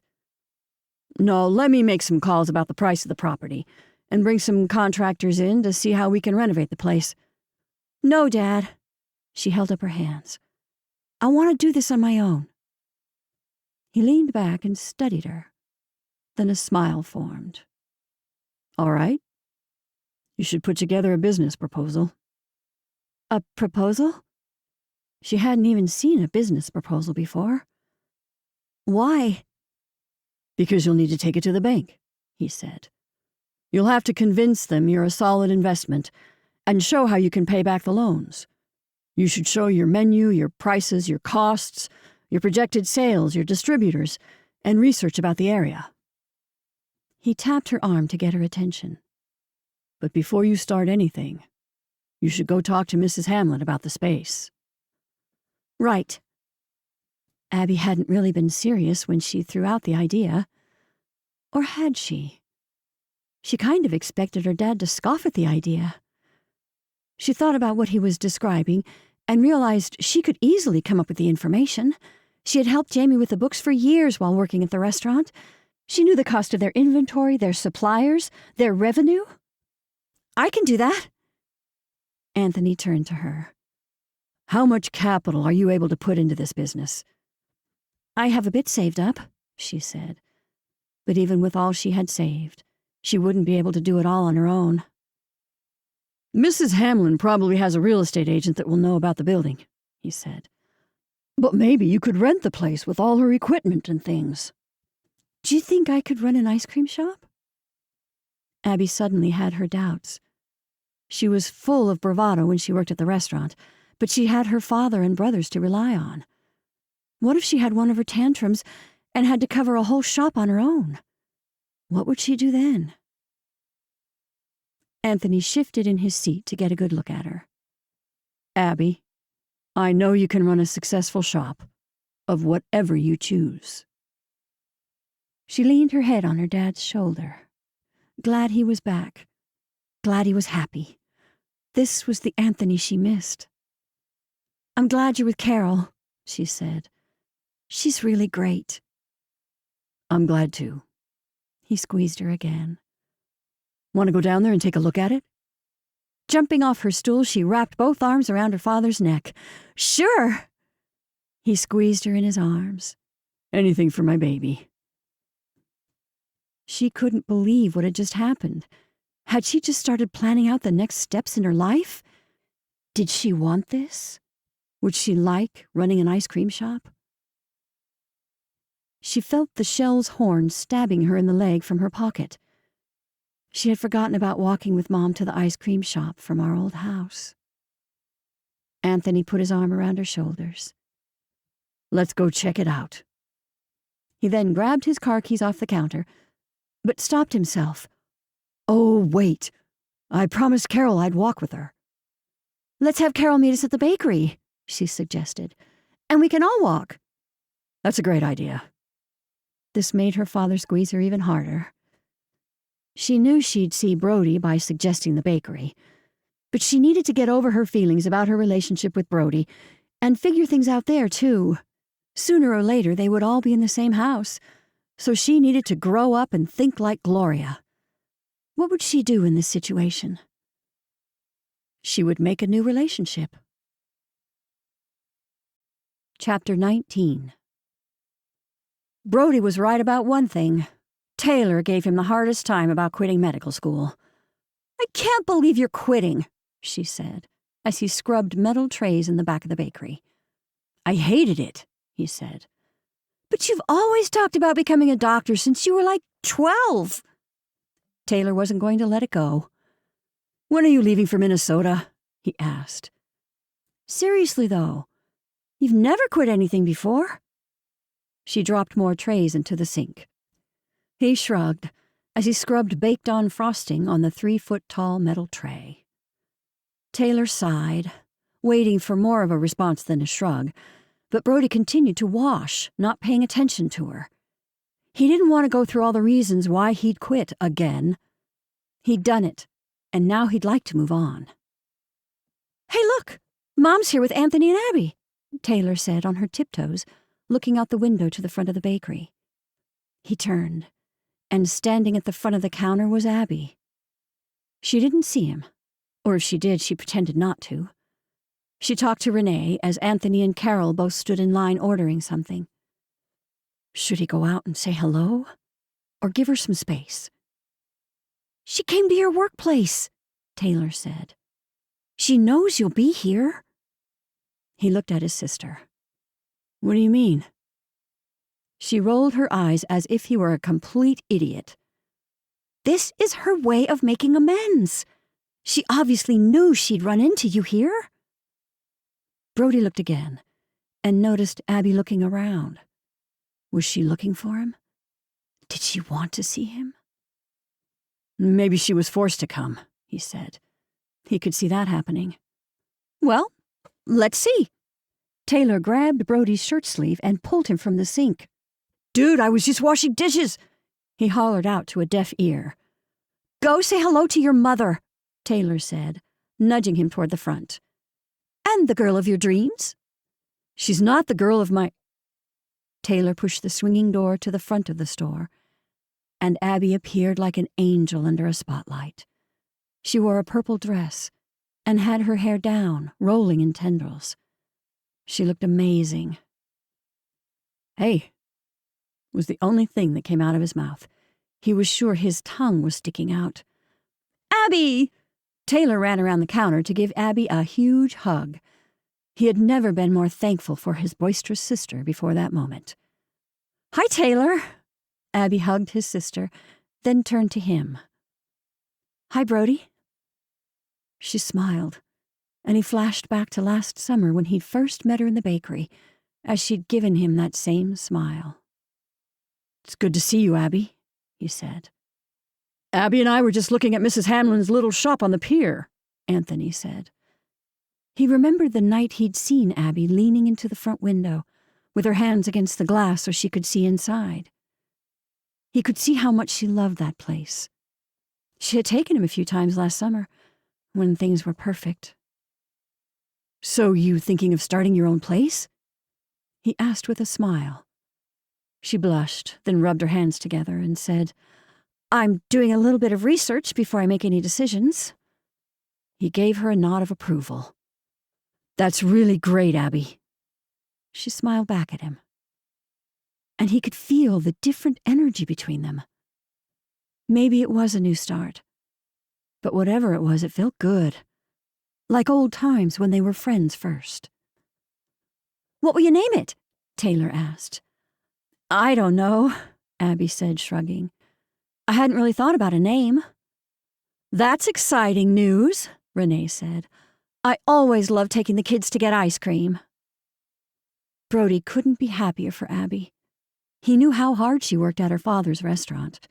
He also knew she had so much more in her than she was capable of than just being the restaurant's hostess. She was making exciting new changes in her life, something he wished he had the guts to do. He didn't stick around long, but headed back to washing and drying trays, restocking, and doing whatever he could not to go back out front.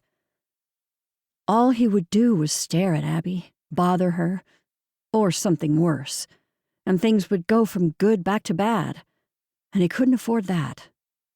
Especially with seeing how happy everyone had been standing there. Things could be good for the whole family. He couldn't ruin that. He needed to focus on the fact there were other fish in the sea. He'd meet someone just as great as Abby. He just needed to figure things out. God, even he was sick of his own excuses. He peeked back out at the tables in the bakery. He didn't see Abby any longer. And when he went out front, he realized she had left without saying goodbye. Just as well. He was letting his feelings get the better of him again. He didn't need to let things get complicated. Today felt good, and he wanted to keep that going. But when he left work, he saw Abby standing in front of the ice cream shop, staring at the storefront. All the feelings he tried to bury came rushing to the surface. He turned and walked the other way home. It was Carol who greeted him at the cottage when he got back. "What are you doing here?" he asked. She looked surprised by his response. "Sorry. I thought I'd watch some television." "No, I mean, I thought you'd be with Anthony," he said. "It's Taylor's last night before she goes to see your dad, so we wanted to finish watching our series together," Carol said. Brody now noticed the bowl of popcorn in her lap. "Don't tell me you're re-watching Gilmore Girls," he said, already knowing the answer. "Of course we're watching Gilmore Girls," Taylor said, coming out of the kitchen with a bag of Twizzlers and peanut M&Ms. "Don't deny that you want to watch it with us." "And listen to those women talk incessantly for hours? No, thank you," he said. But he pulled out a few Twizzlers from Taylor's bag and stood in the room as they turned on their show. "Isn't this by your school?" he asked Taylor. "No, this is set in Connecticut," Taylor said, ripping a Twizzler in half with her teeth. He suddenly wished he had sat down more often during moments like this. Would this be one of the last times the three of them were just the three of them? He didn't pay attention to anything on the television after he sat down. He joined in on their banter and laughed at his mother's terrible jokes and howled at Taylor. As one show ended and another started playing, he didn't complain about the characters or the storyline and the ridiculous amount of dialogue, because he started to see the complete comedy of the whole show. And he started to root for this duo of mother and daughter as he watched his own mother and sister root for them. "So?" Taylor asked after 5 episodes. "I'd have to go with Jessie," he said, seriously considering the options of the main character's 2 love interests. "I like Dean," Carol said. "He's a bit of a tool," Brody said. "He reminds me of you," Carol said. "That's so true. He even has a little sister." Taylor started to laugh. "You never took me to a winter carnival." He laughed, rolling his eyes at his mother and sister. But he could feel the jerk at his heart, because he was going to miss this. "What are your plans with Dad?" he asked. Taylor shrugged. "I don't know. Hang out, I guess." "It's going to be weird for sure," he said. Now that their father lived in a new house in a new city, it would be totally different. "You're not even by your friends." "And with no car," she said. "He said I could ask Ashley to borrow hers when he's at work. That'll be so weird." Brody used to worry about talking about his father with Carol, but now she seemed fine. In fact, he thought, she had been pretty cool about the whole quitting school thing. As good as things were when his parents were married, there was always a level of anxiety when his father was around. Carol could be silly and play and let Taylor and him be goofy. When his father came home from work, they had to be quiet and good. It wasn't that Matt was mean or demanding or even difficult, but he expected a lot and didn't cut any slack, especially not with his family. "I really wish you would come." Taylor stuffed a pillow in her lap. "I mean, it could be kind of fun." Brody shook his head. "I really don't want to go." Taylor picked at the strings that went around the pillow. "Come on, Brody. I don't want to go by myself." He waited for his mom to say something, but Carol kept quiet, not giving her opinion. "Well, I need to finish packing," Taylor said, throwing the pillow at Brody and getting up from the couch. Brody stuffed it behind him, wondering if he should just suck it up and go with her, pretend his father hadn't offered a pity invite. He knew Matt well enough that he'd ignore the problems between them and act as if nothing had happened if he did show up. But he was sick of his father not facing things. As hard as his parents tried to pretend things were happy and they were still a family, they weren't. They were broken. And all because of his father's actions. The guy who wanted everyone to be perfect all the time. "You haven't finished packing?" Carol said. "I don't know what to take." Taylor's voice immediately got whiny, and she went up the spiral staircase to the room upstairs. Brody walked to the kitchen to get a glass of water. "Want anything?" Carol shook her head, staring at the wall. "No, thank you." He grabbed himself a glass and glanced out the window. The moon glowed a trail of light on the ocean. Only tiny ripples in the water broke up the light. He didn't know how long he stood there until his mother tapped him on the shoulder. "You should go." "I'm not going to Minnesota," he said, shaking his head. "No, down to the pier." She held out her phone, the glow from the screen lighting up her face. He looked down to see Abby and Merle inside the ice cream shop, through a window. Anthony had sent the photo with a text that read, "Abby got the lease." He could see Abby's face in the picture, determination written all over it. Her hair was pulled back into a ponytail, with loose strands coming out.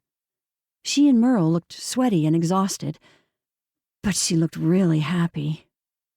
And she had never looked more beautiful. "I'm tired," he said. He looked away from the photo and back to the path of light. Carol sighed. "I can see how much you care about her." "It's a bit more complicated than that," he said, sitting back down on the couch. "Why does it have to be?" She shrugged. He groaned to himself. "Isn't it obvious? You and Anthony. If things go bad, it will be awkward for everyone." "Would you like Anthony and I to stop the engagement?" she asked. "No." He shook his head. "Mom, I'm happy for you and Anthony." "And if Abby makes you happy, then why wouldn't we be happy for you too?" Carol put her hand on his shoulder. "Why are you complicating things?" He opened his mouth but stopped himself. Was he complicating things? "I'm a big girl, you know." Carol lifted an eyebrow at him. "I can handle things." "You're right," he said. "Thank you for being so cool with school and everything." "Of course." She rubbed the top of his arm. "Go and help Abby." "She probably doesn't want my help," he said. "Abby wouldn't want him there. She didn't even say goodbye to me today when she left the bakery." "Go." "She's got a boyfriend, last I heard," he reminded Carol. "Anthony said they broke up," she said. Evan was gone? "What do you have to lose?" Carol tilted her head at him and poked him in the arm. "You'll never know if you don't at least try." Maybe his mom was right. Maybe he was complicating things by worrying about his mom and Anthony. Maybe they could handle things if it did go bad. But maybe they wouldn't.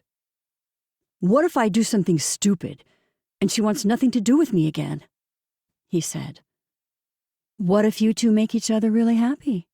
Carol asked. He sat resting his arms on his knees and thought. Carol got up and threw his hoodie over to him. "You'll want to take a sweatshirt. It's cold tonight." He held the sweatshirt in his hands, thinking about what he should do. He got up and put the sweatshirt on. He walked up to his mom and hugged her. "Thanks, Mom." "That's what I'm here for," she said, kissing him on the cheek. He ran upstairs to Taylor, who was packing. "I'll be back before you leave," he said in a flurry. "Okay." Taylor sat in the middle of the floor in a pile of clothes. She looked at her phone.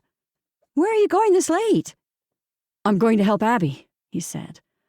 A smile grew on Taylor's face. "I'll see you when I get back."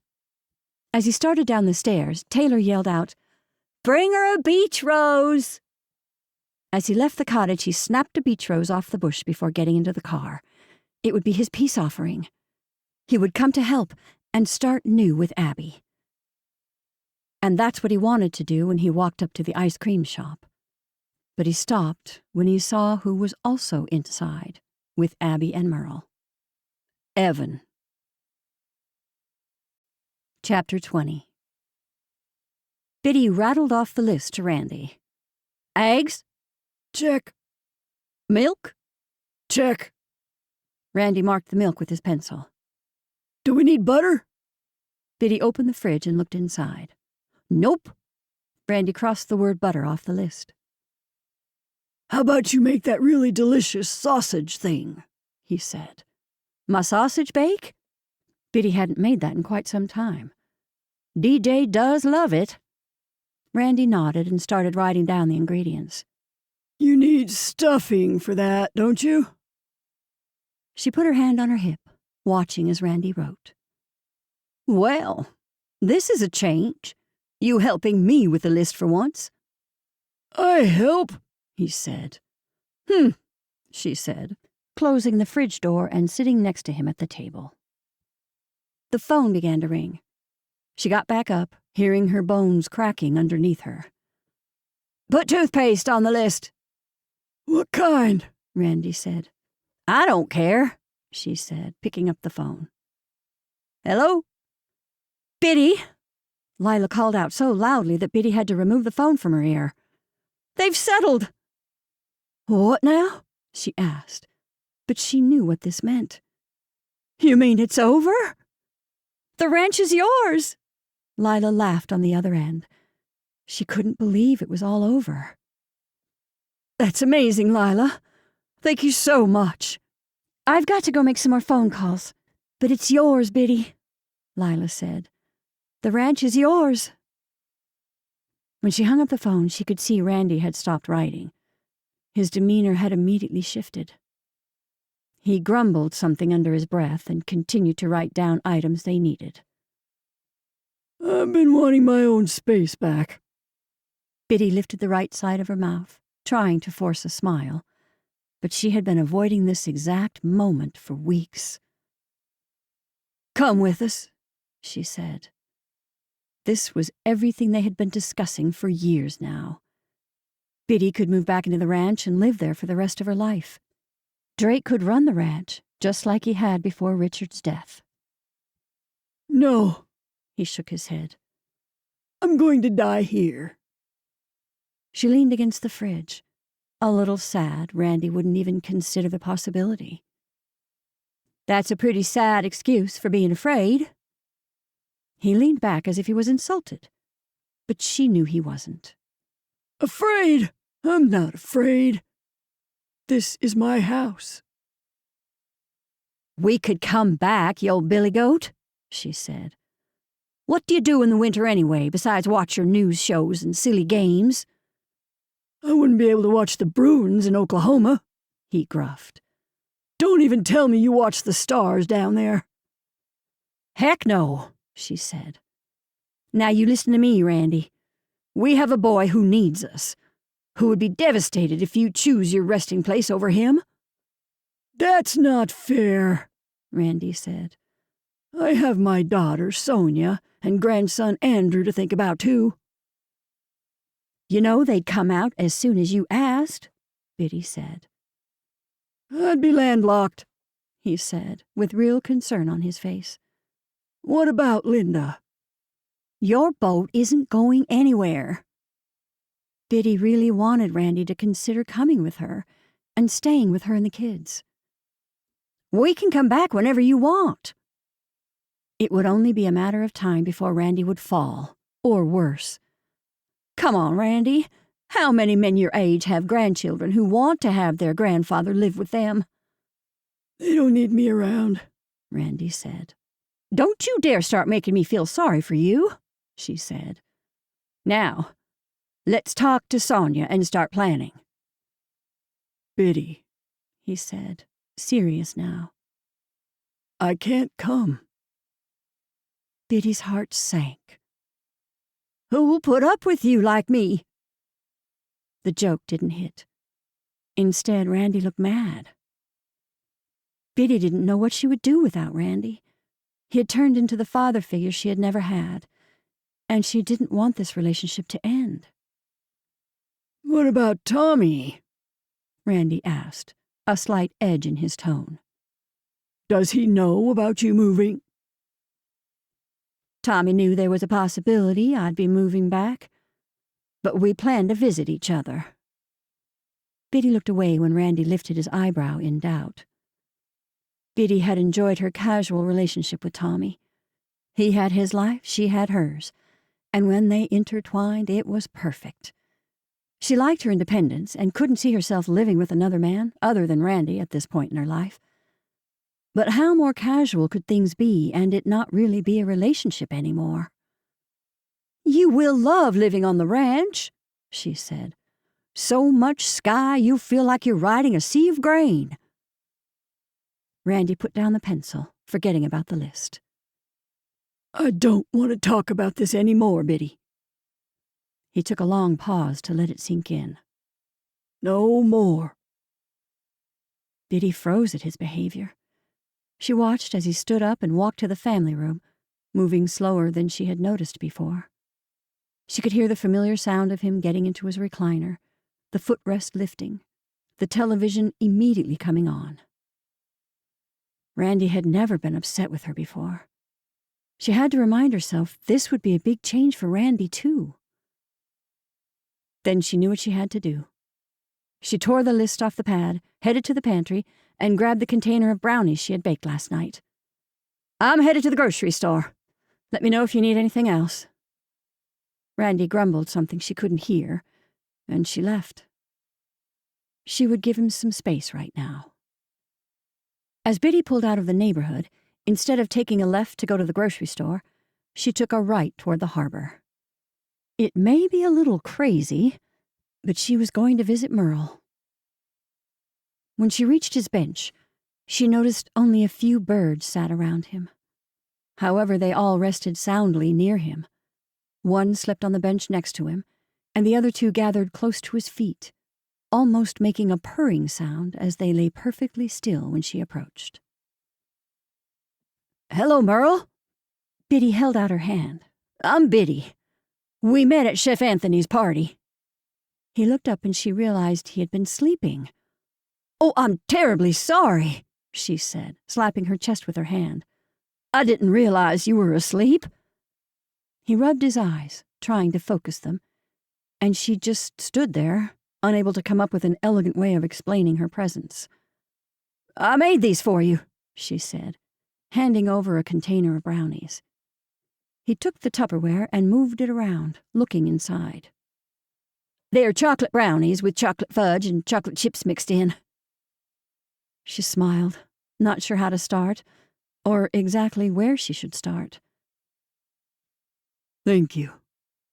He placed the container onto the bench. Did you come to see the birds? And just like magic, the birds awoke and moved aside, opening a spot for Biddy to sit down. "I'm moving to Oklahoma," she blurted out, then immediately stopped herself. She couldn't believe what she was doing. This man didn't need to hear about her issues. Then she added, "And I'm really going to miss the ocean." Nothing like the ocean," he said. She looked out at the water. The day had already started out hot, which was unusual for Martha's Vineyard.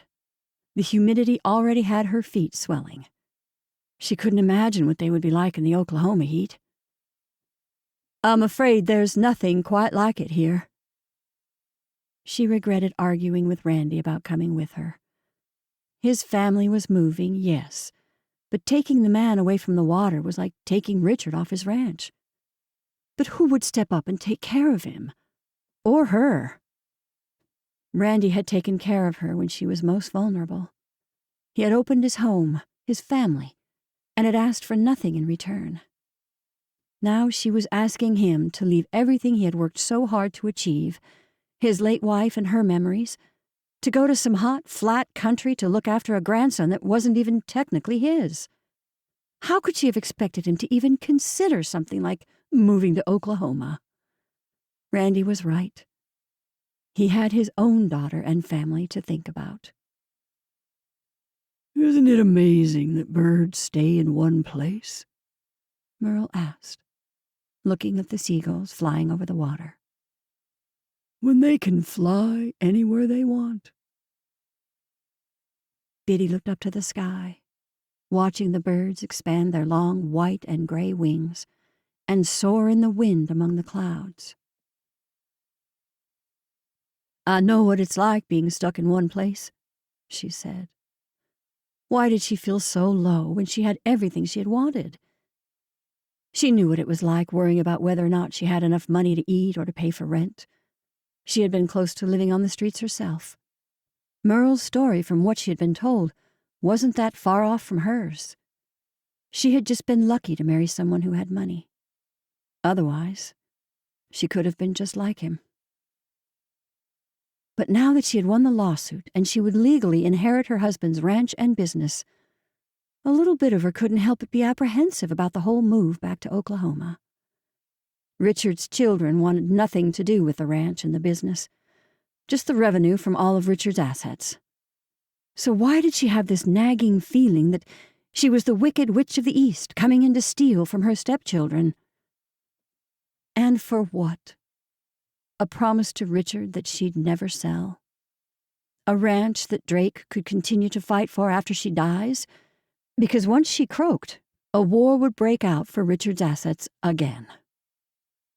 Why was she keeping this promise to him when he'd never kept his to her? She looked over at the bakery. She would visit Drake after leaving Merle. He had worked as manager of the bakery with Renee and Charlie and did a darn good job. Renee had even thought about opening another location on the other side of the island. But did Drake love running a bakery like he loved running a ranch? It's a risk, either way, she said, thinking of how both places held a piece of her heart. Or a blessing, to have two places you hold dear, Merle said. That's the secret about leaving for somewhere new.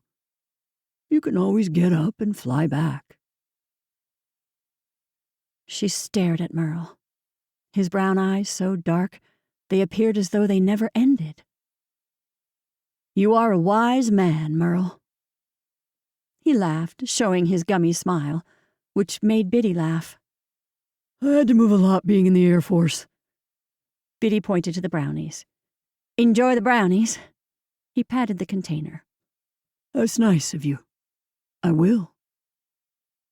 When she returned home, she felt better about her decision. What she hadn't expected was DJ's reaction when he got home from day camp.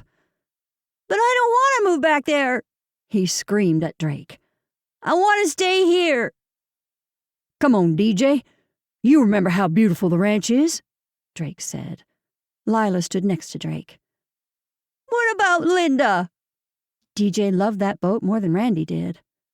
Randy held out his hand to DJ. The boy makes a point. Pops, stop. Lila took both of DJ's hands and walked him to the couch, then sat him down between her and Drake. A couple years ago, a scene like this would have had DJ erupting into a tantrum. But now, DJ didn't argue or get angry. Instead, he followed Lila right to where she guided him and sat down. Biddy hadn't seen a better mother in all her life. Lila was a natural with that boy. Do you know there's a great big lake on the property? Lila asked. DJ nodded. It's dirty, though. But there's a pool, Biddy said. Are the other kids going to use it? DJ asked Lila. Biddy didn't remember what he was talking about at first. You mean your cousins? Drake asked. Biddy then remembered Richard's grandchildren, who she used to let use the pool whenever they wanted. No, they won't be using that pool anymore, Biddy said. She wasn't going to kick them off their grandfather's property, especially since they still lived on the land, but she wasn't going to welcome them over to swim if DJ didn't want them there. Good, he said. He looked at the coffee table. What about all the books I haven't read in Randy's office? Biddy laughed. That was what he was worried about. We're all going to come back for the summer, Lila said. Grandma Sonia would miss us too much if we were gone too long. DJ nodded. Then he made a concerned face. What about Grammy Biddy? Is she coming? And Pops, what about him? Lila smiled. Grandma Biddy will be coming with us. But Pops is going to stay here. Then we can't leave, DJ said, folding his arms against his chest. He can't live alone. Biddy could feel all the anxiety, all the stress she had carried since Richard died, all the worry of being homeless and getting old, tighten her shoulders. I get scared that if I move, I'll lose all that I have here, Biddy said. Is that how you feel? He nodded. Randy's not going to remember me. I'm not senile, Randy shouted out before laughing at the insult.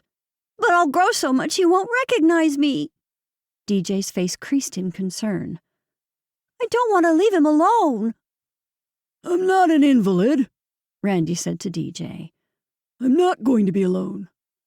I have my daughter and Andrew. Lila turned to Pops. Are you going to tell them? Randy muttered something under his breath, but Biddy couldn't hear him. What's that? I asked Andrew and Harper to move into the apartment, Randy said. Lila smiled wide at Biddy. They're ready to move off the boat. Biddy looked to Randy. When did this happen? While you were out earlier, I called Andrew, he said. I want you all to be happy and not worry about me. Andrew's a good boy. and he'll take care of this place for me. Besides, they can't stay on that boat forever." Randy gave Biddy a smile, then winked at her. She would miss Randy so much. "Let's get that champagne out of the basement," Lila said to Randy. "We have lots to celebrate." But Biddy hadn't been prepared for Harper to walk in with a sad look on her face. "We get that you want to celebrate," Harper said, "but we're sad." Andrew slumped down on the couch. "I don't want you guys to leave." Harper hugged Lila with both arms, holding on to her and not letting go. "Harper, you're choking me," Lila said, who looked like she was sort of kidding, but also as though she hoped Harper would let go. Lila rubbed Harper's back. "We're going to come back every summer. Besides, you're the one who moved off the island first." "I know," Andrew said. "But I just thought that when I finally moved to the island, we'd be raising our children together." "Well, come to Oklahoma," Lila said, but Biddy heard a hitch in her voice. That's when Biddy felt the effect of all this. Andrew would miss out on seeing his sister and her family. That was a fact. No matter how many times someone FaceTimed or called or texted, it never replaced real live interaction with one another. Celebrations like right now didn't happen over Zoom calls. "I'm sorry," Biddy said softly. Drake looked even more miserable than Andrew. "If I could bring the ranch here, man, I would." "I know, and I totally get it," Andrew sighed. "I just wish Oklahoma was on the other side of Vineyard Sound, that's all." "I do too," Biddy said. Randy sent Lila to the basement for the bottle of champagne, and she and Drake poured glasses for everyone except DJ, who got a glass of apple cider. Randy held up his drink to Andrew and Harper. "It's been a perfect house to raise a family in." "To new changes," Biddy said with her glass up in the air. "And old friends." At the end of the night, Pops handed over his keychain with all the keys that went to the house to Andrew. There were somehow 7 keys attached to the ring. Randy had no idea where 7 locks were in the house, but he put tape around the house key, the only key he had ever used in the 50 years he owned the house. "I want you to have the house, and I'll stay in the in-law space." Randy gave Andrew a hard nod and stepped back, letting his grandson take in the information. "Betty will set me up good in there." "We can't take the whole house," Harper said. "Raise your family here," Randy ordered in his judge's voice. "I just ask you to take me out on Linda every once in a while." "We can do that, Pops." Andrew gave Randy a giant hug. Biddy loved being part of this moment, loved that this family was her family, whether they were blood or not. Andrew kept shaking his head, looking at the key. "I can't believe it." Biddy gave a little whistle to get everyone's attention as the evening started coming to an end. "I just wanted to thank Lila and all of you for loving me and my family the way you all have." She could feel the love in that room, the kind of love she had wanted her whole life. "As my daddy used to quote from the poet S. Omar Barker, may your horse never stumble, your spurs never rust, your guts never grumble, and your cinch never bust." Biddy didn't know how to thank Lila, who had done all this to help her. She really didn't. Lila and the rest of them meant more to her than some silly ranch. She needed these people. While everyone started talking about Oklahoma, Biddy sat back and looked up, completely filled with gratitude for these people. When Tommy came for dessert, they sat on the back patio off the in-law suite she lived in after everyone left. The small one-bedroom apartment had been her little oasis. It had been her very first place she could consider hers. Sure, she had apartments and houses before this, but she could never afford nice things or a view like this. Now Randy provided enough with her salary that she had bought a nice sofa, along with art above it, and high-quality sheets. She bought nice outdoor furniture for the patio, and extra things that had been too frivolous, like throw rugs and blankets. "What's Oklahoma like in the winter?" Tommy asked. He had known the news was coming sooner or later. The suit had been going on for years at this point, but she could feel the blow hitting him when she told him they had settled. "We're in the southern part, so a bit milder. But it can be cold," she said, playing with the button on the bottom of his shirt. They must have a lot of those honky-tonk bars, where live bands perform for line dancers, huh?" he asked, taking her hand in his. "They do," she said, looking up at him. "But not my kind of music." He smiled. "I always loved horses." "Well, there will be plenty of horses when you come and visit me," she said. "There's plenty of space for visitors to come for a long stay." She hoped he would agree like Randy, but Tommy said nothing.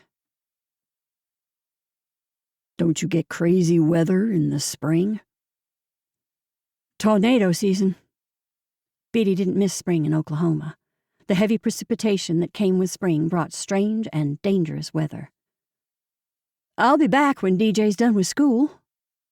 She elbowed him in the ribs gently. "Tulsa has a great music scene." Tommy nodded, but he remained silent. Biddy patted his hand. "I don't mean to put any pressure on you." "Biddy," he said, holding her hand between his two.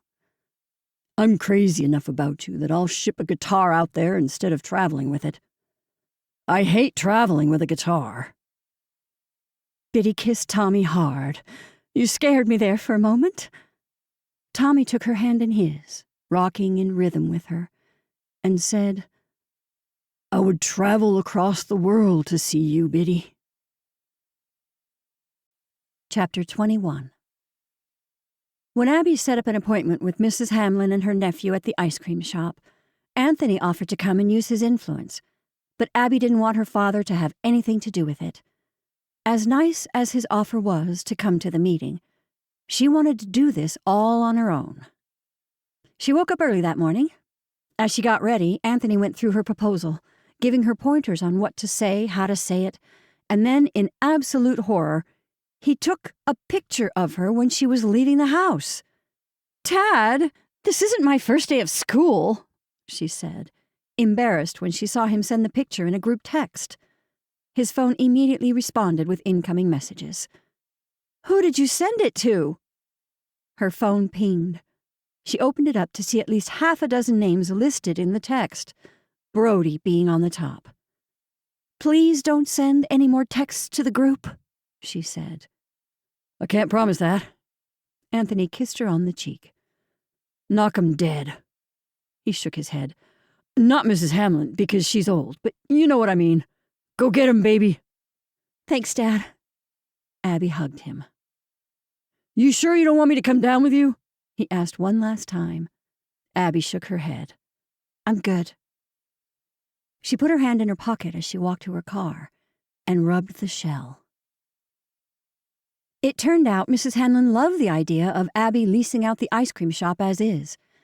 It had been the nephew who needed convincing. He thought her proposal seemed preposterous, and Abby soon recognized the buffoon didn't know a thing about what he was talking about. "These estimated costs don't seem too practical," he said, as though he knew what he was talking about, pointing to the figures. "It's going to cost you way more than that to renovate the store." The nephew rolled his eyes when he turned the page to her proposed design for the front. She wanted to take the front and make it all windows, with the pier and ocean being her main attraction. And right now, there were only a couple small service windows. "I had a local contractor estimate those prices for me," she said, knowing the man was full of it. Abby had put blood, sweat, and tears into that proposal. She had begged her father's contractor to do the estimate as quickly as possible. She'd literally run into the bank to talk about financing. She'd stayed up all night going through distributor costs. She'd bartered with a local farmer to use his dairy milk. "It'll destroy the integrity of the storefront," the nephew said. Abby knew if Anthony Dumont stood in this room, he'd have the nephew's attention. She could so easily remind Mrs. Hamlin who her father was in front of this knucklehead, but that didn't feel right. She wouldn't feel like she earned this or deserved it. She flipped to another page in her proposal. Comparisons of other ice cream shops from other parts of the island and Nantucket, Block Island, and the Cape. "They don't have this view." She pointed to where the pier would be seen. "Any type of business coming in will want to take advantage of it. Coffee shops, restaurants, gift shops, you name it. They will want to renovate to show off the ocean." The nephew looked at his aunt, who was nodding her head. "I must admit, Miss Dumont, you've done your research," Mrs. Hamlin said. "I'd love to continue this as an ice cream shop, but the business wasn't there." Abby didn't know how she could tell Mrs. Hamlin that the business didn't work because of the management and not because of the product. "If we can show the customers what's inside," she gestured both of her hands at the wall that would open to the pier, "they will come in, I promise."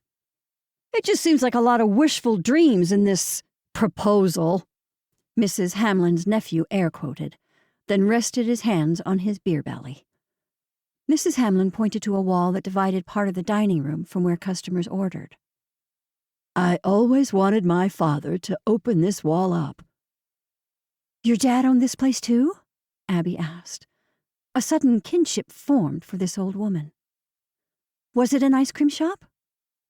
Mrs. Hamlin's eyes became teary. "Yes, best ice cream on the whole island. My daddy used to get the presidents to come and have ice cream here." She walked to the back room and opened a file cabinet drawer and pulled out framed black and white photographs. "Is that John F. Kennedy?" she asked. "That's him, and Jackie." Mrs. Hamlin beamed. "Why did you take these down?" Abby asked, wondering what on earth had made her put them into a drawer. "I don't know," she said. "I wanted to make it my own place, I guess." Abby could understand that. "Is that Grandpa?" the nephew asked. "That was when I was a teenager." Mrs. Hamlin pointed to the stunning young woman standing at the edge of the group. "Wow, Mrs. Hamlin, you were a babe," Abby said. This made Mrs. Hamlin giggle. "I sure miss those times." Abby passed the picture back to the woman. "I used to come here with my mom as a little girl, all the way up until she died. She loved your moose tracks in a sugar cone, and we'd sit outside along the pier, watching the fishermen." Mrs. Hamlin put her hand to her heart, but her nephew wasn't having any tender-hearted stories. "I'm sorry for your loss, Miss Dumont, but we have serious offers." The nephew stuck out his chest like a rooster. "And what you're proposing doesn't seem to match our thinking." Mrs. Hamlin knocked on the wall. "Did you know we own the building next door?" Abby felt such a connection between the two of them. Did Mrs. Hamlin really need little... "Excuse me, I forgot to ask your name," Abby said. He sniffed like a poodle. "Garrett." "Well, Garrett, did you see how 80% of the returning clientele are families?" She called it the Disney World effect. She turned to Mrs. Hamlin. "This place is so magical, Mrs. Hamlin. I know I can make it work. I'll get those families to come in and have ice cream and keep coming. I promise." "Will you continue to call it Vanilla Bean?" Mrs. Hamlin asked. Abby hadn't found a name she really loved. "I haven't really thought about the name." But suddenly, images of industrial fixtures and rustic accents filled the empty space. The name would be written in typewriter font for her sign and her brand. She'd have good coffee as well as great ice cream with fresh ingredients. She wouldn't have a million choices like the original vanilla bean, just the very best created that day. All the choices would be written in chalk on a board hanging from the wall. "Please consider me, Mrs. Hamlin," she said, as Garrett started shaking his head. "We only took this appointment because of your father," he said, dismissing all her hard work. He handed back her proposal. "Should I tell the next appointment to come?" Mrs. Hamlin frowned. "I'm sorry, dear." Abby's heart dropped. She thought she had Mrs. Hamlin, with her connection of being a child with parents who ran a local business. But she guessed not. "Thanks for your time," she said to the older woman. But she wanted to grab Garrett by the collar and give him a piece of her mind. How dare he judge her like he did? So what, she was young and inexperienced in the ice cream business. She had been born in the restaurant business, though. She took her first steps literally across her father's kitchen. As they began to leave the shop, and Mrs. Hamlin and Garrett headed back to their car, she couldn't let them go on to the next rental hopeful, not without a fight. "I have run Piacere with my brothers for the past 5 years, full-time, and continue to make it as successful as my father," she shouted out to them. "Ask any of the staff about my performance, my work ethic, my drive, my focus. I have great staff because I treat them kindly, but I have high expectations, just like my family, which is why we create successful businesses. I will make this place booming with business again, just like when your father had presidents visiting. I know how to make places like this work." She noticed Garrett roll his eyes at her, but Mrs. Hamlin smiled. Did she see through Abby's speech and see that she was totally insecure and didn't think she could do it? Garrett opened the door for Mrs. Hamlin, but she didn't get in. "Hold up a minute, Garrett." She looked at Abby for what felt like a really long time, then said, "I'll keep rent at the same price for this season, but you should expect it to go up next year." Abby couldn't hold back her smile. "I'd love to hear more about what you and your father did to make this shop successful," Abby said. She could have added, "before your nephew took over and ruined the business." But she didn't want to shoot herself in the foot. She had Mrs. Hamlin's attention already. Mrs. Hamlin shut the car door and walked back toward the shop. "Auntie," Garrett said in a scold. "What are you doing?" "I'm keeping your grandfather's legacy alive," she said, walking back to Abby. "Why don't I show you some of the things my father did to make this place what it was back in the day?" After that, everything was a blur. She ran to the restaurant and shouted about getting the lease. Jamie had to apologize to the customers for the outburst. She called her father right away, who met her at the building with Mateo Perez and his brothers. "This is going to be awesome," Mateo said. "I always loved getting ice cream here as a kid." His brother nodded. "I stopped bringing my kids after it started going downhill." "You think the island needs another ice cream shop?" Abby asked, now starting to overthink everything. "Absolutely," Mateo said. "Who doesn't love ice cream?" That afternoon, she went down to the town hall and applied for building permits. Then she registered online for her business name. Afterward, she headed to the hardware store, where she bought every kind of cleaning supply and tools she could find. She bought boxes and storage bins for Mrs. Hamlin's things, and Mr. Thompson gifted her a starter toolbox as a welcome present for becoming a local business owner. She was a local business owner. Abby Dumont, the owner of Abby's Ice Cream Shop. When she got back to the shop, she opened everything up, all the windows and doors, and started airing it out. She got started in the back office, going through the desk drawers and pulling out things that belonged to Mrs. Hamlin. She would ask permission to make copies of the photographs, but would return them to her and Garrett. When she brought out old rugs and junk to the garbage bins, Merle came walking over from his apartment. "Miss Dumont," he said, "what are you doing?" It's Abby, Merle. And I'm opening an ice cream shop, she said, and laughed at how fast things had just happened. She looked at the storefront that had seen much better days. She would have to reface the whole front, besides just renovating the small windows.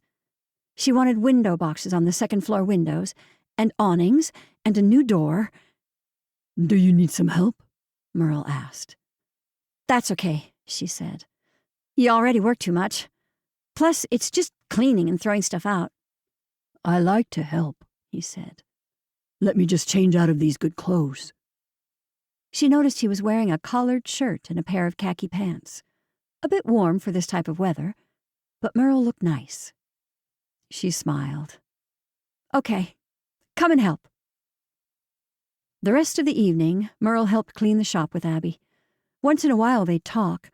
He told her a few stories about his Gloria, and she told a few about hers. He spoke of a son who had entered the Air Force, but didn't offer more information, and she didn't want to pry. For the most part, they worked. They pulled stuff out of the storage and threw everything that was old, broken, or worn out away, which seemed to be everything in the whole shop. Very little looked like it could be salvageable, other than the few appliances that had been recently bought. She loved the bubblegum pink and white tiled checkered floor, but wasn't sure if it would make it through fixing everything else. When she heard someone say her name, she thought it was Merle coming in from another dump run, but she saw Evan standing in the doorway. She had been sitting on her knees and struggled to get up, and he reached out a hand. Thanks, she said, but she grabbed the top of the office desk instead. What are you doing here? I talked to Callie and Bryn, and they said you haven't been around in a while. He looked up at the ceiling and around the room. So I went to see you at the restaurant to see if everything was all right. Jamie told me I could find you here. Everything's fine, she said. His eyes kept moving around the room. What's going on here?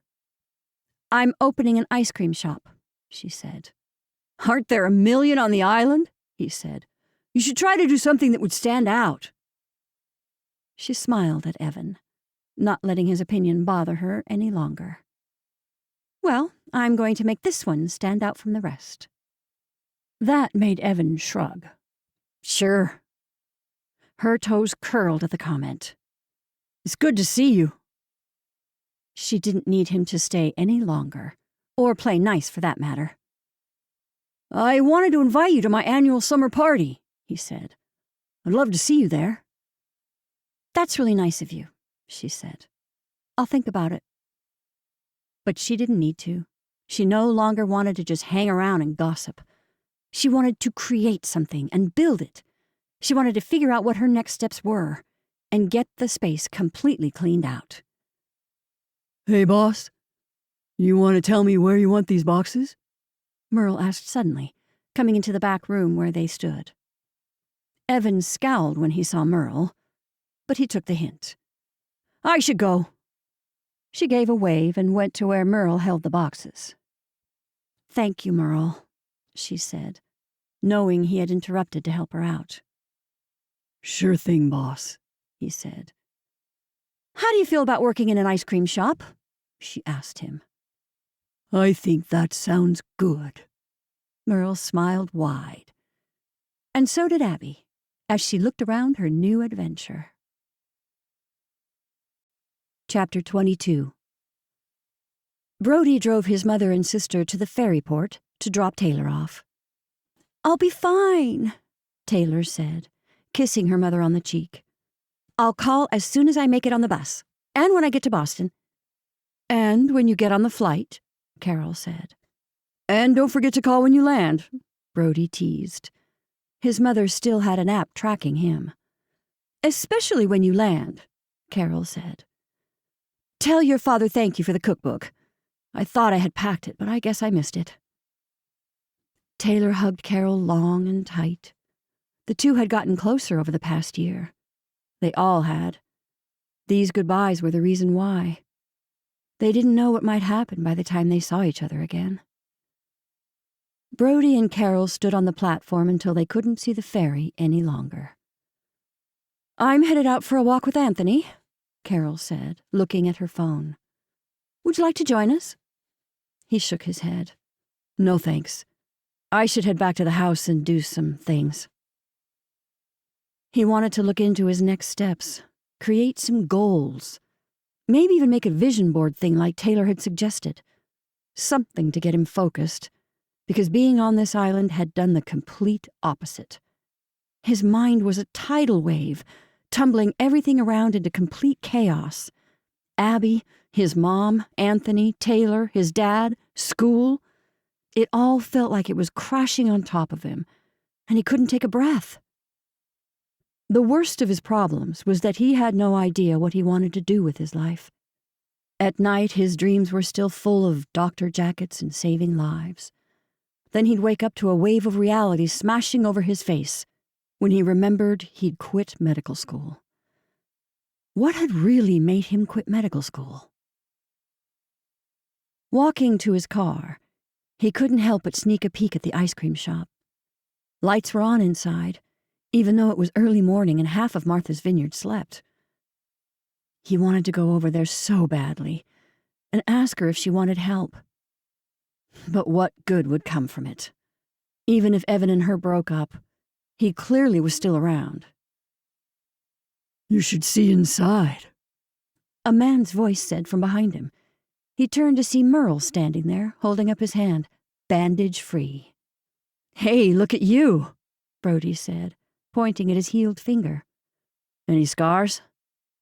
"Only enough to impress the ladies," Merle said and smiled. "Scars really do work." Brody held up his shirt and showed a scar that ran alongside his stomach. "I got hit by a car on my bicycle." Merle winced when he took a good look at the injury. "How old were you?" 9. Brody could remember it like it was yesterday, even down to the seconds. Funny how memory worked that way. "Is that when you decided you wanted to become a doctor?" Merle asked. Brody thought about how safe he felt when the doctors had told his parents everything would be just fine.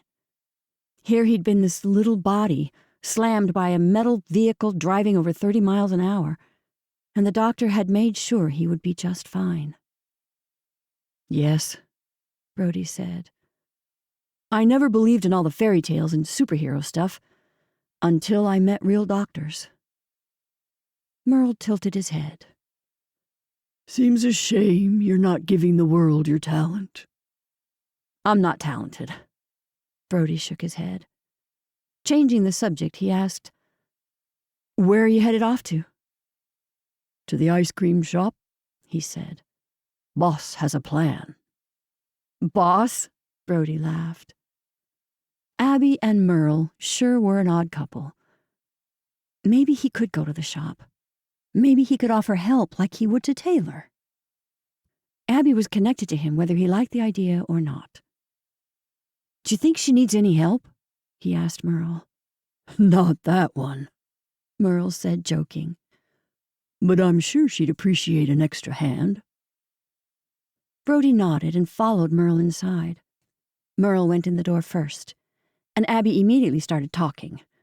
"Merle, I think I know why those windows are so weirdly rectangular," she said, not noticing Brody coming in behind him. "Why's that?" Merle asked, walking over to her, exposing Brody fully now. She turned to face him, holding a photograph in her hand. She froze, her mouth dropping open. "Brody." He gave a small wave. "I ran into Merle and wondered if you needed an extra pair of hands." Her eyes darted back and forth to Brody, then to Merle. Sure. That would be great." He nodded. "Great." They both stood not moving, staring at each other. "What would you like me to do?" Brody asked, shifting his glance from her. She walked over to a half wall that separated the counter from the small dining area and picked up a giant sledgehammer. "I want to take this wall down," she said. Brody held out his hand. Suddenly, he wanted nothing more than to take that sledgehammer and pound it into the wall. "I would love to tear down this wall." She grabbed at the handle, trying to pick up the whole thing, but the solid metal head dragged along the floor. Brody had so many things he could think about while slamming into that wall. Are you sure you want me to take it down? He asked, looking around the small shop. She nodded. I was just about to start. He picked it up and handed it to her, helping her hold it. You should be the first one to make the change. Like breaking the champagne bottle on a boat. She smiled at this idea, gripping the sledgehammer in her hands. Okay. She pulled the hammer back as far as she could and slammed it into the wall. That felt really good. Both he and Merle laughed as she pulled the hammer back again, doing it all over. After a few more hits, she handed the sledgehammer to Brody. What were you doing down at the pier this early? Abby asked. I dropped Taylor off at the ferry, he said. She's going back to Minnesota. Abby's forehead creased. You didn't go? Brody shrugged. I wasn't really invited at first. Then he sent a pity invite when my mom told him to. Brody said. He's still upset about the holidays. Brody chose coming to the island instead of going to Minnesota for his holiday break. I'm sorry, Brody. That's rough. He picked up the hammer, easily holding it above his shoulder. Yeah, well, this should help. And he slammed the metal head deep into the drywall and through to the other side, with pieces smashing onto the ground.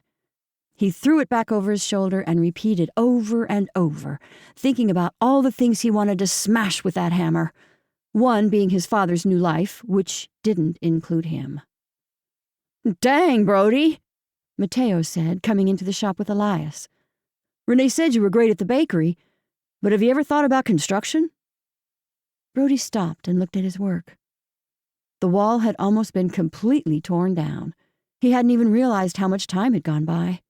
He stood up, resting one hand on the wooden handle of the hammer, and wiped his forehead with the back of his arm.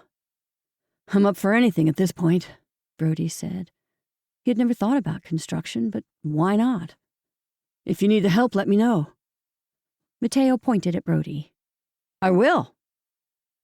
Abby walked Mateo and Elias through the space, going over all her renovations. For the rest of the summer, I'd like to set up a window station here, she said, pointing to the small rectangular windows at the front. She picked up a framed photograph. It used to have service windows like this before the nephew took over, and people would take their ice cream to go. We can start in the back, Mateo said, using his mechanical pencil as a pointer. We'll take down the old plaster, rewire the space, level the floors, and retile the back with brand new pink and white tiles. Yes! Brody felt her excitement from across the room. After his mom and Anthony had finished their walk, they came to the shop and offered their help. Anthony helped drag the refrigerators closer to the front. Carol washed the service windows and the front door. Jamie showed up with things from the restaurant and a ladder. He took down the old vanilla bean sign that was broken. Abby didn't stop for 1 second, moving around the shop and putting things together. She met with delivery drivers and a farmer who stayed and talked about orders. She talked on the phone with distributors and delivery services. She ordered supplies and items for the shop. Don't we have some of those high tabletops in storage? Anthony asked Jamie. We do, Jamie said, nodding at their father. They would be perfect for out front. It'll be a pain to drag in and out, but worth it for the customers to sit for a little bit to eat. Abby nodded. I'd love them. By the end of the night, the small shop looked ready to serve ice cream. On a chalkboard, Riley wrote Abby's Ice Cream Shop. I love it, Abby said. And Brody couldn't shake his feelings for her, no matter how hard he tried. He was in love with Abby. Thank you so much, Brody, for all your help, she said, as everyone started heading out. I could help tomorrow, he said. You want me to grab that paint for the front windowsills and put that counter up? She tilted her head as she looked back at him. I would really like that. He gave her a half smile and grabbed his keys, but stopped before stepping out the back door. Congratulations on the shop. Really. I'm proud of you. Her eyes softened when he said it, and his heart crushed. She looked so beautiful right then, standing in the middle of the pink and white ice cream shop. He so badly wanted to grab her in his arms and kiss her. "Tomorrow, then," she said, not breaking the stare. Tomorrow, then. Merle walked out with Brody. Only the waves lapping against the pier and their muted footsteps on the pier's wooden boards could be heard. I heard you're helping the boss tomorrow, Merle said. Brody nodded. "I like when I can help." Merle mumbled something, smiling. "What?" Brody asked. You thinking that you're there to help. Merle began to laugh at this. "I am," Brody said, but he worried that Abby could see through his act as well. "Besides, I keep seeing her with another guy." There's another guy? Merle asked. "The one that came last night," Brody said. Ah. Merle lifted his chin in understanding. Then you should know she didn't let him stick around to help. This got his attention. "Really? He asked to help?" Merle nodded. "And she didn't let him?" Brody had seen him inside and assumed the worst. He started laughing at himself. Just like Abby said, he made up imaginary stories in his head. "I'm glad your finger's healed," Brody said to the older man. I'm glad too, Doc. Merle waved and walked down the street toward the restaurant. Brody turned around and thought about going back, confessing all over again. But when he looked inside the window, he could see her staring at the space, smiling to herself. He let her have this moment. But as he walked back to his car, he could tell something felt different between the two of them, and it felt good. He would go back to the cottage, and he'd wake up bright and early tomorrow to help. Chapter 23. When Abby arrived at the shop, she went through the front door, pausing before entering and looking out at her view. The harbor had been her favorite spot growing up on the island. It was the heart of the island.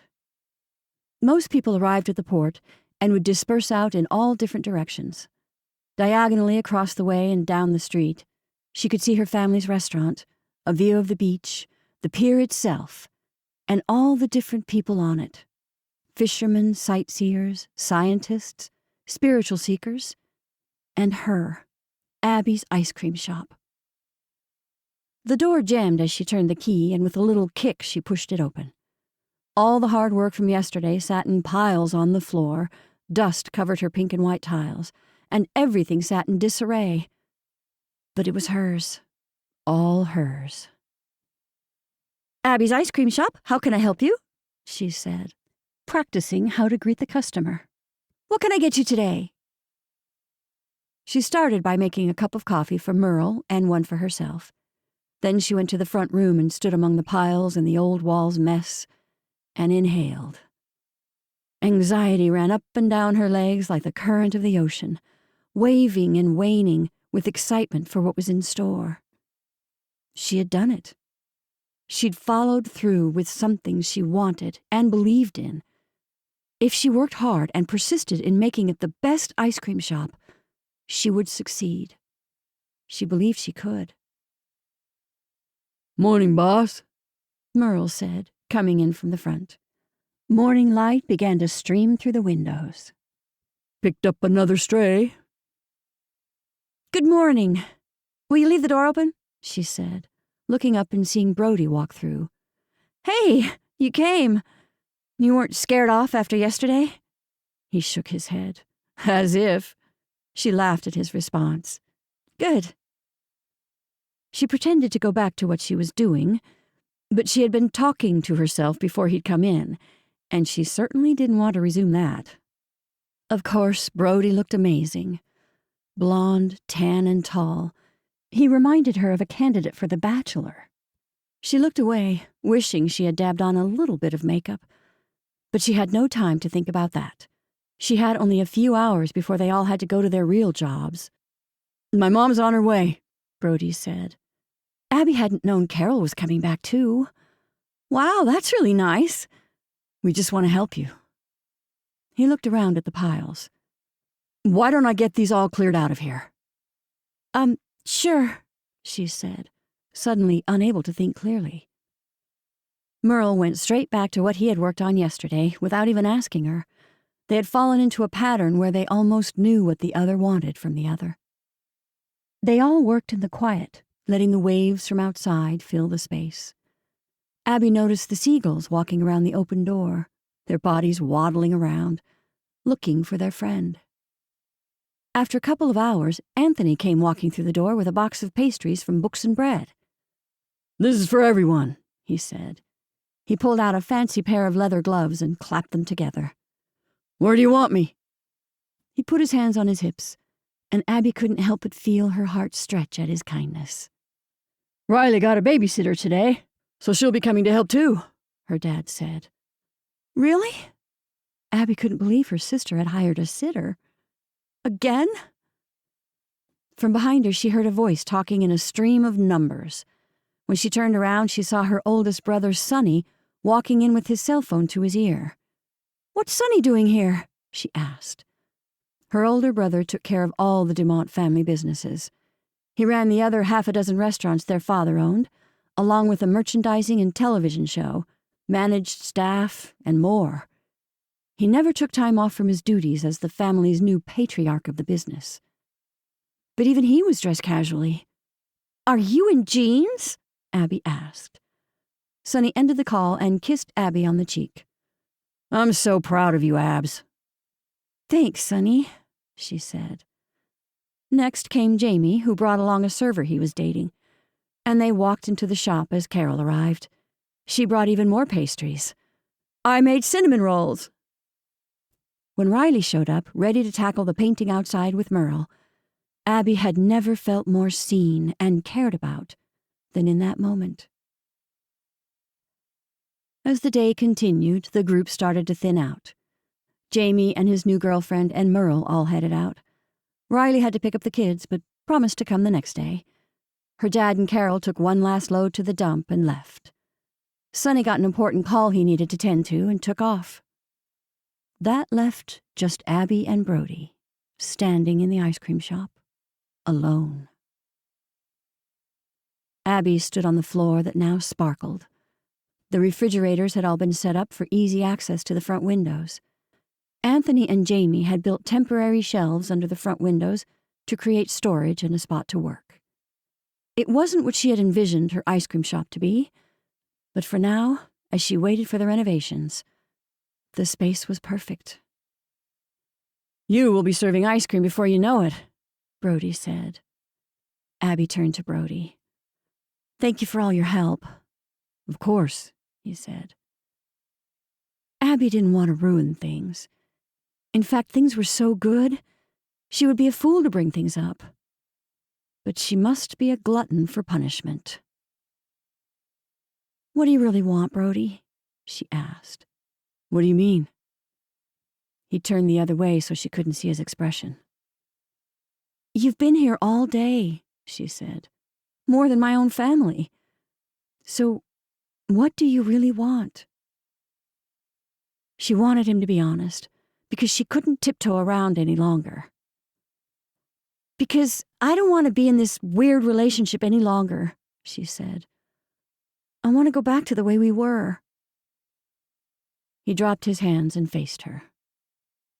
I can't go back. A lump in her throat immediately grew. You can't go back? He shook his head. His blue eyes penetrated through hers. Because the Brody before was too scared to tell you how he felt. Her heart skipped inside her chest. The Brody before would have been too afraid to pull you in his arms and kiss you. Her breath swept away.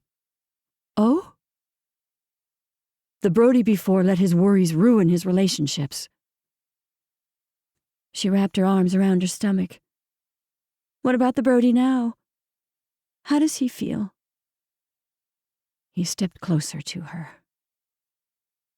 I think about you the moment I wake up and until I close my eyes at night. She stood frozen in the middle of the room, among the humming refrigerators and the cranking air conditioning. Brody, I figured everything out, he said, his hands covering his heart. I just needed you. Just as she was about to say something, a middle-aged man stepped into the doorway. Miss Dumont, he said. The man looked familiar, but he wasn't a local from the island. That's when she noticed the Boston police emblem on his sleeve and remembered exactly who he was. Good to see you again, Officer Palmer, she said, quickly stepping away from Brody and reaching her hand out with a jerk from the anxiety that ran throughout her body. Her heartbeat pounded in her chest. Good to see you too, Miss Dumont, he said. I hope you don't mind I'm stopping in. I stopped by your house and your father told me I could find you here. Yes, no problem, she said, now a bit concerned that the officer had traveled all this way. What brings you to Martha's Vineyard? Is everything okay? I could have called, but I wanted to see Merle myself, he said. I went by the restaurant, and they said I might be able to find him here. Abby frowned. He left a little bit ago. Did you check his apartment? The officer nodded. Do you know where else I could find him? If he's not at the restaurant, you will usually find him with the birds down at the end of the pier. She smiled at the officer. Sounds about right, he said. He handed Abby his card. He doesn't have a phone yet, does he? She shook her head. No, I don't think so. The officer didn't move from his spot. Is everything all right? She asked, noticing he hadn't answered before. Merle's son contacted the station and reported him missing, Officer Palmer said. What? Abby couldn't believe it. Merle's son reported him missing? When I told him about Merle finding a job on the island, he asked me to get in contact with you. Officer Palmer handed over another slip of paper with a name and number. Apparently after Merle lost his wife, he suffered from some mental illness issues. Why doesn't the son just come to the island to see Merle? She asked. Why send the police? He's living down in North Carolina, the officer said. I offered to come and check in with Merle for a wellness check. But I wanted to talk to you as well, see how he's been doing. How has he been on the island? Abby didn't know how she felt about Merle's son suddenly showing up when he'd been sleeping on the streets for a while. Merle's good. He seems to be adjusting well to the island. Where has the son been? He's in the military. They haven't seen each other in many years, Officer Palmer said. But he explained that Merle suffers from bipolar depression. Abby thought about Merle. He's been fine here. Great, actually. To Abby, Merle was a wise old man who didn't let the hardships of life affect him. Where was this son when Merle lived on the streets? Abby asked. The creases on the officer's forehead deepened. I'm not exactly sure what took place between the two of them, but his son said they haven't seen each other in many years. Would he like to talk to Abby? Brody asked. She swung her head at him. I want to talk to Merle first. He would like to talk to you, Officer Palmer said. Then he jabbed his thumb behind him. I'm headed back on the ferry in a few hours. If you see Merle, tell him to call me, or his son. I will. Abby glanced down at Merle's son's name, Michael. She looked at Brody once Officer Palmer left. You want to find him, don't you? He asked her, as if he'd read her mind. Yes, she said. She worried that Brody would think she was being silly about being concerned. Brody smiled at her and said, Let's go find Merle together. Chapter 24. When Evelyn visited Merle for the third time at the bench, she invited him to the house for the writers' group meeting. You don't have to write to join us, she said, repeating the same speech Charlie and Harper had made when she had been reluctant to come. "It's just a great group of people here on the island that like to get together and celebrate writing." I like the sound of that, Merle said. I used to do a little bit of poetry myself. Evelyn put her hands together. "That's great. Bring it or get inspired. Either way, we'd love to see you." She smiled at Merle but didn't move. "No birds today?" she asked, surprised not to see a flock resting at his feet. He shook his head.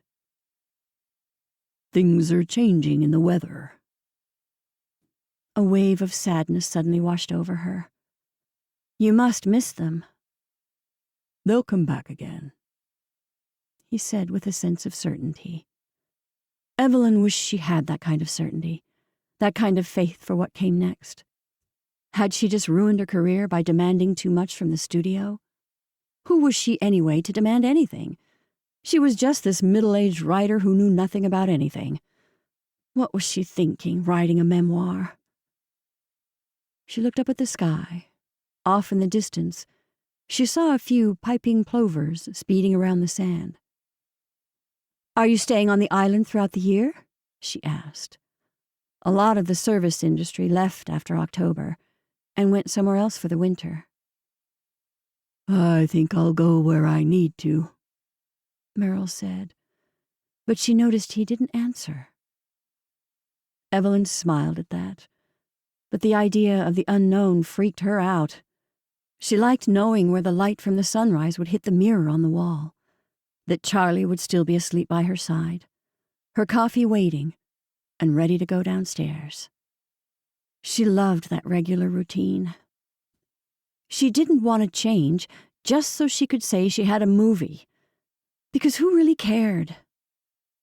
She was getting hives from the whole thing. Charlie didn't seem to mind either way. The kids just wanted her to be happy.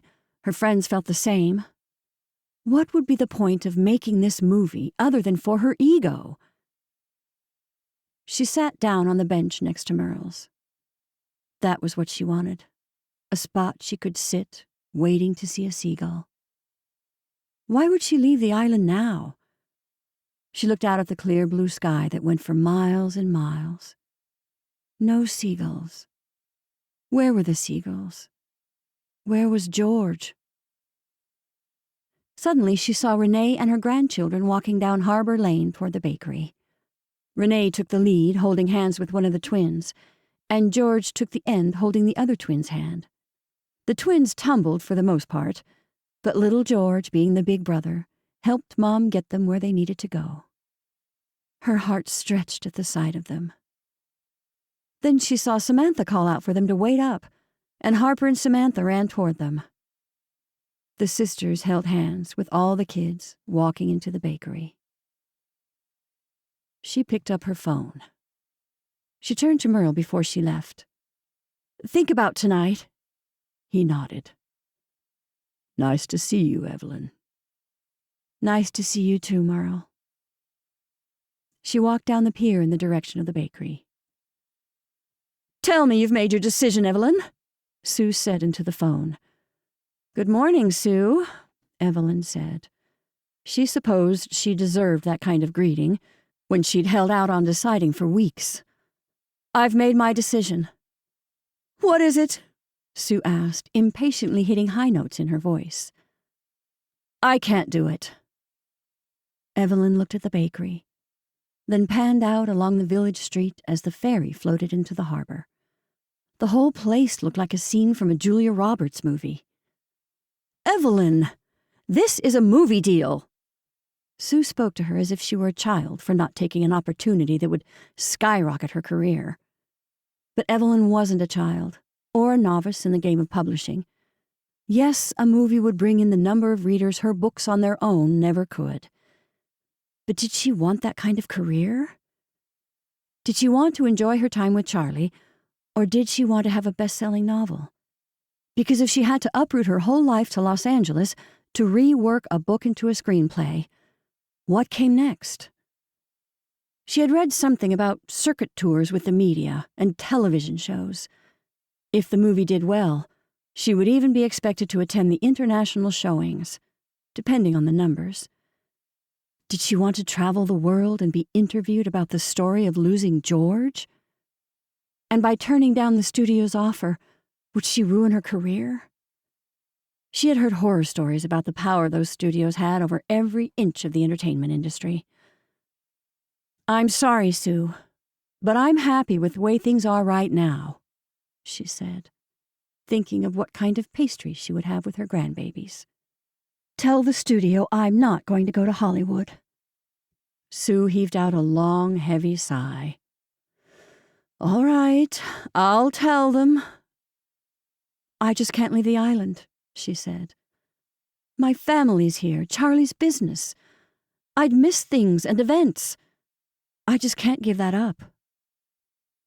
"I understand," Sue said. "Are you sure you don't want me to tell them this afternoon, so you can think about it?" "No." Evelyn saw a small white dot flying off in the distance. The seagull got closer, soaring above the waves and the whitecaps. It glided through the air, spreading its wings out above the surface. The magnificent beauty headed straight toward her. "I'm certain." "But if you change your mind," Sue said, "call right away, anytime." "I will, Sue." Evelyn let her agent go after a few more niceties and hung up the phone. She felt as light and free as the seagull flying along the shore. "I guess they're sticking around a little while longer," she said to Merle. He winked at her. Seems like it. When she met the girls inside, Harper came running in. "Randy's giving us his house!" Harper exclaimed. "I still can't believe it!" "You mean he's moving to Oklahoma?" Evelyn asked. Harper shook her head. "He's staying with us, but where Biddy stayed in the in-law suite. He wants us to start our family there." "That's amazing," Evelyn said. Harper's face glowed with the news. "Harper," Renee's mouth started to open. "Does this mean—" "Yes," Harper said. "Would you all be in my wedding?" "Of course!" The girls squealed in delight. "When's it going to be?" Samantha asked. Harper shrugged. "I was hoping maybe we could plan it for the fall. Maybe September?" "What?" Renee looked at her as though she were crazy. "You want to get married this September? That's only like a month away." Harper nodded. "The boat's really small, and I've been dating Andrew a really long time." Evelyn laughed at this. "Let's get Biddy and Wanda over here before we leave something or someone out." The girls didn't stop planning the impromptu wedding all day and into the night. "Thanks, you guys," Harper said to the girls. "Of course." Renee rubbed Harper on the shoulder. "We love you, Harp." "We're sisters," Samantha said. Evelyn's heart swelled in joy.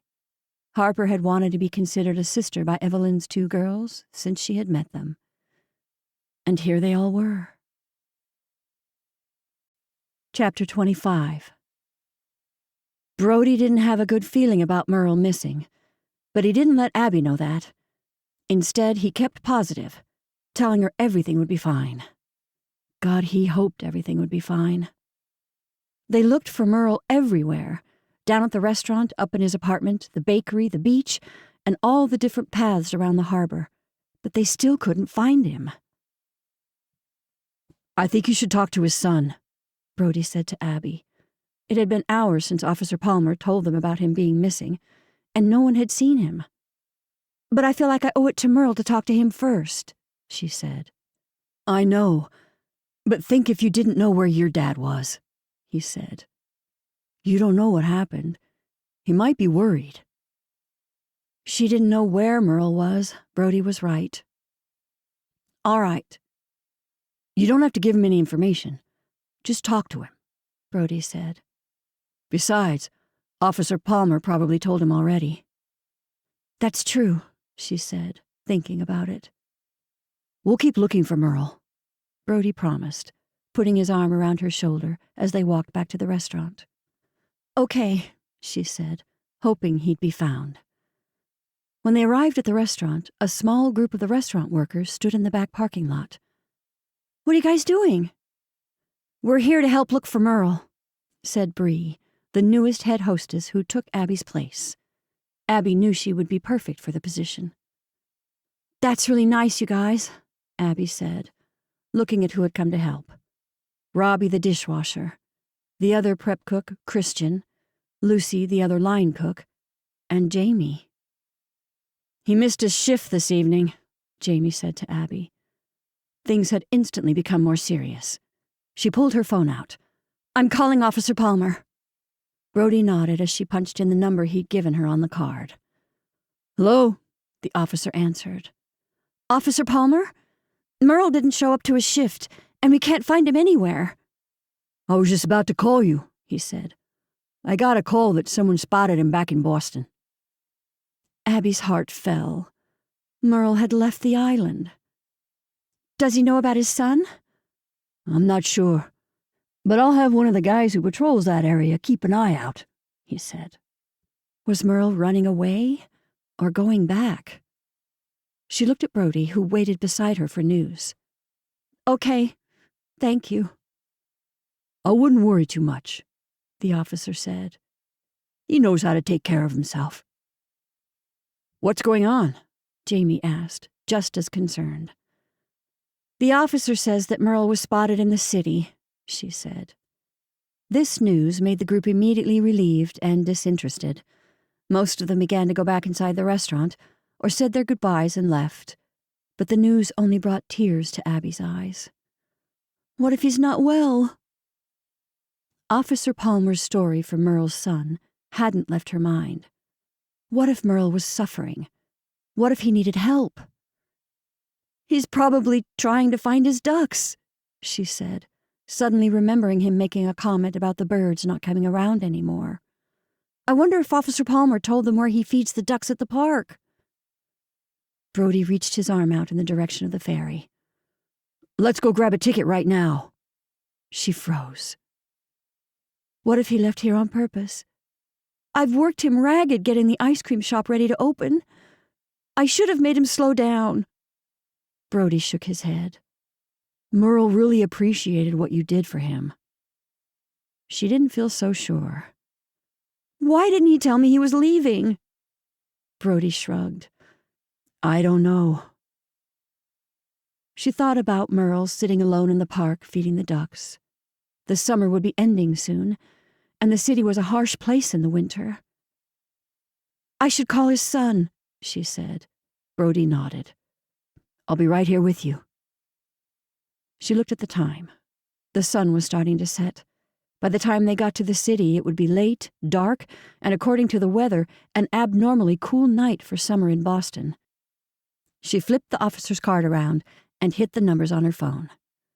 A deep voice answered. "Hello?" "Hello, is this Michael Roberts?" she asked. "Yes, it is," he said. She could hear the change in his voice. He had hope. "This is Abby Dumont from Martha's Vineyard," she said. "The angel," he said. "You've talked to your dad?" she said. Only Merle referred to her as an angel. "He sent me a letter telling me he was fine," he said. "That he met an angel, and he would be taken care of." She smiled at the reference. "I wanted to help." "I heard you did more than help my father," he said. "I heard you cared for him. Thank you so much." She looked at Brody, who gave her an apprehensive smile to see if she was okay. She smiled back, then said to Merle's son, "You're welcome." They talked for about a half hour about everything. How he had been in touch for a while, but less and less. How he had been in the Air Force overseas for a few years, and now lived in North Carolina. "He sent me a letter when he left for the island and said that he would send an address, but never sent an address or the restaurant's name. Just something about an angel who had helped him." Brody put his hand on her back and rubbed it. "How long has it been since you've seen each other?" she asked. when my mother died. I had been overseas at the time and only had a few days to come back for the funeral. After that, I flew home to see him a couple of times, but I had no idea how bad things were." He paused, as if to think of the years. "But I called, and the house phone was disconnected, so I got concerned. Then the neighbors told me he'd lost the house. I had no idea. He told me nothing was wrong when I talked to him at Christmas. I think he didn't want to worry me about anything after my mom died. But had I known he was out on the streets—" His voice caught. "I just want to make sure he's okay." That sounded like Merle. "He's in good health," Abby said. "Thanks to Anthony, all employees got insurance, and she made sure to get him to see the local island doctor for a wellness check. Could they even tell if he was unwell by one appointment? But physically, I mean, I'm not sure mentally. He seemed happy." But she really didn't know. She knew Merle's situation had lots of red flags. She should have asked more questions. She should have paid more attention. "He worked a lot," she said. "Like more than I've ever seen another employee work." Michael sounded happy about this. That meant he was feeling good. This made Abby happy to hear, too. "Does he go through this a lot?" Michael made a low sound in his throat. "He's always had bouts of depression." "Has he always been good with birds?" she asked. The son laughed. "Was he hanging around with birds on the island?" "Yes, it was really amazing," she said. "The whole island loved it." She could hear a heavy sigh on the other end, and he said, "That's really something my mother was into." Abby's heart ached. She had forgotten Merle fed the ducks for his wife. "What will happen next?" she asked. "He's always welcome to come back to the island." She thought about the apartment. Merle had come empty-handed, with only the clothes on his back. He had no need to return to the island. "Will you make sure to let me know he's okay?" she asked. She would miss Merle. "I will call as soon as we get him home," he said. She liked that Merle's son had used the word home. "Will you be taking him to your home?" "That's right," he said. "I'm going to bring him back to North Carolina, so he can stay with me and my wife and kids." As sad as Abby felt that Merle had left, she was happy to hear he would be able to go live with his son and family. "He's very lucky to have had you in his life," Michael said to Abby. "Oh, I don't know. I think it was me who was the lucky one." She looked at Brody, who stood beside her, waiting to hear the information. Here's a guy who would travel on a ferry to a city he didn't know just to find a man who may not be mentally well. That was the kind of man she wanted standing beside her, waiting to hear what he could do to help. She knew the moment she hung up, he'd listen to what she wanted to do, not order her to do what he thought she should do. Brody loved her as is, and that's why she loved him. "What's going on with the son?" he asked. "He wants to take Merle back to North Carolina, to live with them." She hoped it was as good as it seemed. Merle deserved it. Brody laughed at this. "That's awesome. It really is." She took his hand and held it between hers. "Thank you for everything today." "Do you want to go to the city and look for him?" he asked, looking down at his phone screen. "The last ferry leaves in a half hour." Her phone started to ring in her hand. "It's Officer Palmer," she answered it. "Hello?" "We found him," the officer said right away. "Guess where?" She smiled at the thought of Merle sitting on the bench facing the pond. "Feeding the ducks." The officer laughed. "Exactly. He's doing just fine." "Let him know he's always got a place to stay here on the island," she said to the officer. "And to call me any time." "I will," the officer said. "You were really kind helping him out the way you did." She looked over to Brody and smiled. He helped me more than I helped him." Officer Palmer let her go shortly after that. "Merle's okay?" Brody asked. She nodded. "I should go back to the apartment and see if he left anything." "Let me come with you," he said. She stopped him, then took hold of his hand in hers and placed her other hand on his arm, standing close to him. People would see their hands if they walked into the restaurant together. "You want to do this?" he said, holding up their hands. She looked at him. "Yes. Is that what you want?" She could feel the anxiety rushing through her body as she waited for him to answer. "I want to do this," he said. And he took his hands, placed them on her chin, and pulled her lips to his in one big, long kiss. When they separated, Abby held her eyes closed for a long moment to catch her breath. "What if I figure out things here on the island with you?" Brody asked. "I could keep working at the bakery, but help you get your ice cream shop started." "And medical school? You're really going to quit?" she asked. He shook his head. "No. I've decided to apply to some schools around here, close to the island. Start fresh." Abby smiled, keeping her arms wrapped around his neck. "And then what else did you figure out?" He smiled, kissing her lightly on the lips again. "That I love you more than you will ever know." "I love you too," Abby said, as a flock of seagulls flew above them, circling high in the sky. Chapter 26. Abby held Brody's hand as they waited for Taylor to return to the island. It had been 2 weeks since she'd left for Minnesota, and she could feel Brody's anxiety as he waited for his sister to return. "I wonder if she went to see your aunt and uncle," Carol said. She looked as nervous as Brody. Abby could tell the divorce still brought a lot of tension to their relationship. She was glad she'd had a set of parents who had been happily married the whole time they were together. Anthony and Gloria really were the dream couple, the kind of couple she wanted to be. Brody grabbed her hand. "Thanks for coming with me." "Of course," she said, squeezing it. "Where did you say Anthony was this afternoon?" he asked. Abby and Carol looked at each other and laughed. "He has a magazine photo shoot." "Oh."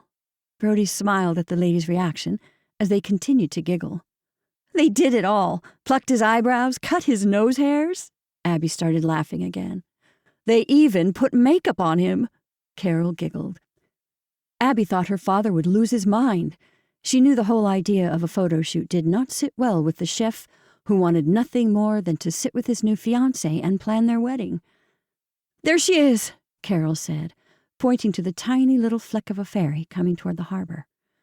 Brody's mom took off toward the dock, just like Gloria would have, and took Abby's hand. "Let's go meet her." Abby missed her mom, but something made her believe that everything that happened did so for a reason. That her mom had sent Carol for her whole family, not just Anthony. That she and Brody needed to figure things out before they could even think about being happy in a relationship. She needed time to find her own path in life, not just follow in her family's footsteps, because that was what everyone did. She needed to figure out a life that no longer included her mother, which felt harder than she wanted it, and made her angrier than she wanted. Looking back, she probably took out a lot of feelings on Evan without knowing it. When Taylor got off, she demanded to go to the bakery for coffee and a pastry and a clean bathroom. "You should have seen the bathrooms at the airport," Taylor complained. She went straight into hugs, one right after another. When she reached Abby, she squeezed her hard with her arms. "I'm so glad you came with Brody." "He's keeping his room spotless," Carol teased, "and keeping up with his laundry." "Really, Ma?" Brody shook his head at being the butt of the joke. The 3 women laughed together at Brody's expense. Who laughed with them? Abby felt great being part of something like a joke about her boyfriend's laundry. These past 2 weeks had brought her and Brody together faster than she could have ever imagined. He had become her Anthony, and her his Gloria. They worked together. And yes, it had only been 2 weeks, but the 2 weeks came after a year of discovering their darkest, deepest fears before jumping all in. He took her hand when they walked inside the bakery. Renee waved immediately and ran out from the counter as Taylor ran around toward her, and the two met in a big hug. "Where's Charlie?" Taylor asked. "He's at swimming lessons with Grandma and George." Renee pulled out her phone and showed pictures of George swimming in the ocean with other little kids. Abby held onto Brody's arm as she stood in the bakery, proud to be part of this blended family. Renee would be her cousin by marriage, but she had already turned out to be a good friend to her and Riley. And they loved their cousins. Brody looked down at her. "Evan's over there in the corner." He nodded in the direction of the front corner by the window. Evan would have seen Brody and her walking to the bakery with everyone, if he had been looking up. "Do you mind if I say hello?" she asked, hoping he wouldn't. He made a face as if she were ridiculous, and she relaxed immediately. She didn't know why she was worried. Brody wasn't that kind of guy. The kind that got jealous or let his jealousy take over. He shook his head. Not at all. She walked slowly, hoping he had seen her when she appeared at his table. "Hey," she said. "Hey," he said, looking up with no reaction. He had seen her. "It's good to see you," she said. "Good to see you too." But he didn't look up from where his hands were folded on the table. "Did you guys end up finding that guy?" She creased her eyebrows, surprised that he even knew about Merle. "I heard he went missing," he said. "He went to find his son," she said. "They found him in Boston." He nodded. "Feeding the ducks?" She laughed, from nerves, from the idea of Merle feeding the ducks, from how much had changed from the last time she had stood talking about Merle and his ducks. "I wish you all the luck with Vanilla Bean," he said. "Abby's ice cream shop," she said, not trying to correct him, but proud of what she had created. "Abby's ice cream parlor," he said. She almost corrected him again, but noticed he looked sad. "You look happy," he said to her. "I am," she answered almost a little too quickly. Evan gave a hard nod and looked as though he was waiting for her to leave. Abby didn't know what she wanted to say, but something needed to be said. An exchange, a formal way to end things because she hadn't. To say, "You did matter to me." But maybe nothing had to be said. "I hope you have a great summer, Evan," she said. Then, without having to hear an awkward exchange, she waved and left. Brody smiled when she returned, but his attention was on his sister's stories of their dad. "So he looks well?" Carol asked. Taylor said. "He got a knee injury and stopped working out." "Dad stopped working out?" Brody asked. His face showed disbelief. That was his explanation of how his father had connected with Ashley, through exercise. "How is it with Ashley?" Abby cringed and looked to Carol, who also looked just as interested, in a curious way, not a heartsick way. Abby could tell how in love she was with her father. She looked at Brody, who listened intently to the news Taylor told him. "She's nice, but you can tell she feels awkward with me there." Taylor shrugged. "And did you see Noah?" Brody asked. "He came over for dinner, and we basically only talked about school and freshman year." Taylor sighed. "He seems fine, but he left right after dinner was over. He didn't even stay for dessert." Brody checked Taylor out to see how she felt about this. "So it was a good visit?" Carol asked, leaning on Taylor from her seat. Taylor smiled. "It was." Abby saw a sparkle. "You met somebody." Taylor immediately blushed. "I did, and he goes to school at URI." "Tell me everything." Abby leaned over the table to get close to Taylor and Carol. Renee came from the front. "What are you all whispering about?" Taylor met a guy in Minnesota, Abby said. Is he a total loser like the guys you usually date? Brody asked, but he was teasing.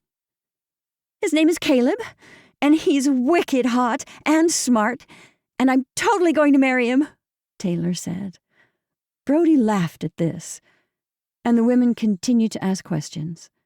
Then Anthony came into the bakery, and everyone asked about the photo shoot. We should head back to the ice cream shop, Brody said, after they all had something to eat. I want to go see it, Taylor said. Brody's hand rested on top of Abby's knee as she explained the changes made. They all walked to the ice cream shop, even Renee, to see what had been done. It looks amazing, you guys, Taylor said. Mateo said you've basically started working for him, Renee said jokingly. But Brody had been doing whatever he could to help with the grand opening, and if that meant he was helping pull out floors, then he was pulling out floors. Brody nodded his head. I love it. Maybe you should go into construction instead of medicine, Renee said. Brody shook his head. It is tempting, but I'm really looking forward to a fresh start here in New England, and giving it another shot. He looked over at Abby and gave her a nod. But for now, I'm working at Abby's ice cream shop.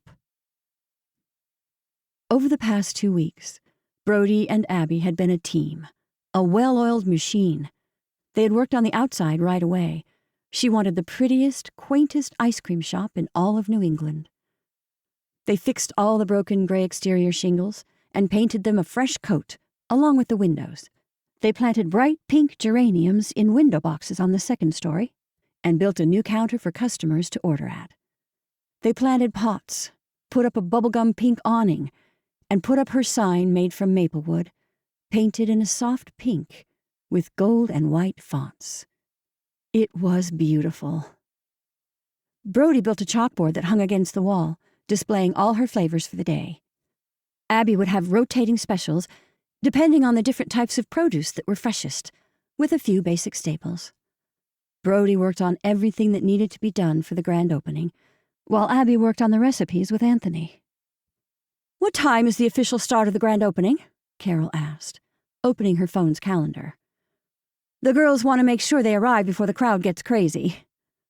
6, Abby said. That's really nice that everyone is coming. Of course, Carol said. We wouldn't miss it for the world. Taylor turned to Abby. Have you heard from Merle? Abby shook her head.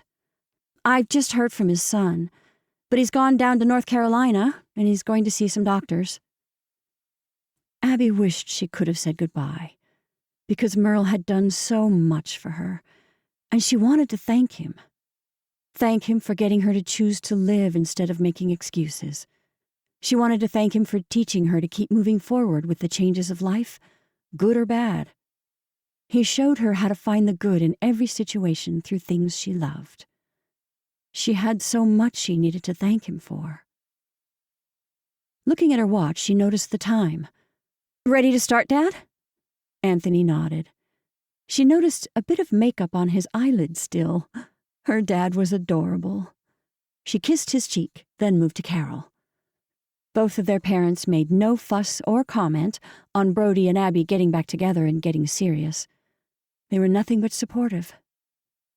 And their relationship really worked.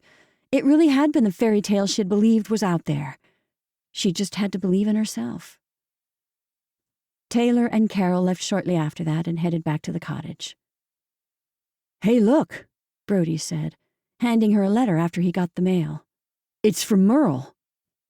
Abby looked at the return address. There, written in delicate print letters, was Merle's name and an address from North Carolina. She immediately opened it, stuffing her finger in the opening and ripping it. She pulled out the paper. On lined white paper, Merle had written a letter. Dear Boss, I meant to say goodbye and thank you.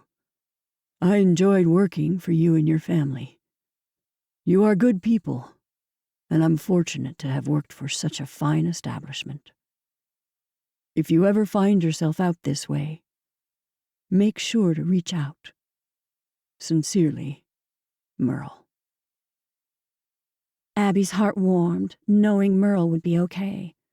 She'd write back. "I've always wanted to go to North Carolina," Brody said. Abby wrapped her arms around Brody's neck and kissed him. "I love you, Brody." "I love you, Abby." Chapter 27. Biddy stood in the foyer of Richard's ranch, and tears sprung to her eyes. A weight that had been clinging to her back since the beginning of the suit had all but vanished as she stood facing the house she had been so happy in years ago. "I'm home," she whispered to herself. She hadn't realized how much she had missed this place. Lila walked into the living room and covered her mouth. "This place is amazing." "How long has it been since someone's been here?" Drake asked, pulling open the closed drapes to the view of endless pastures. "How far does it go?" Lila asked Drake. The two stood at the large picture window. Drake's arm held Lila's shoulder as the other pointed to the horizon miles away. "Way, way back." She could see Drake's pride and excitement to show the woman he loved the life he loved. "It reminds me of the ocean," Lila said. Drake smiled wider, prouder. "You're going to love it here." The two kissed as Biddy walked through the room and opened the sliding glass doors to the outside, pushing them all the way open. She stepped through the doors and onto the patio where she and Richard would watch the sunset together.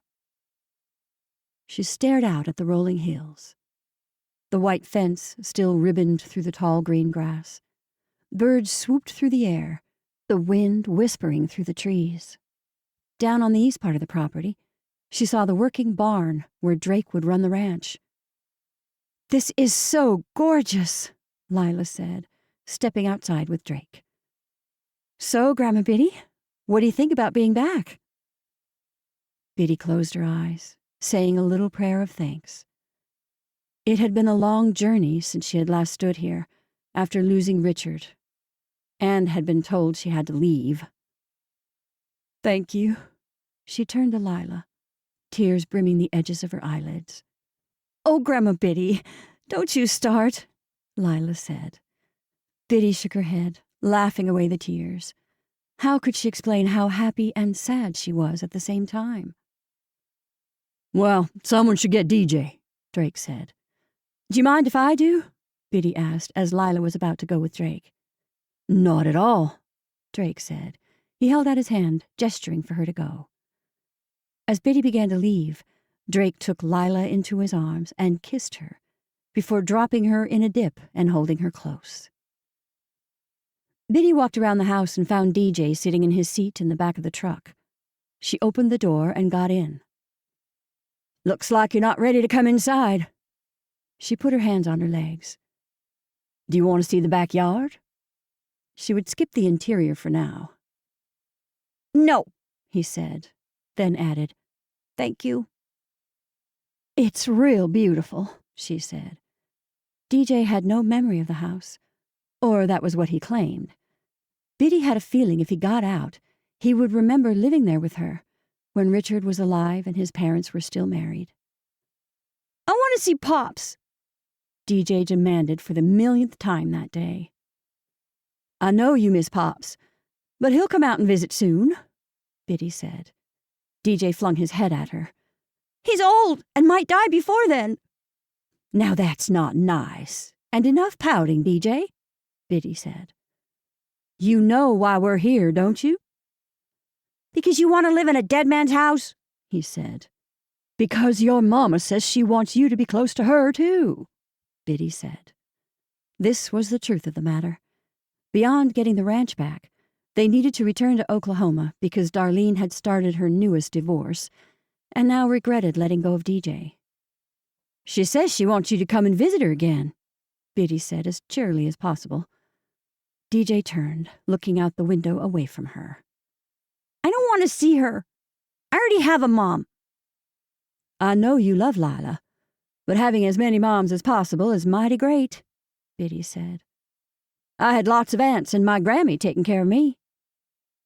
"Darlene doesn't like being my mom," he said. The boy was too smart for his own good.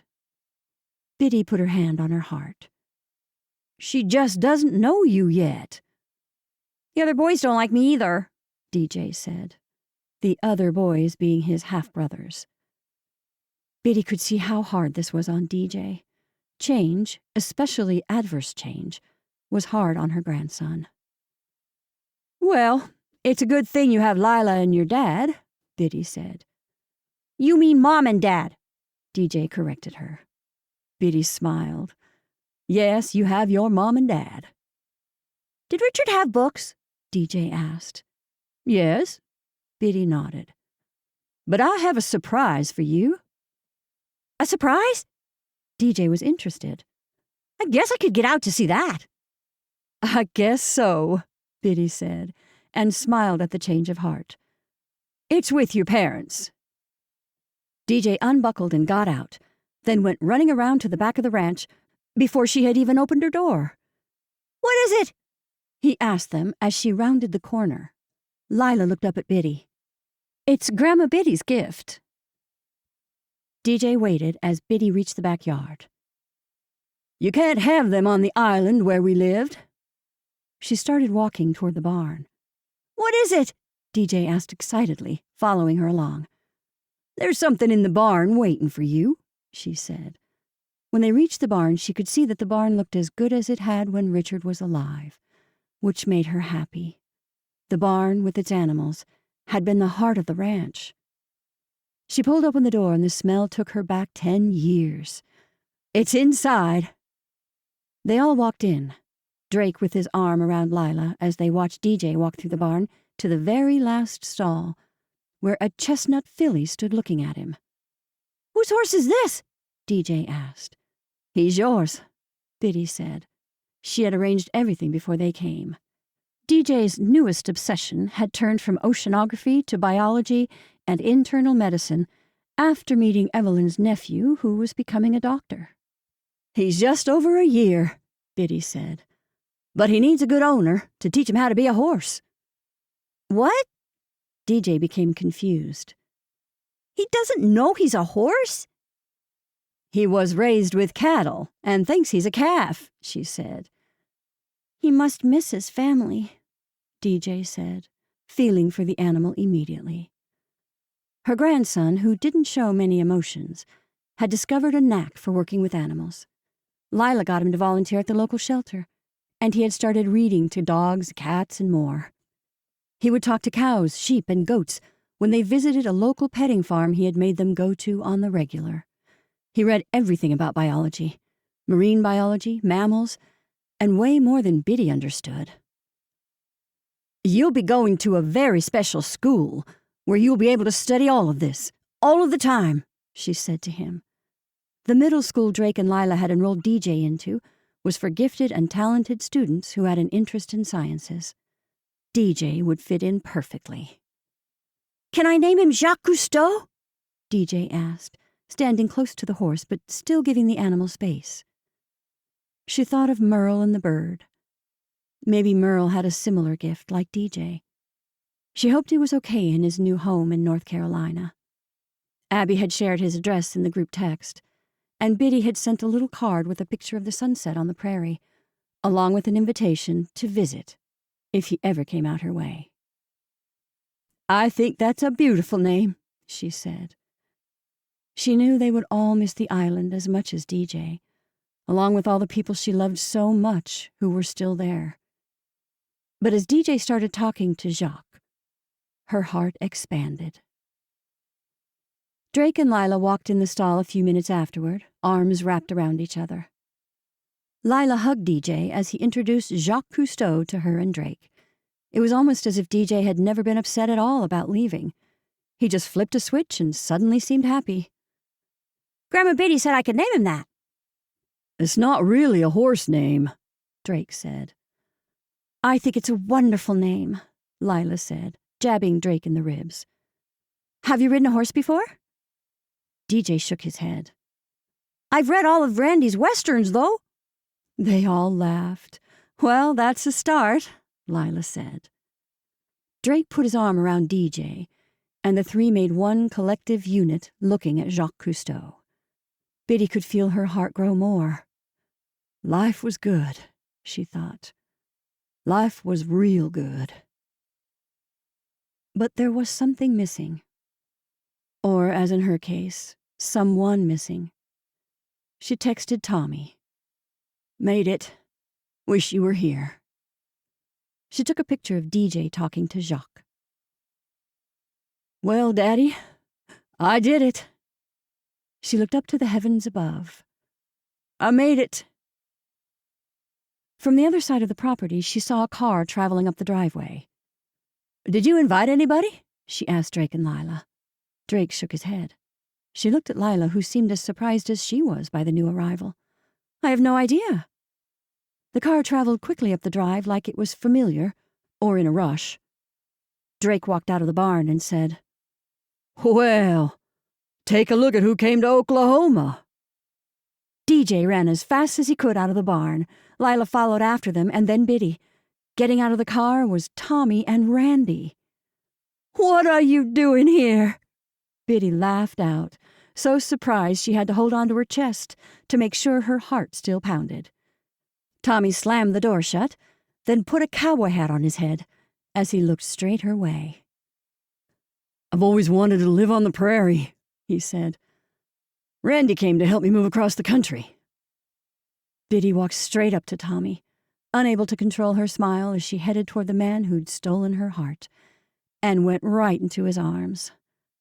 You look mighty fine in that cowboy hat, Biddy said to Tommy. What am I, chopped liver? Randy said, now wearing a hat himself. Biddy let out a holler. It ain't the hat that makes the cowboy, it's the attitude and heart. She hugged Randy next after DJ finally let go.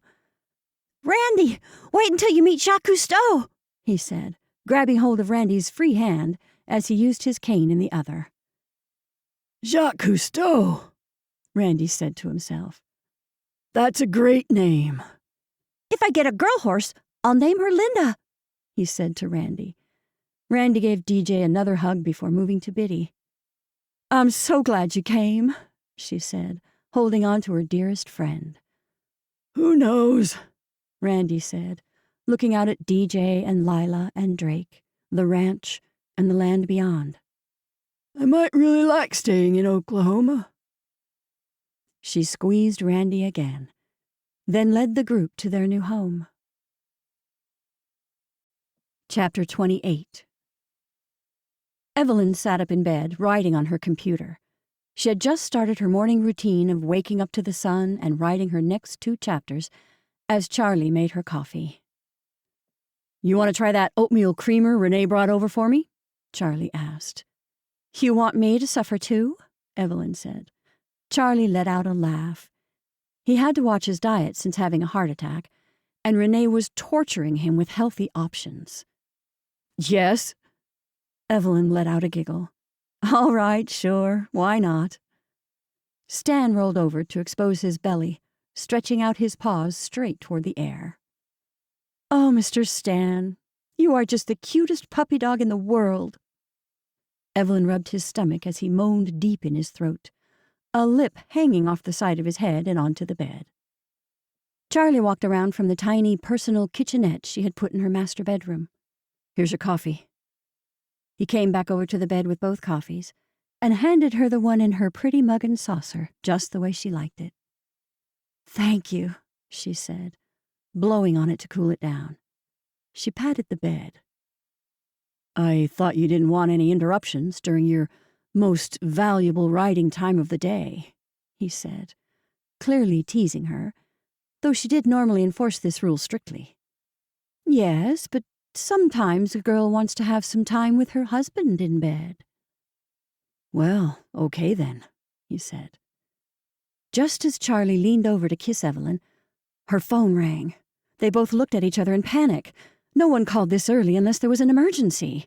She picked up her phone. It's Sue.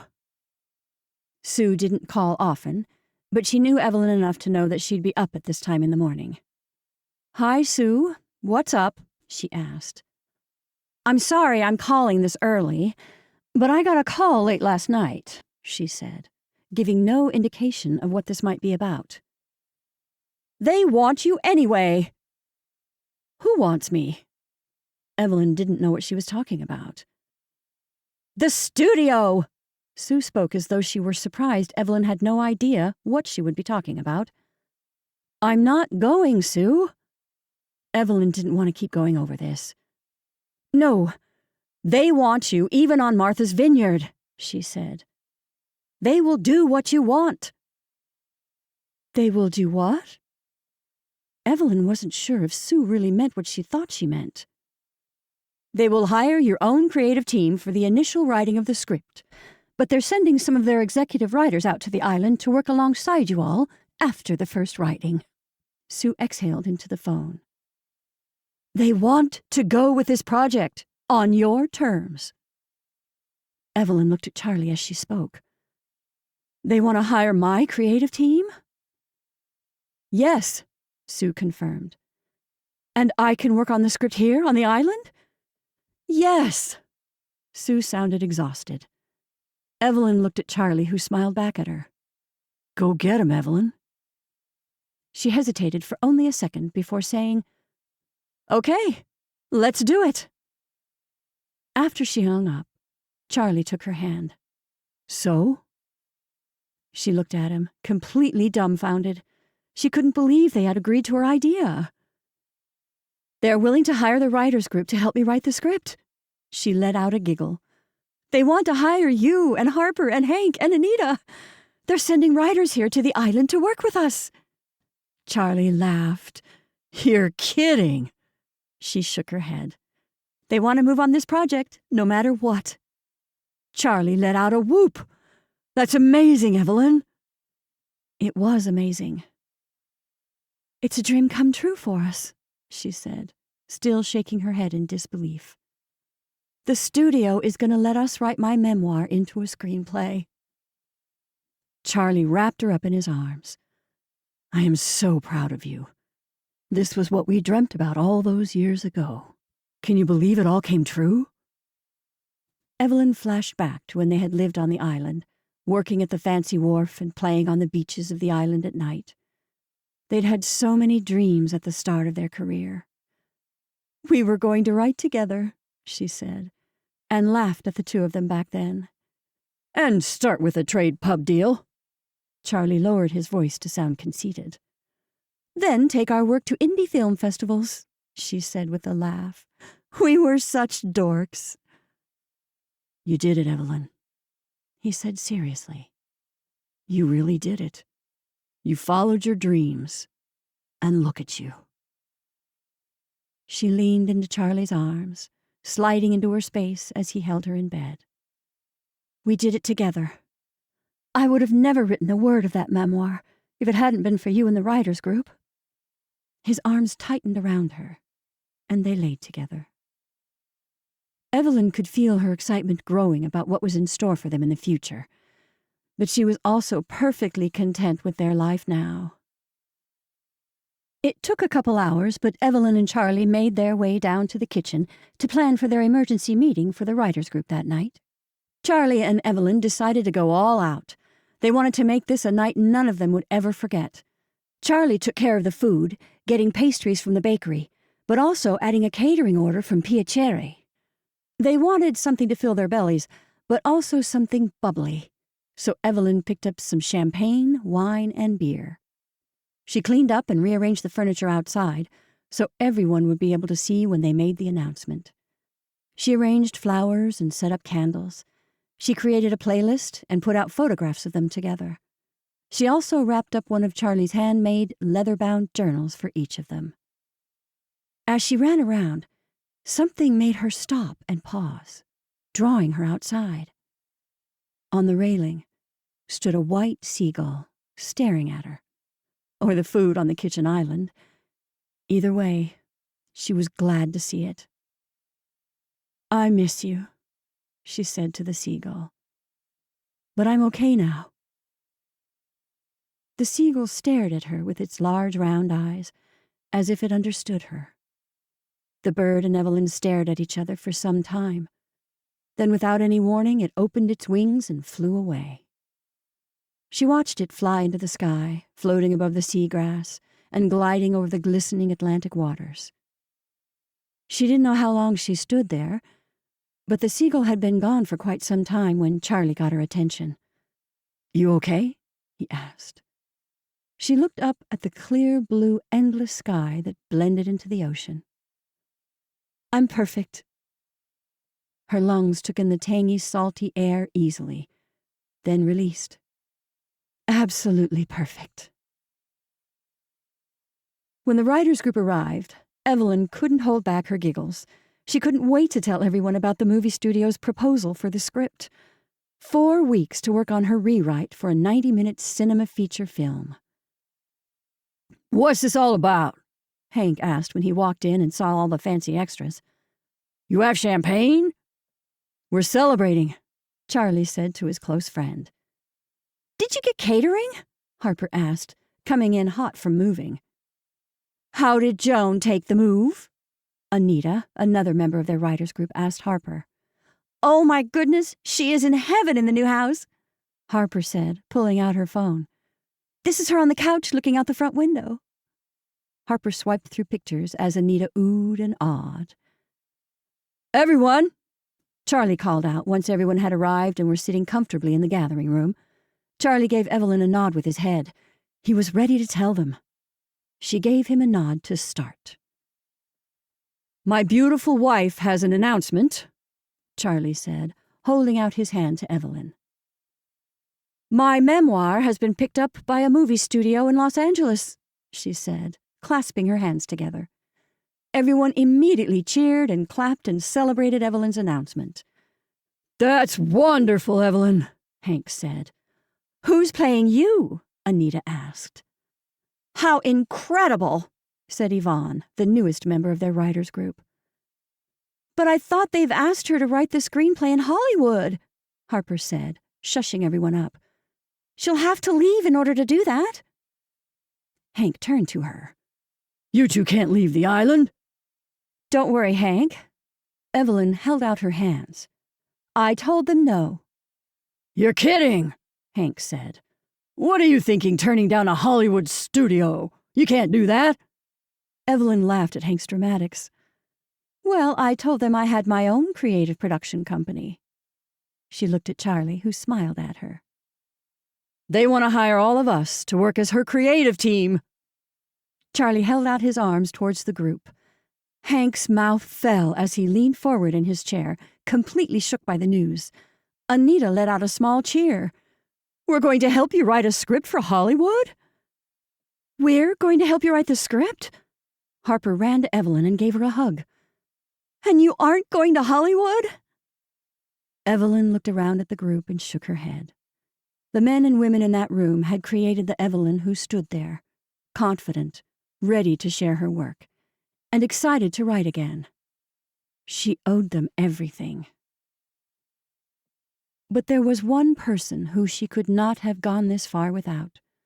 The one person who had always seemed to push her with her writing. The one person who could get her to open up and feel alive. She glanced over at Charlie and smiled. She took his hand and turned to her friends. We're staying here forever. Chapter 29. When Evelyn and Charlie stepped onto the pier and saw the line of people waiting to get ice cream, she couldn't believe it. The line goes to the end of the pier, she said, pointing to the long line of families waiting for the grand opening. She walked over to the large chalkboard that had all the ice cream flavors, holding Charlie's hand as she read the list of choices. Oh, Charlie, look, they have your favorite, cookie dough, she said, pointing to the board. Good, I know what I'm getting, he said, waiting as she continued to look at the choices. Why don't I take a picture of the menu, and that way I can get in line? What am I going to do? Evelyn asked. You're going to get a seat by our friends over there, he said, pointing to a group of people sitting at a table set up along the railing of the pier. She could see Wanda and Marty, Carol and Anthony, Renee and Mateo and their children, Sonia and her husband, and all of the DeLuca women, including Marie. All of them had come out to support Abby on her new adventure. That's exactly what I'm going to do, she said, heading right over to the group. The community came out in support as well, including Andrew writing a piece about her in the Boston Globe. So many people had come to support the new local ice cream shop. "This is incredible," Evelyn said to Anthony and Carol as she sat down. "She's done a fabulous job." They both beamed in delight. "Yes, she's worked very hard to get here," Anthony said. "And with Brody helping her the way he has, it's just been smooth going. Not to mention, Mateo and his brothers are doing a fabulous job with the renovations." "Thanks, Anthony," Mateo said, scooping ice cream with a small spoon, and fed it to one of the twins. "Addie more," the child said. "That's a big scoop," Mateo said back. Charlie and Marty went to stand in line together, and Evelyn turned to Wanda as soon as she sat down. "Tell me about your appointment with Dr. Statham," Evelyn asked. "It went great," Wanda said. She would be on chemotherapy pills for the next 5 years, but no cancer. None. Nada. "Dr. Statham says I look great." "And your blood pressure?" Evelyn asked. "My numbers look good," Wanda said. "Marty and I are trying a Mediterranean diet, and I think that's helping." "Really? How does Marty like it?" Evelyn asked. "He misses his hamburgers," Wanda said. "But I use turkey, and that seems to suffice for now." Evelyn grabbed Wanda's hand tightly and squeezed it, tears in her eyes. "I'm so glad you're okay." Wanda smiled back at her friend. "I'm not going anywhere." The guys returned with their ice cream, and the group talked and ate ice cream as the lines continued to grow down the pier. "Did Biddy tell you about Tommy's new gig?" Wanda said. "He's starting to play country out there." "Did you just say gig, Aunt Wanda?" Camilla asked, looking at Angelina, who was already in stitches. "Isn't that what you call it?" Wanda didn't seem to understand it was her who made it funny, not the word itself. "You're adorable, Aunt Wanda," Angelina said, as the two sisters walked ahead. Evelyn listened to the whole story of Tommy getting a gig in a town not far from Biddy's ranch. Evelyn opened her phone and showed the group a picture Biddy sent to Wanda and her. "This is the guest house we get to stay in when we visit," Evelyn said, showing the small log cabin with a field of wildflowers going on for as long as the eye could see. She and Charlie already booked a flight out for that fall after they finished the movie script. Like a celebration for their new writing adventure. "Do you think Biddy will come back?" Anthony asked. She missed Biddy, especially on walks with the girls. It never really felt the same without her. But she knew her soul sister was there in spirit, and wouldn't be able to stay away for long. "The salt is in her veins," Evelyn said. "Just like us. She's an islander." By the end of the night, they all made plans to have another ice cream night, and Evelyn and Charlie decided to walk the beach home. Hand in hand, they walked in sync along the hard sand just along the edge of the waves. "You want to go treasure hunting tomorrow?" Charlie asked. Charlie had been hunting for treasures since she came to the island years ago. He pored over his late aunt's journals, who swore she had the clues to a hidden treasure somewhere on Martha's Vineyard. Things had changed so much since she arrived on the island. Back then she had felt so lost and alone. But then she found her treasure. It was the island, and the people on it. The island gave her friends that were like sisters. It brought her daughters and her closer. Her grandchildren were born here. And she fell in love again. Life couldn't get any better. She smiled. "Did you find more clues?" He shook his head. "No, but I wouldn't mind going over some of the old clues." "Do you really think there's buried treasure?" she asked. He shrugged. "I guess I like the idea that there may be hidden treasure out there." "I like that idea, too." She squeezed his hand. "I think we should go head over to Prayers Cove and look again." He stopped walking, pulling her close to him and wrapping his arms around her. "I'm so glad you stopped in the bookstore that day," he said to her. "I'm so glad you showed me your treasure maps." Evelyn laughed as she put her arms over her husband and looked into his eyes. She had never been more thankful that she had taken that leap of faith and come to Martha's Vineyard. I love you, Charlie. I love you too, Evelyn. Charlie leaned in and kissed Evelyn under a blanket of stars as the lapping of the waves played gently in the background. This has been Beach Home Dreams, romantic women's fiction, Cliffside Point, Book 10. Written by Ellen Joy. Narrated by Jennifer March. Copyright 2023 by Ellen Joy, author. Production copyright by Ellen Joy, author.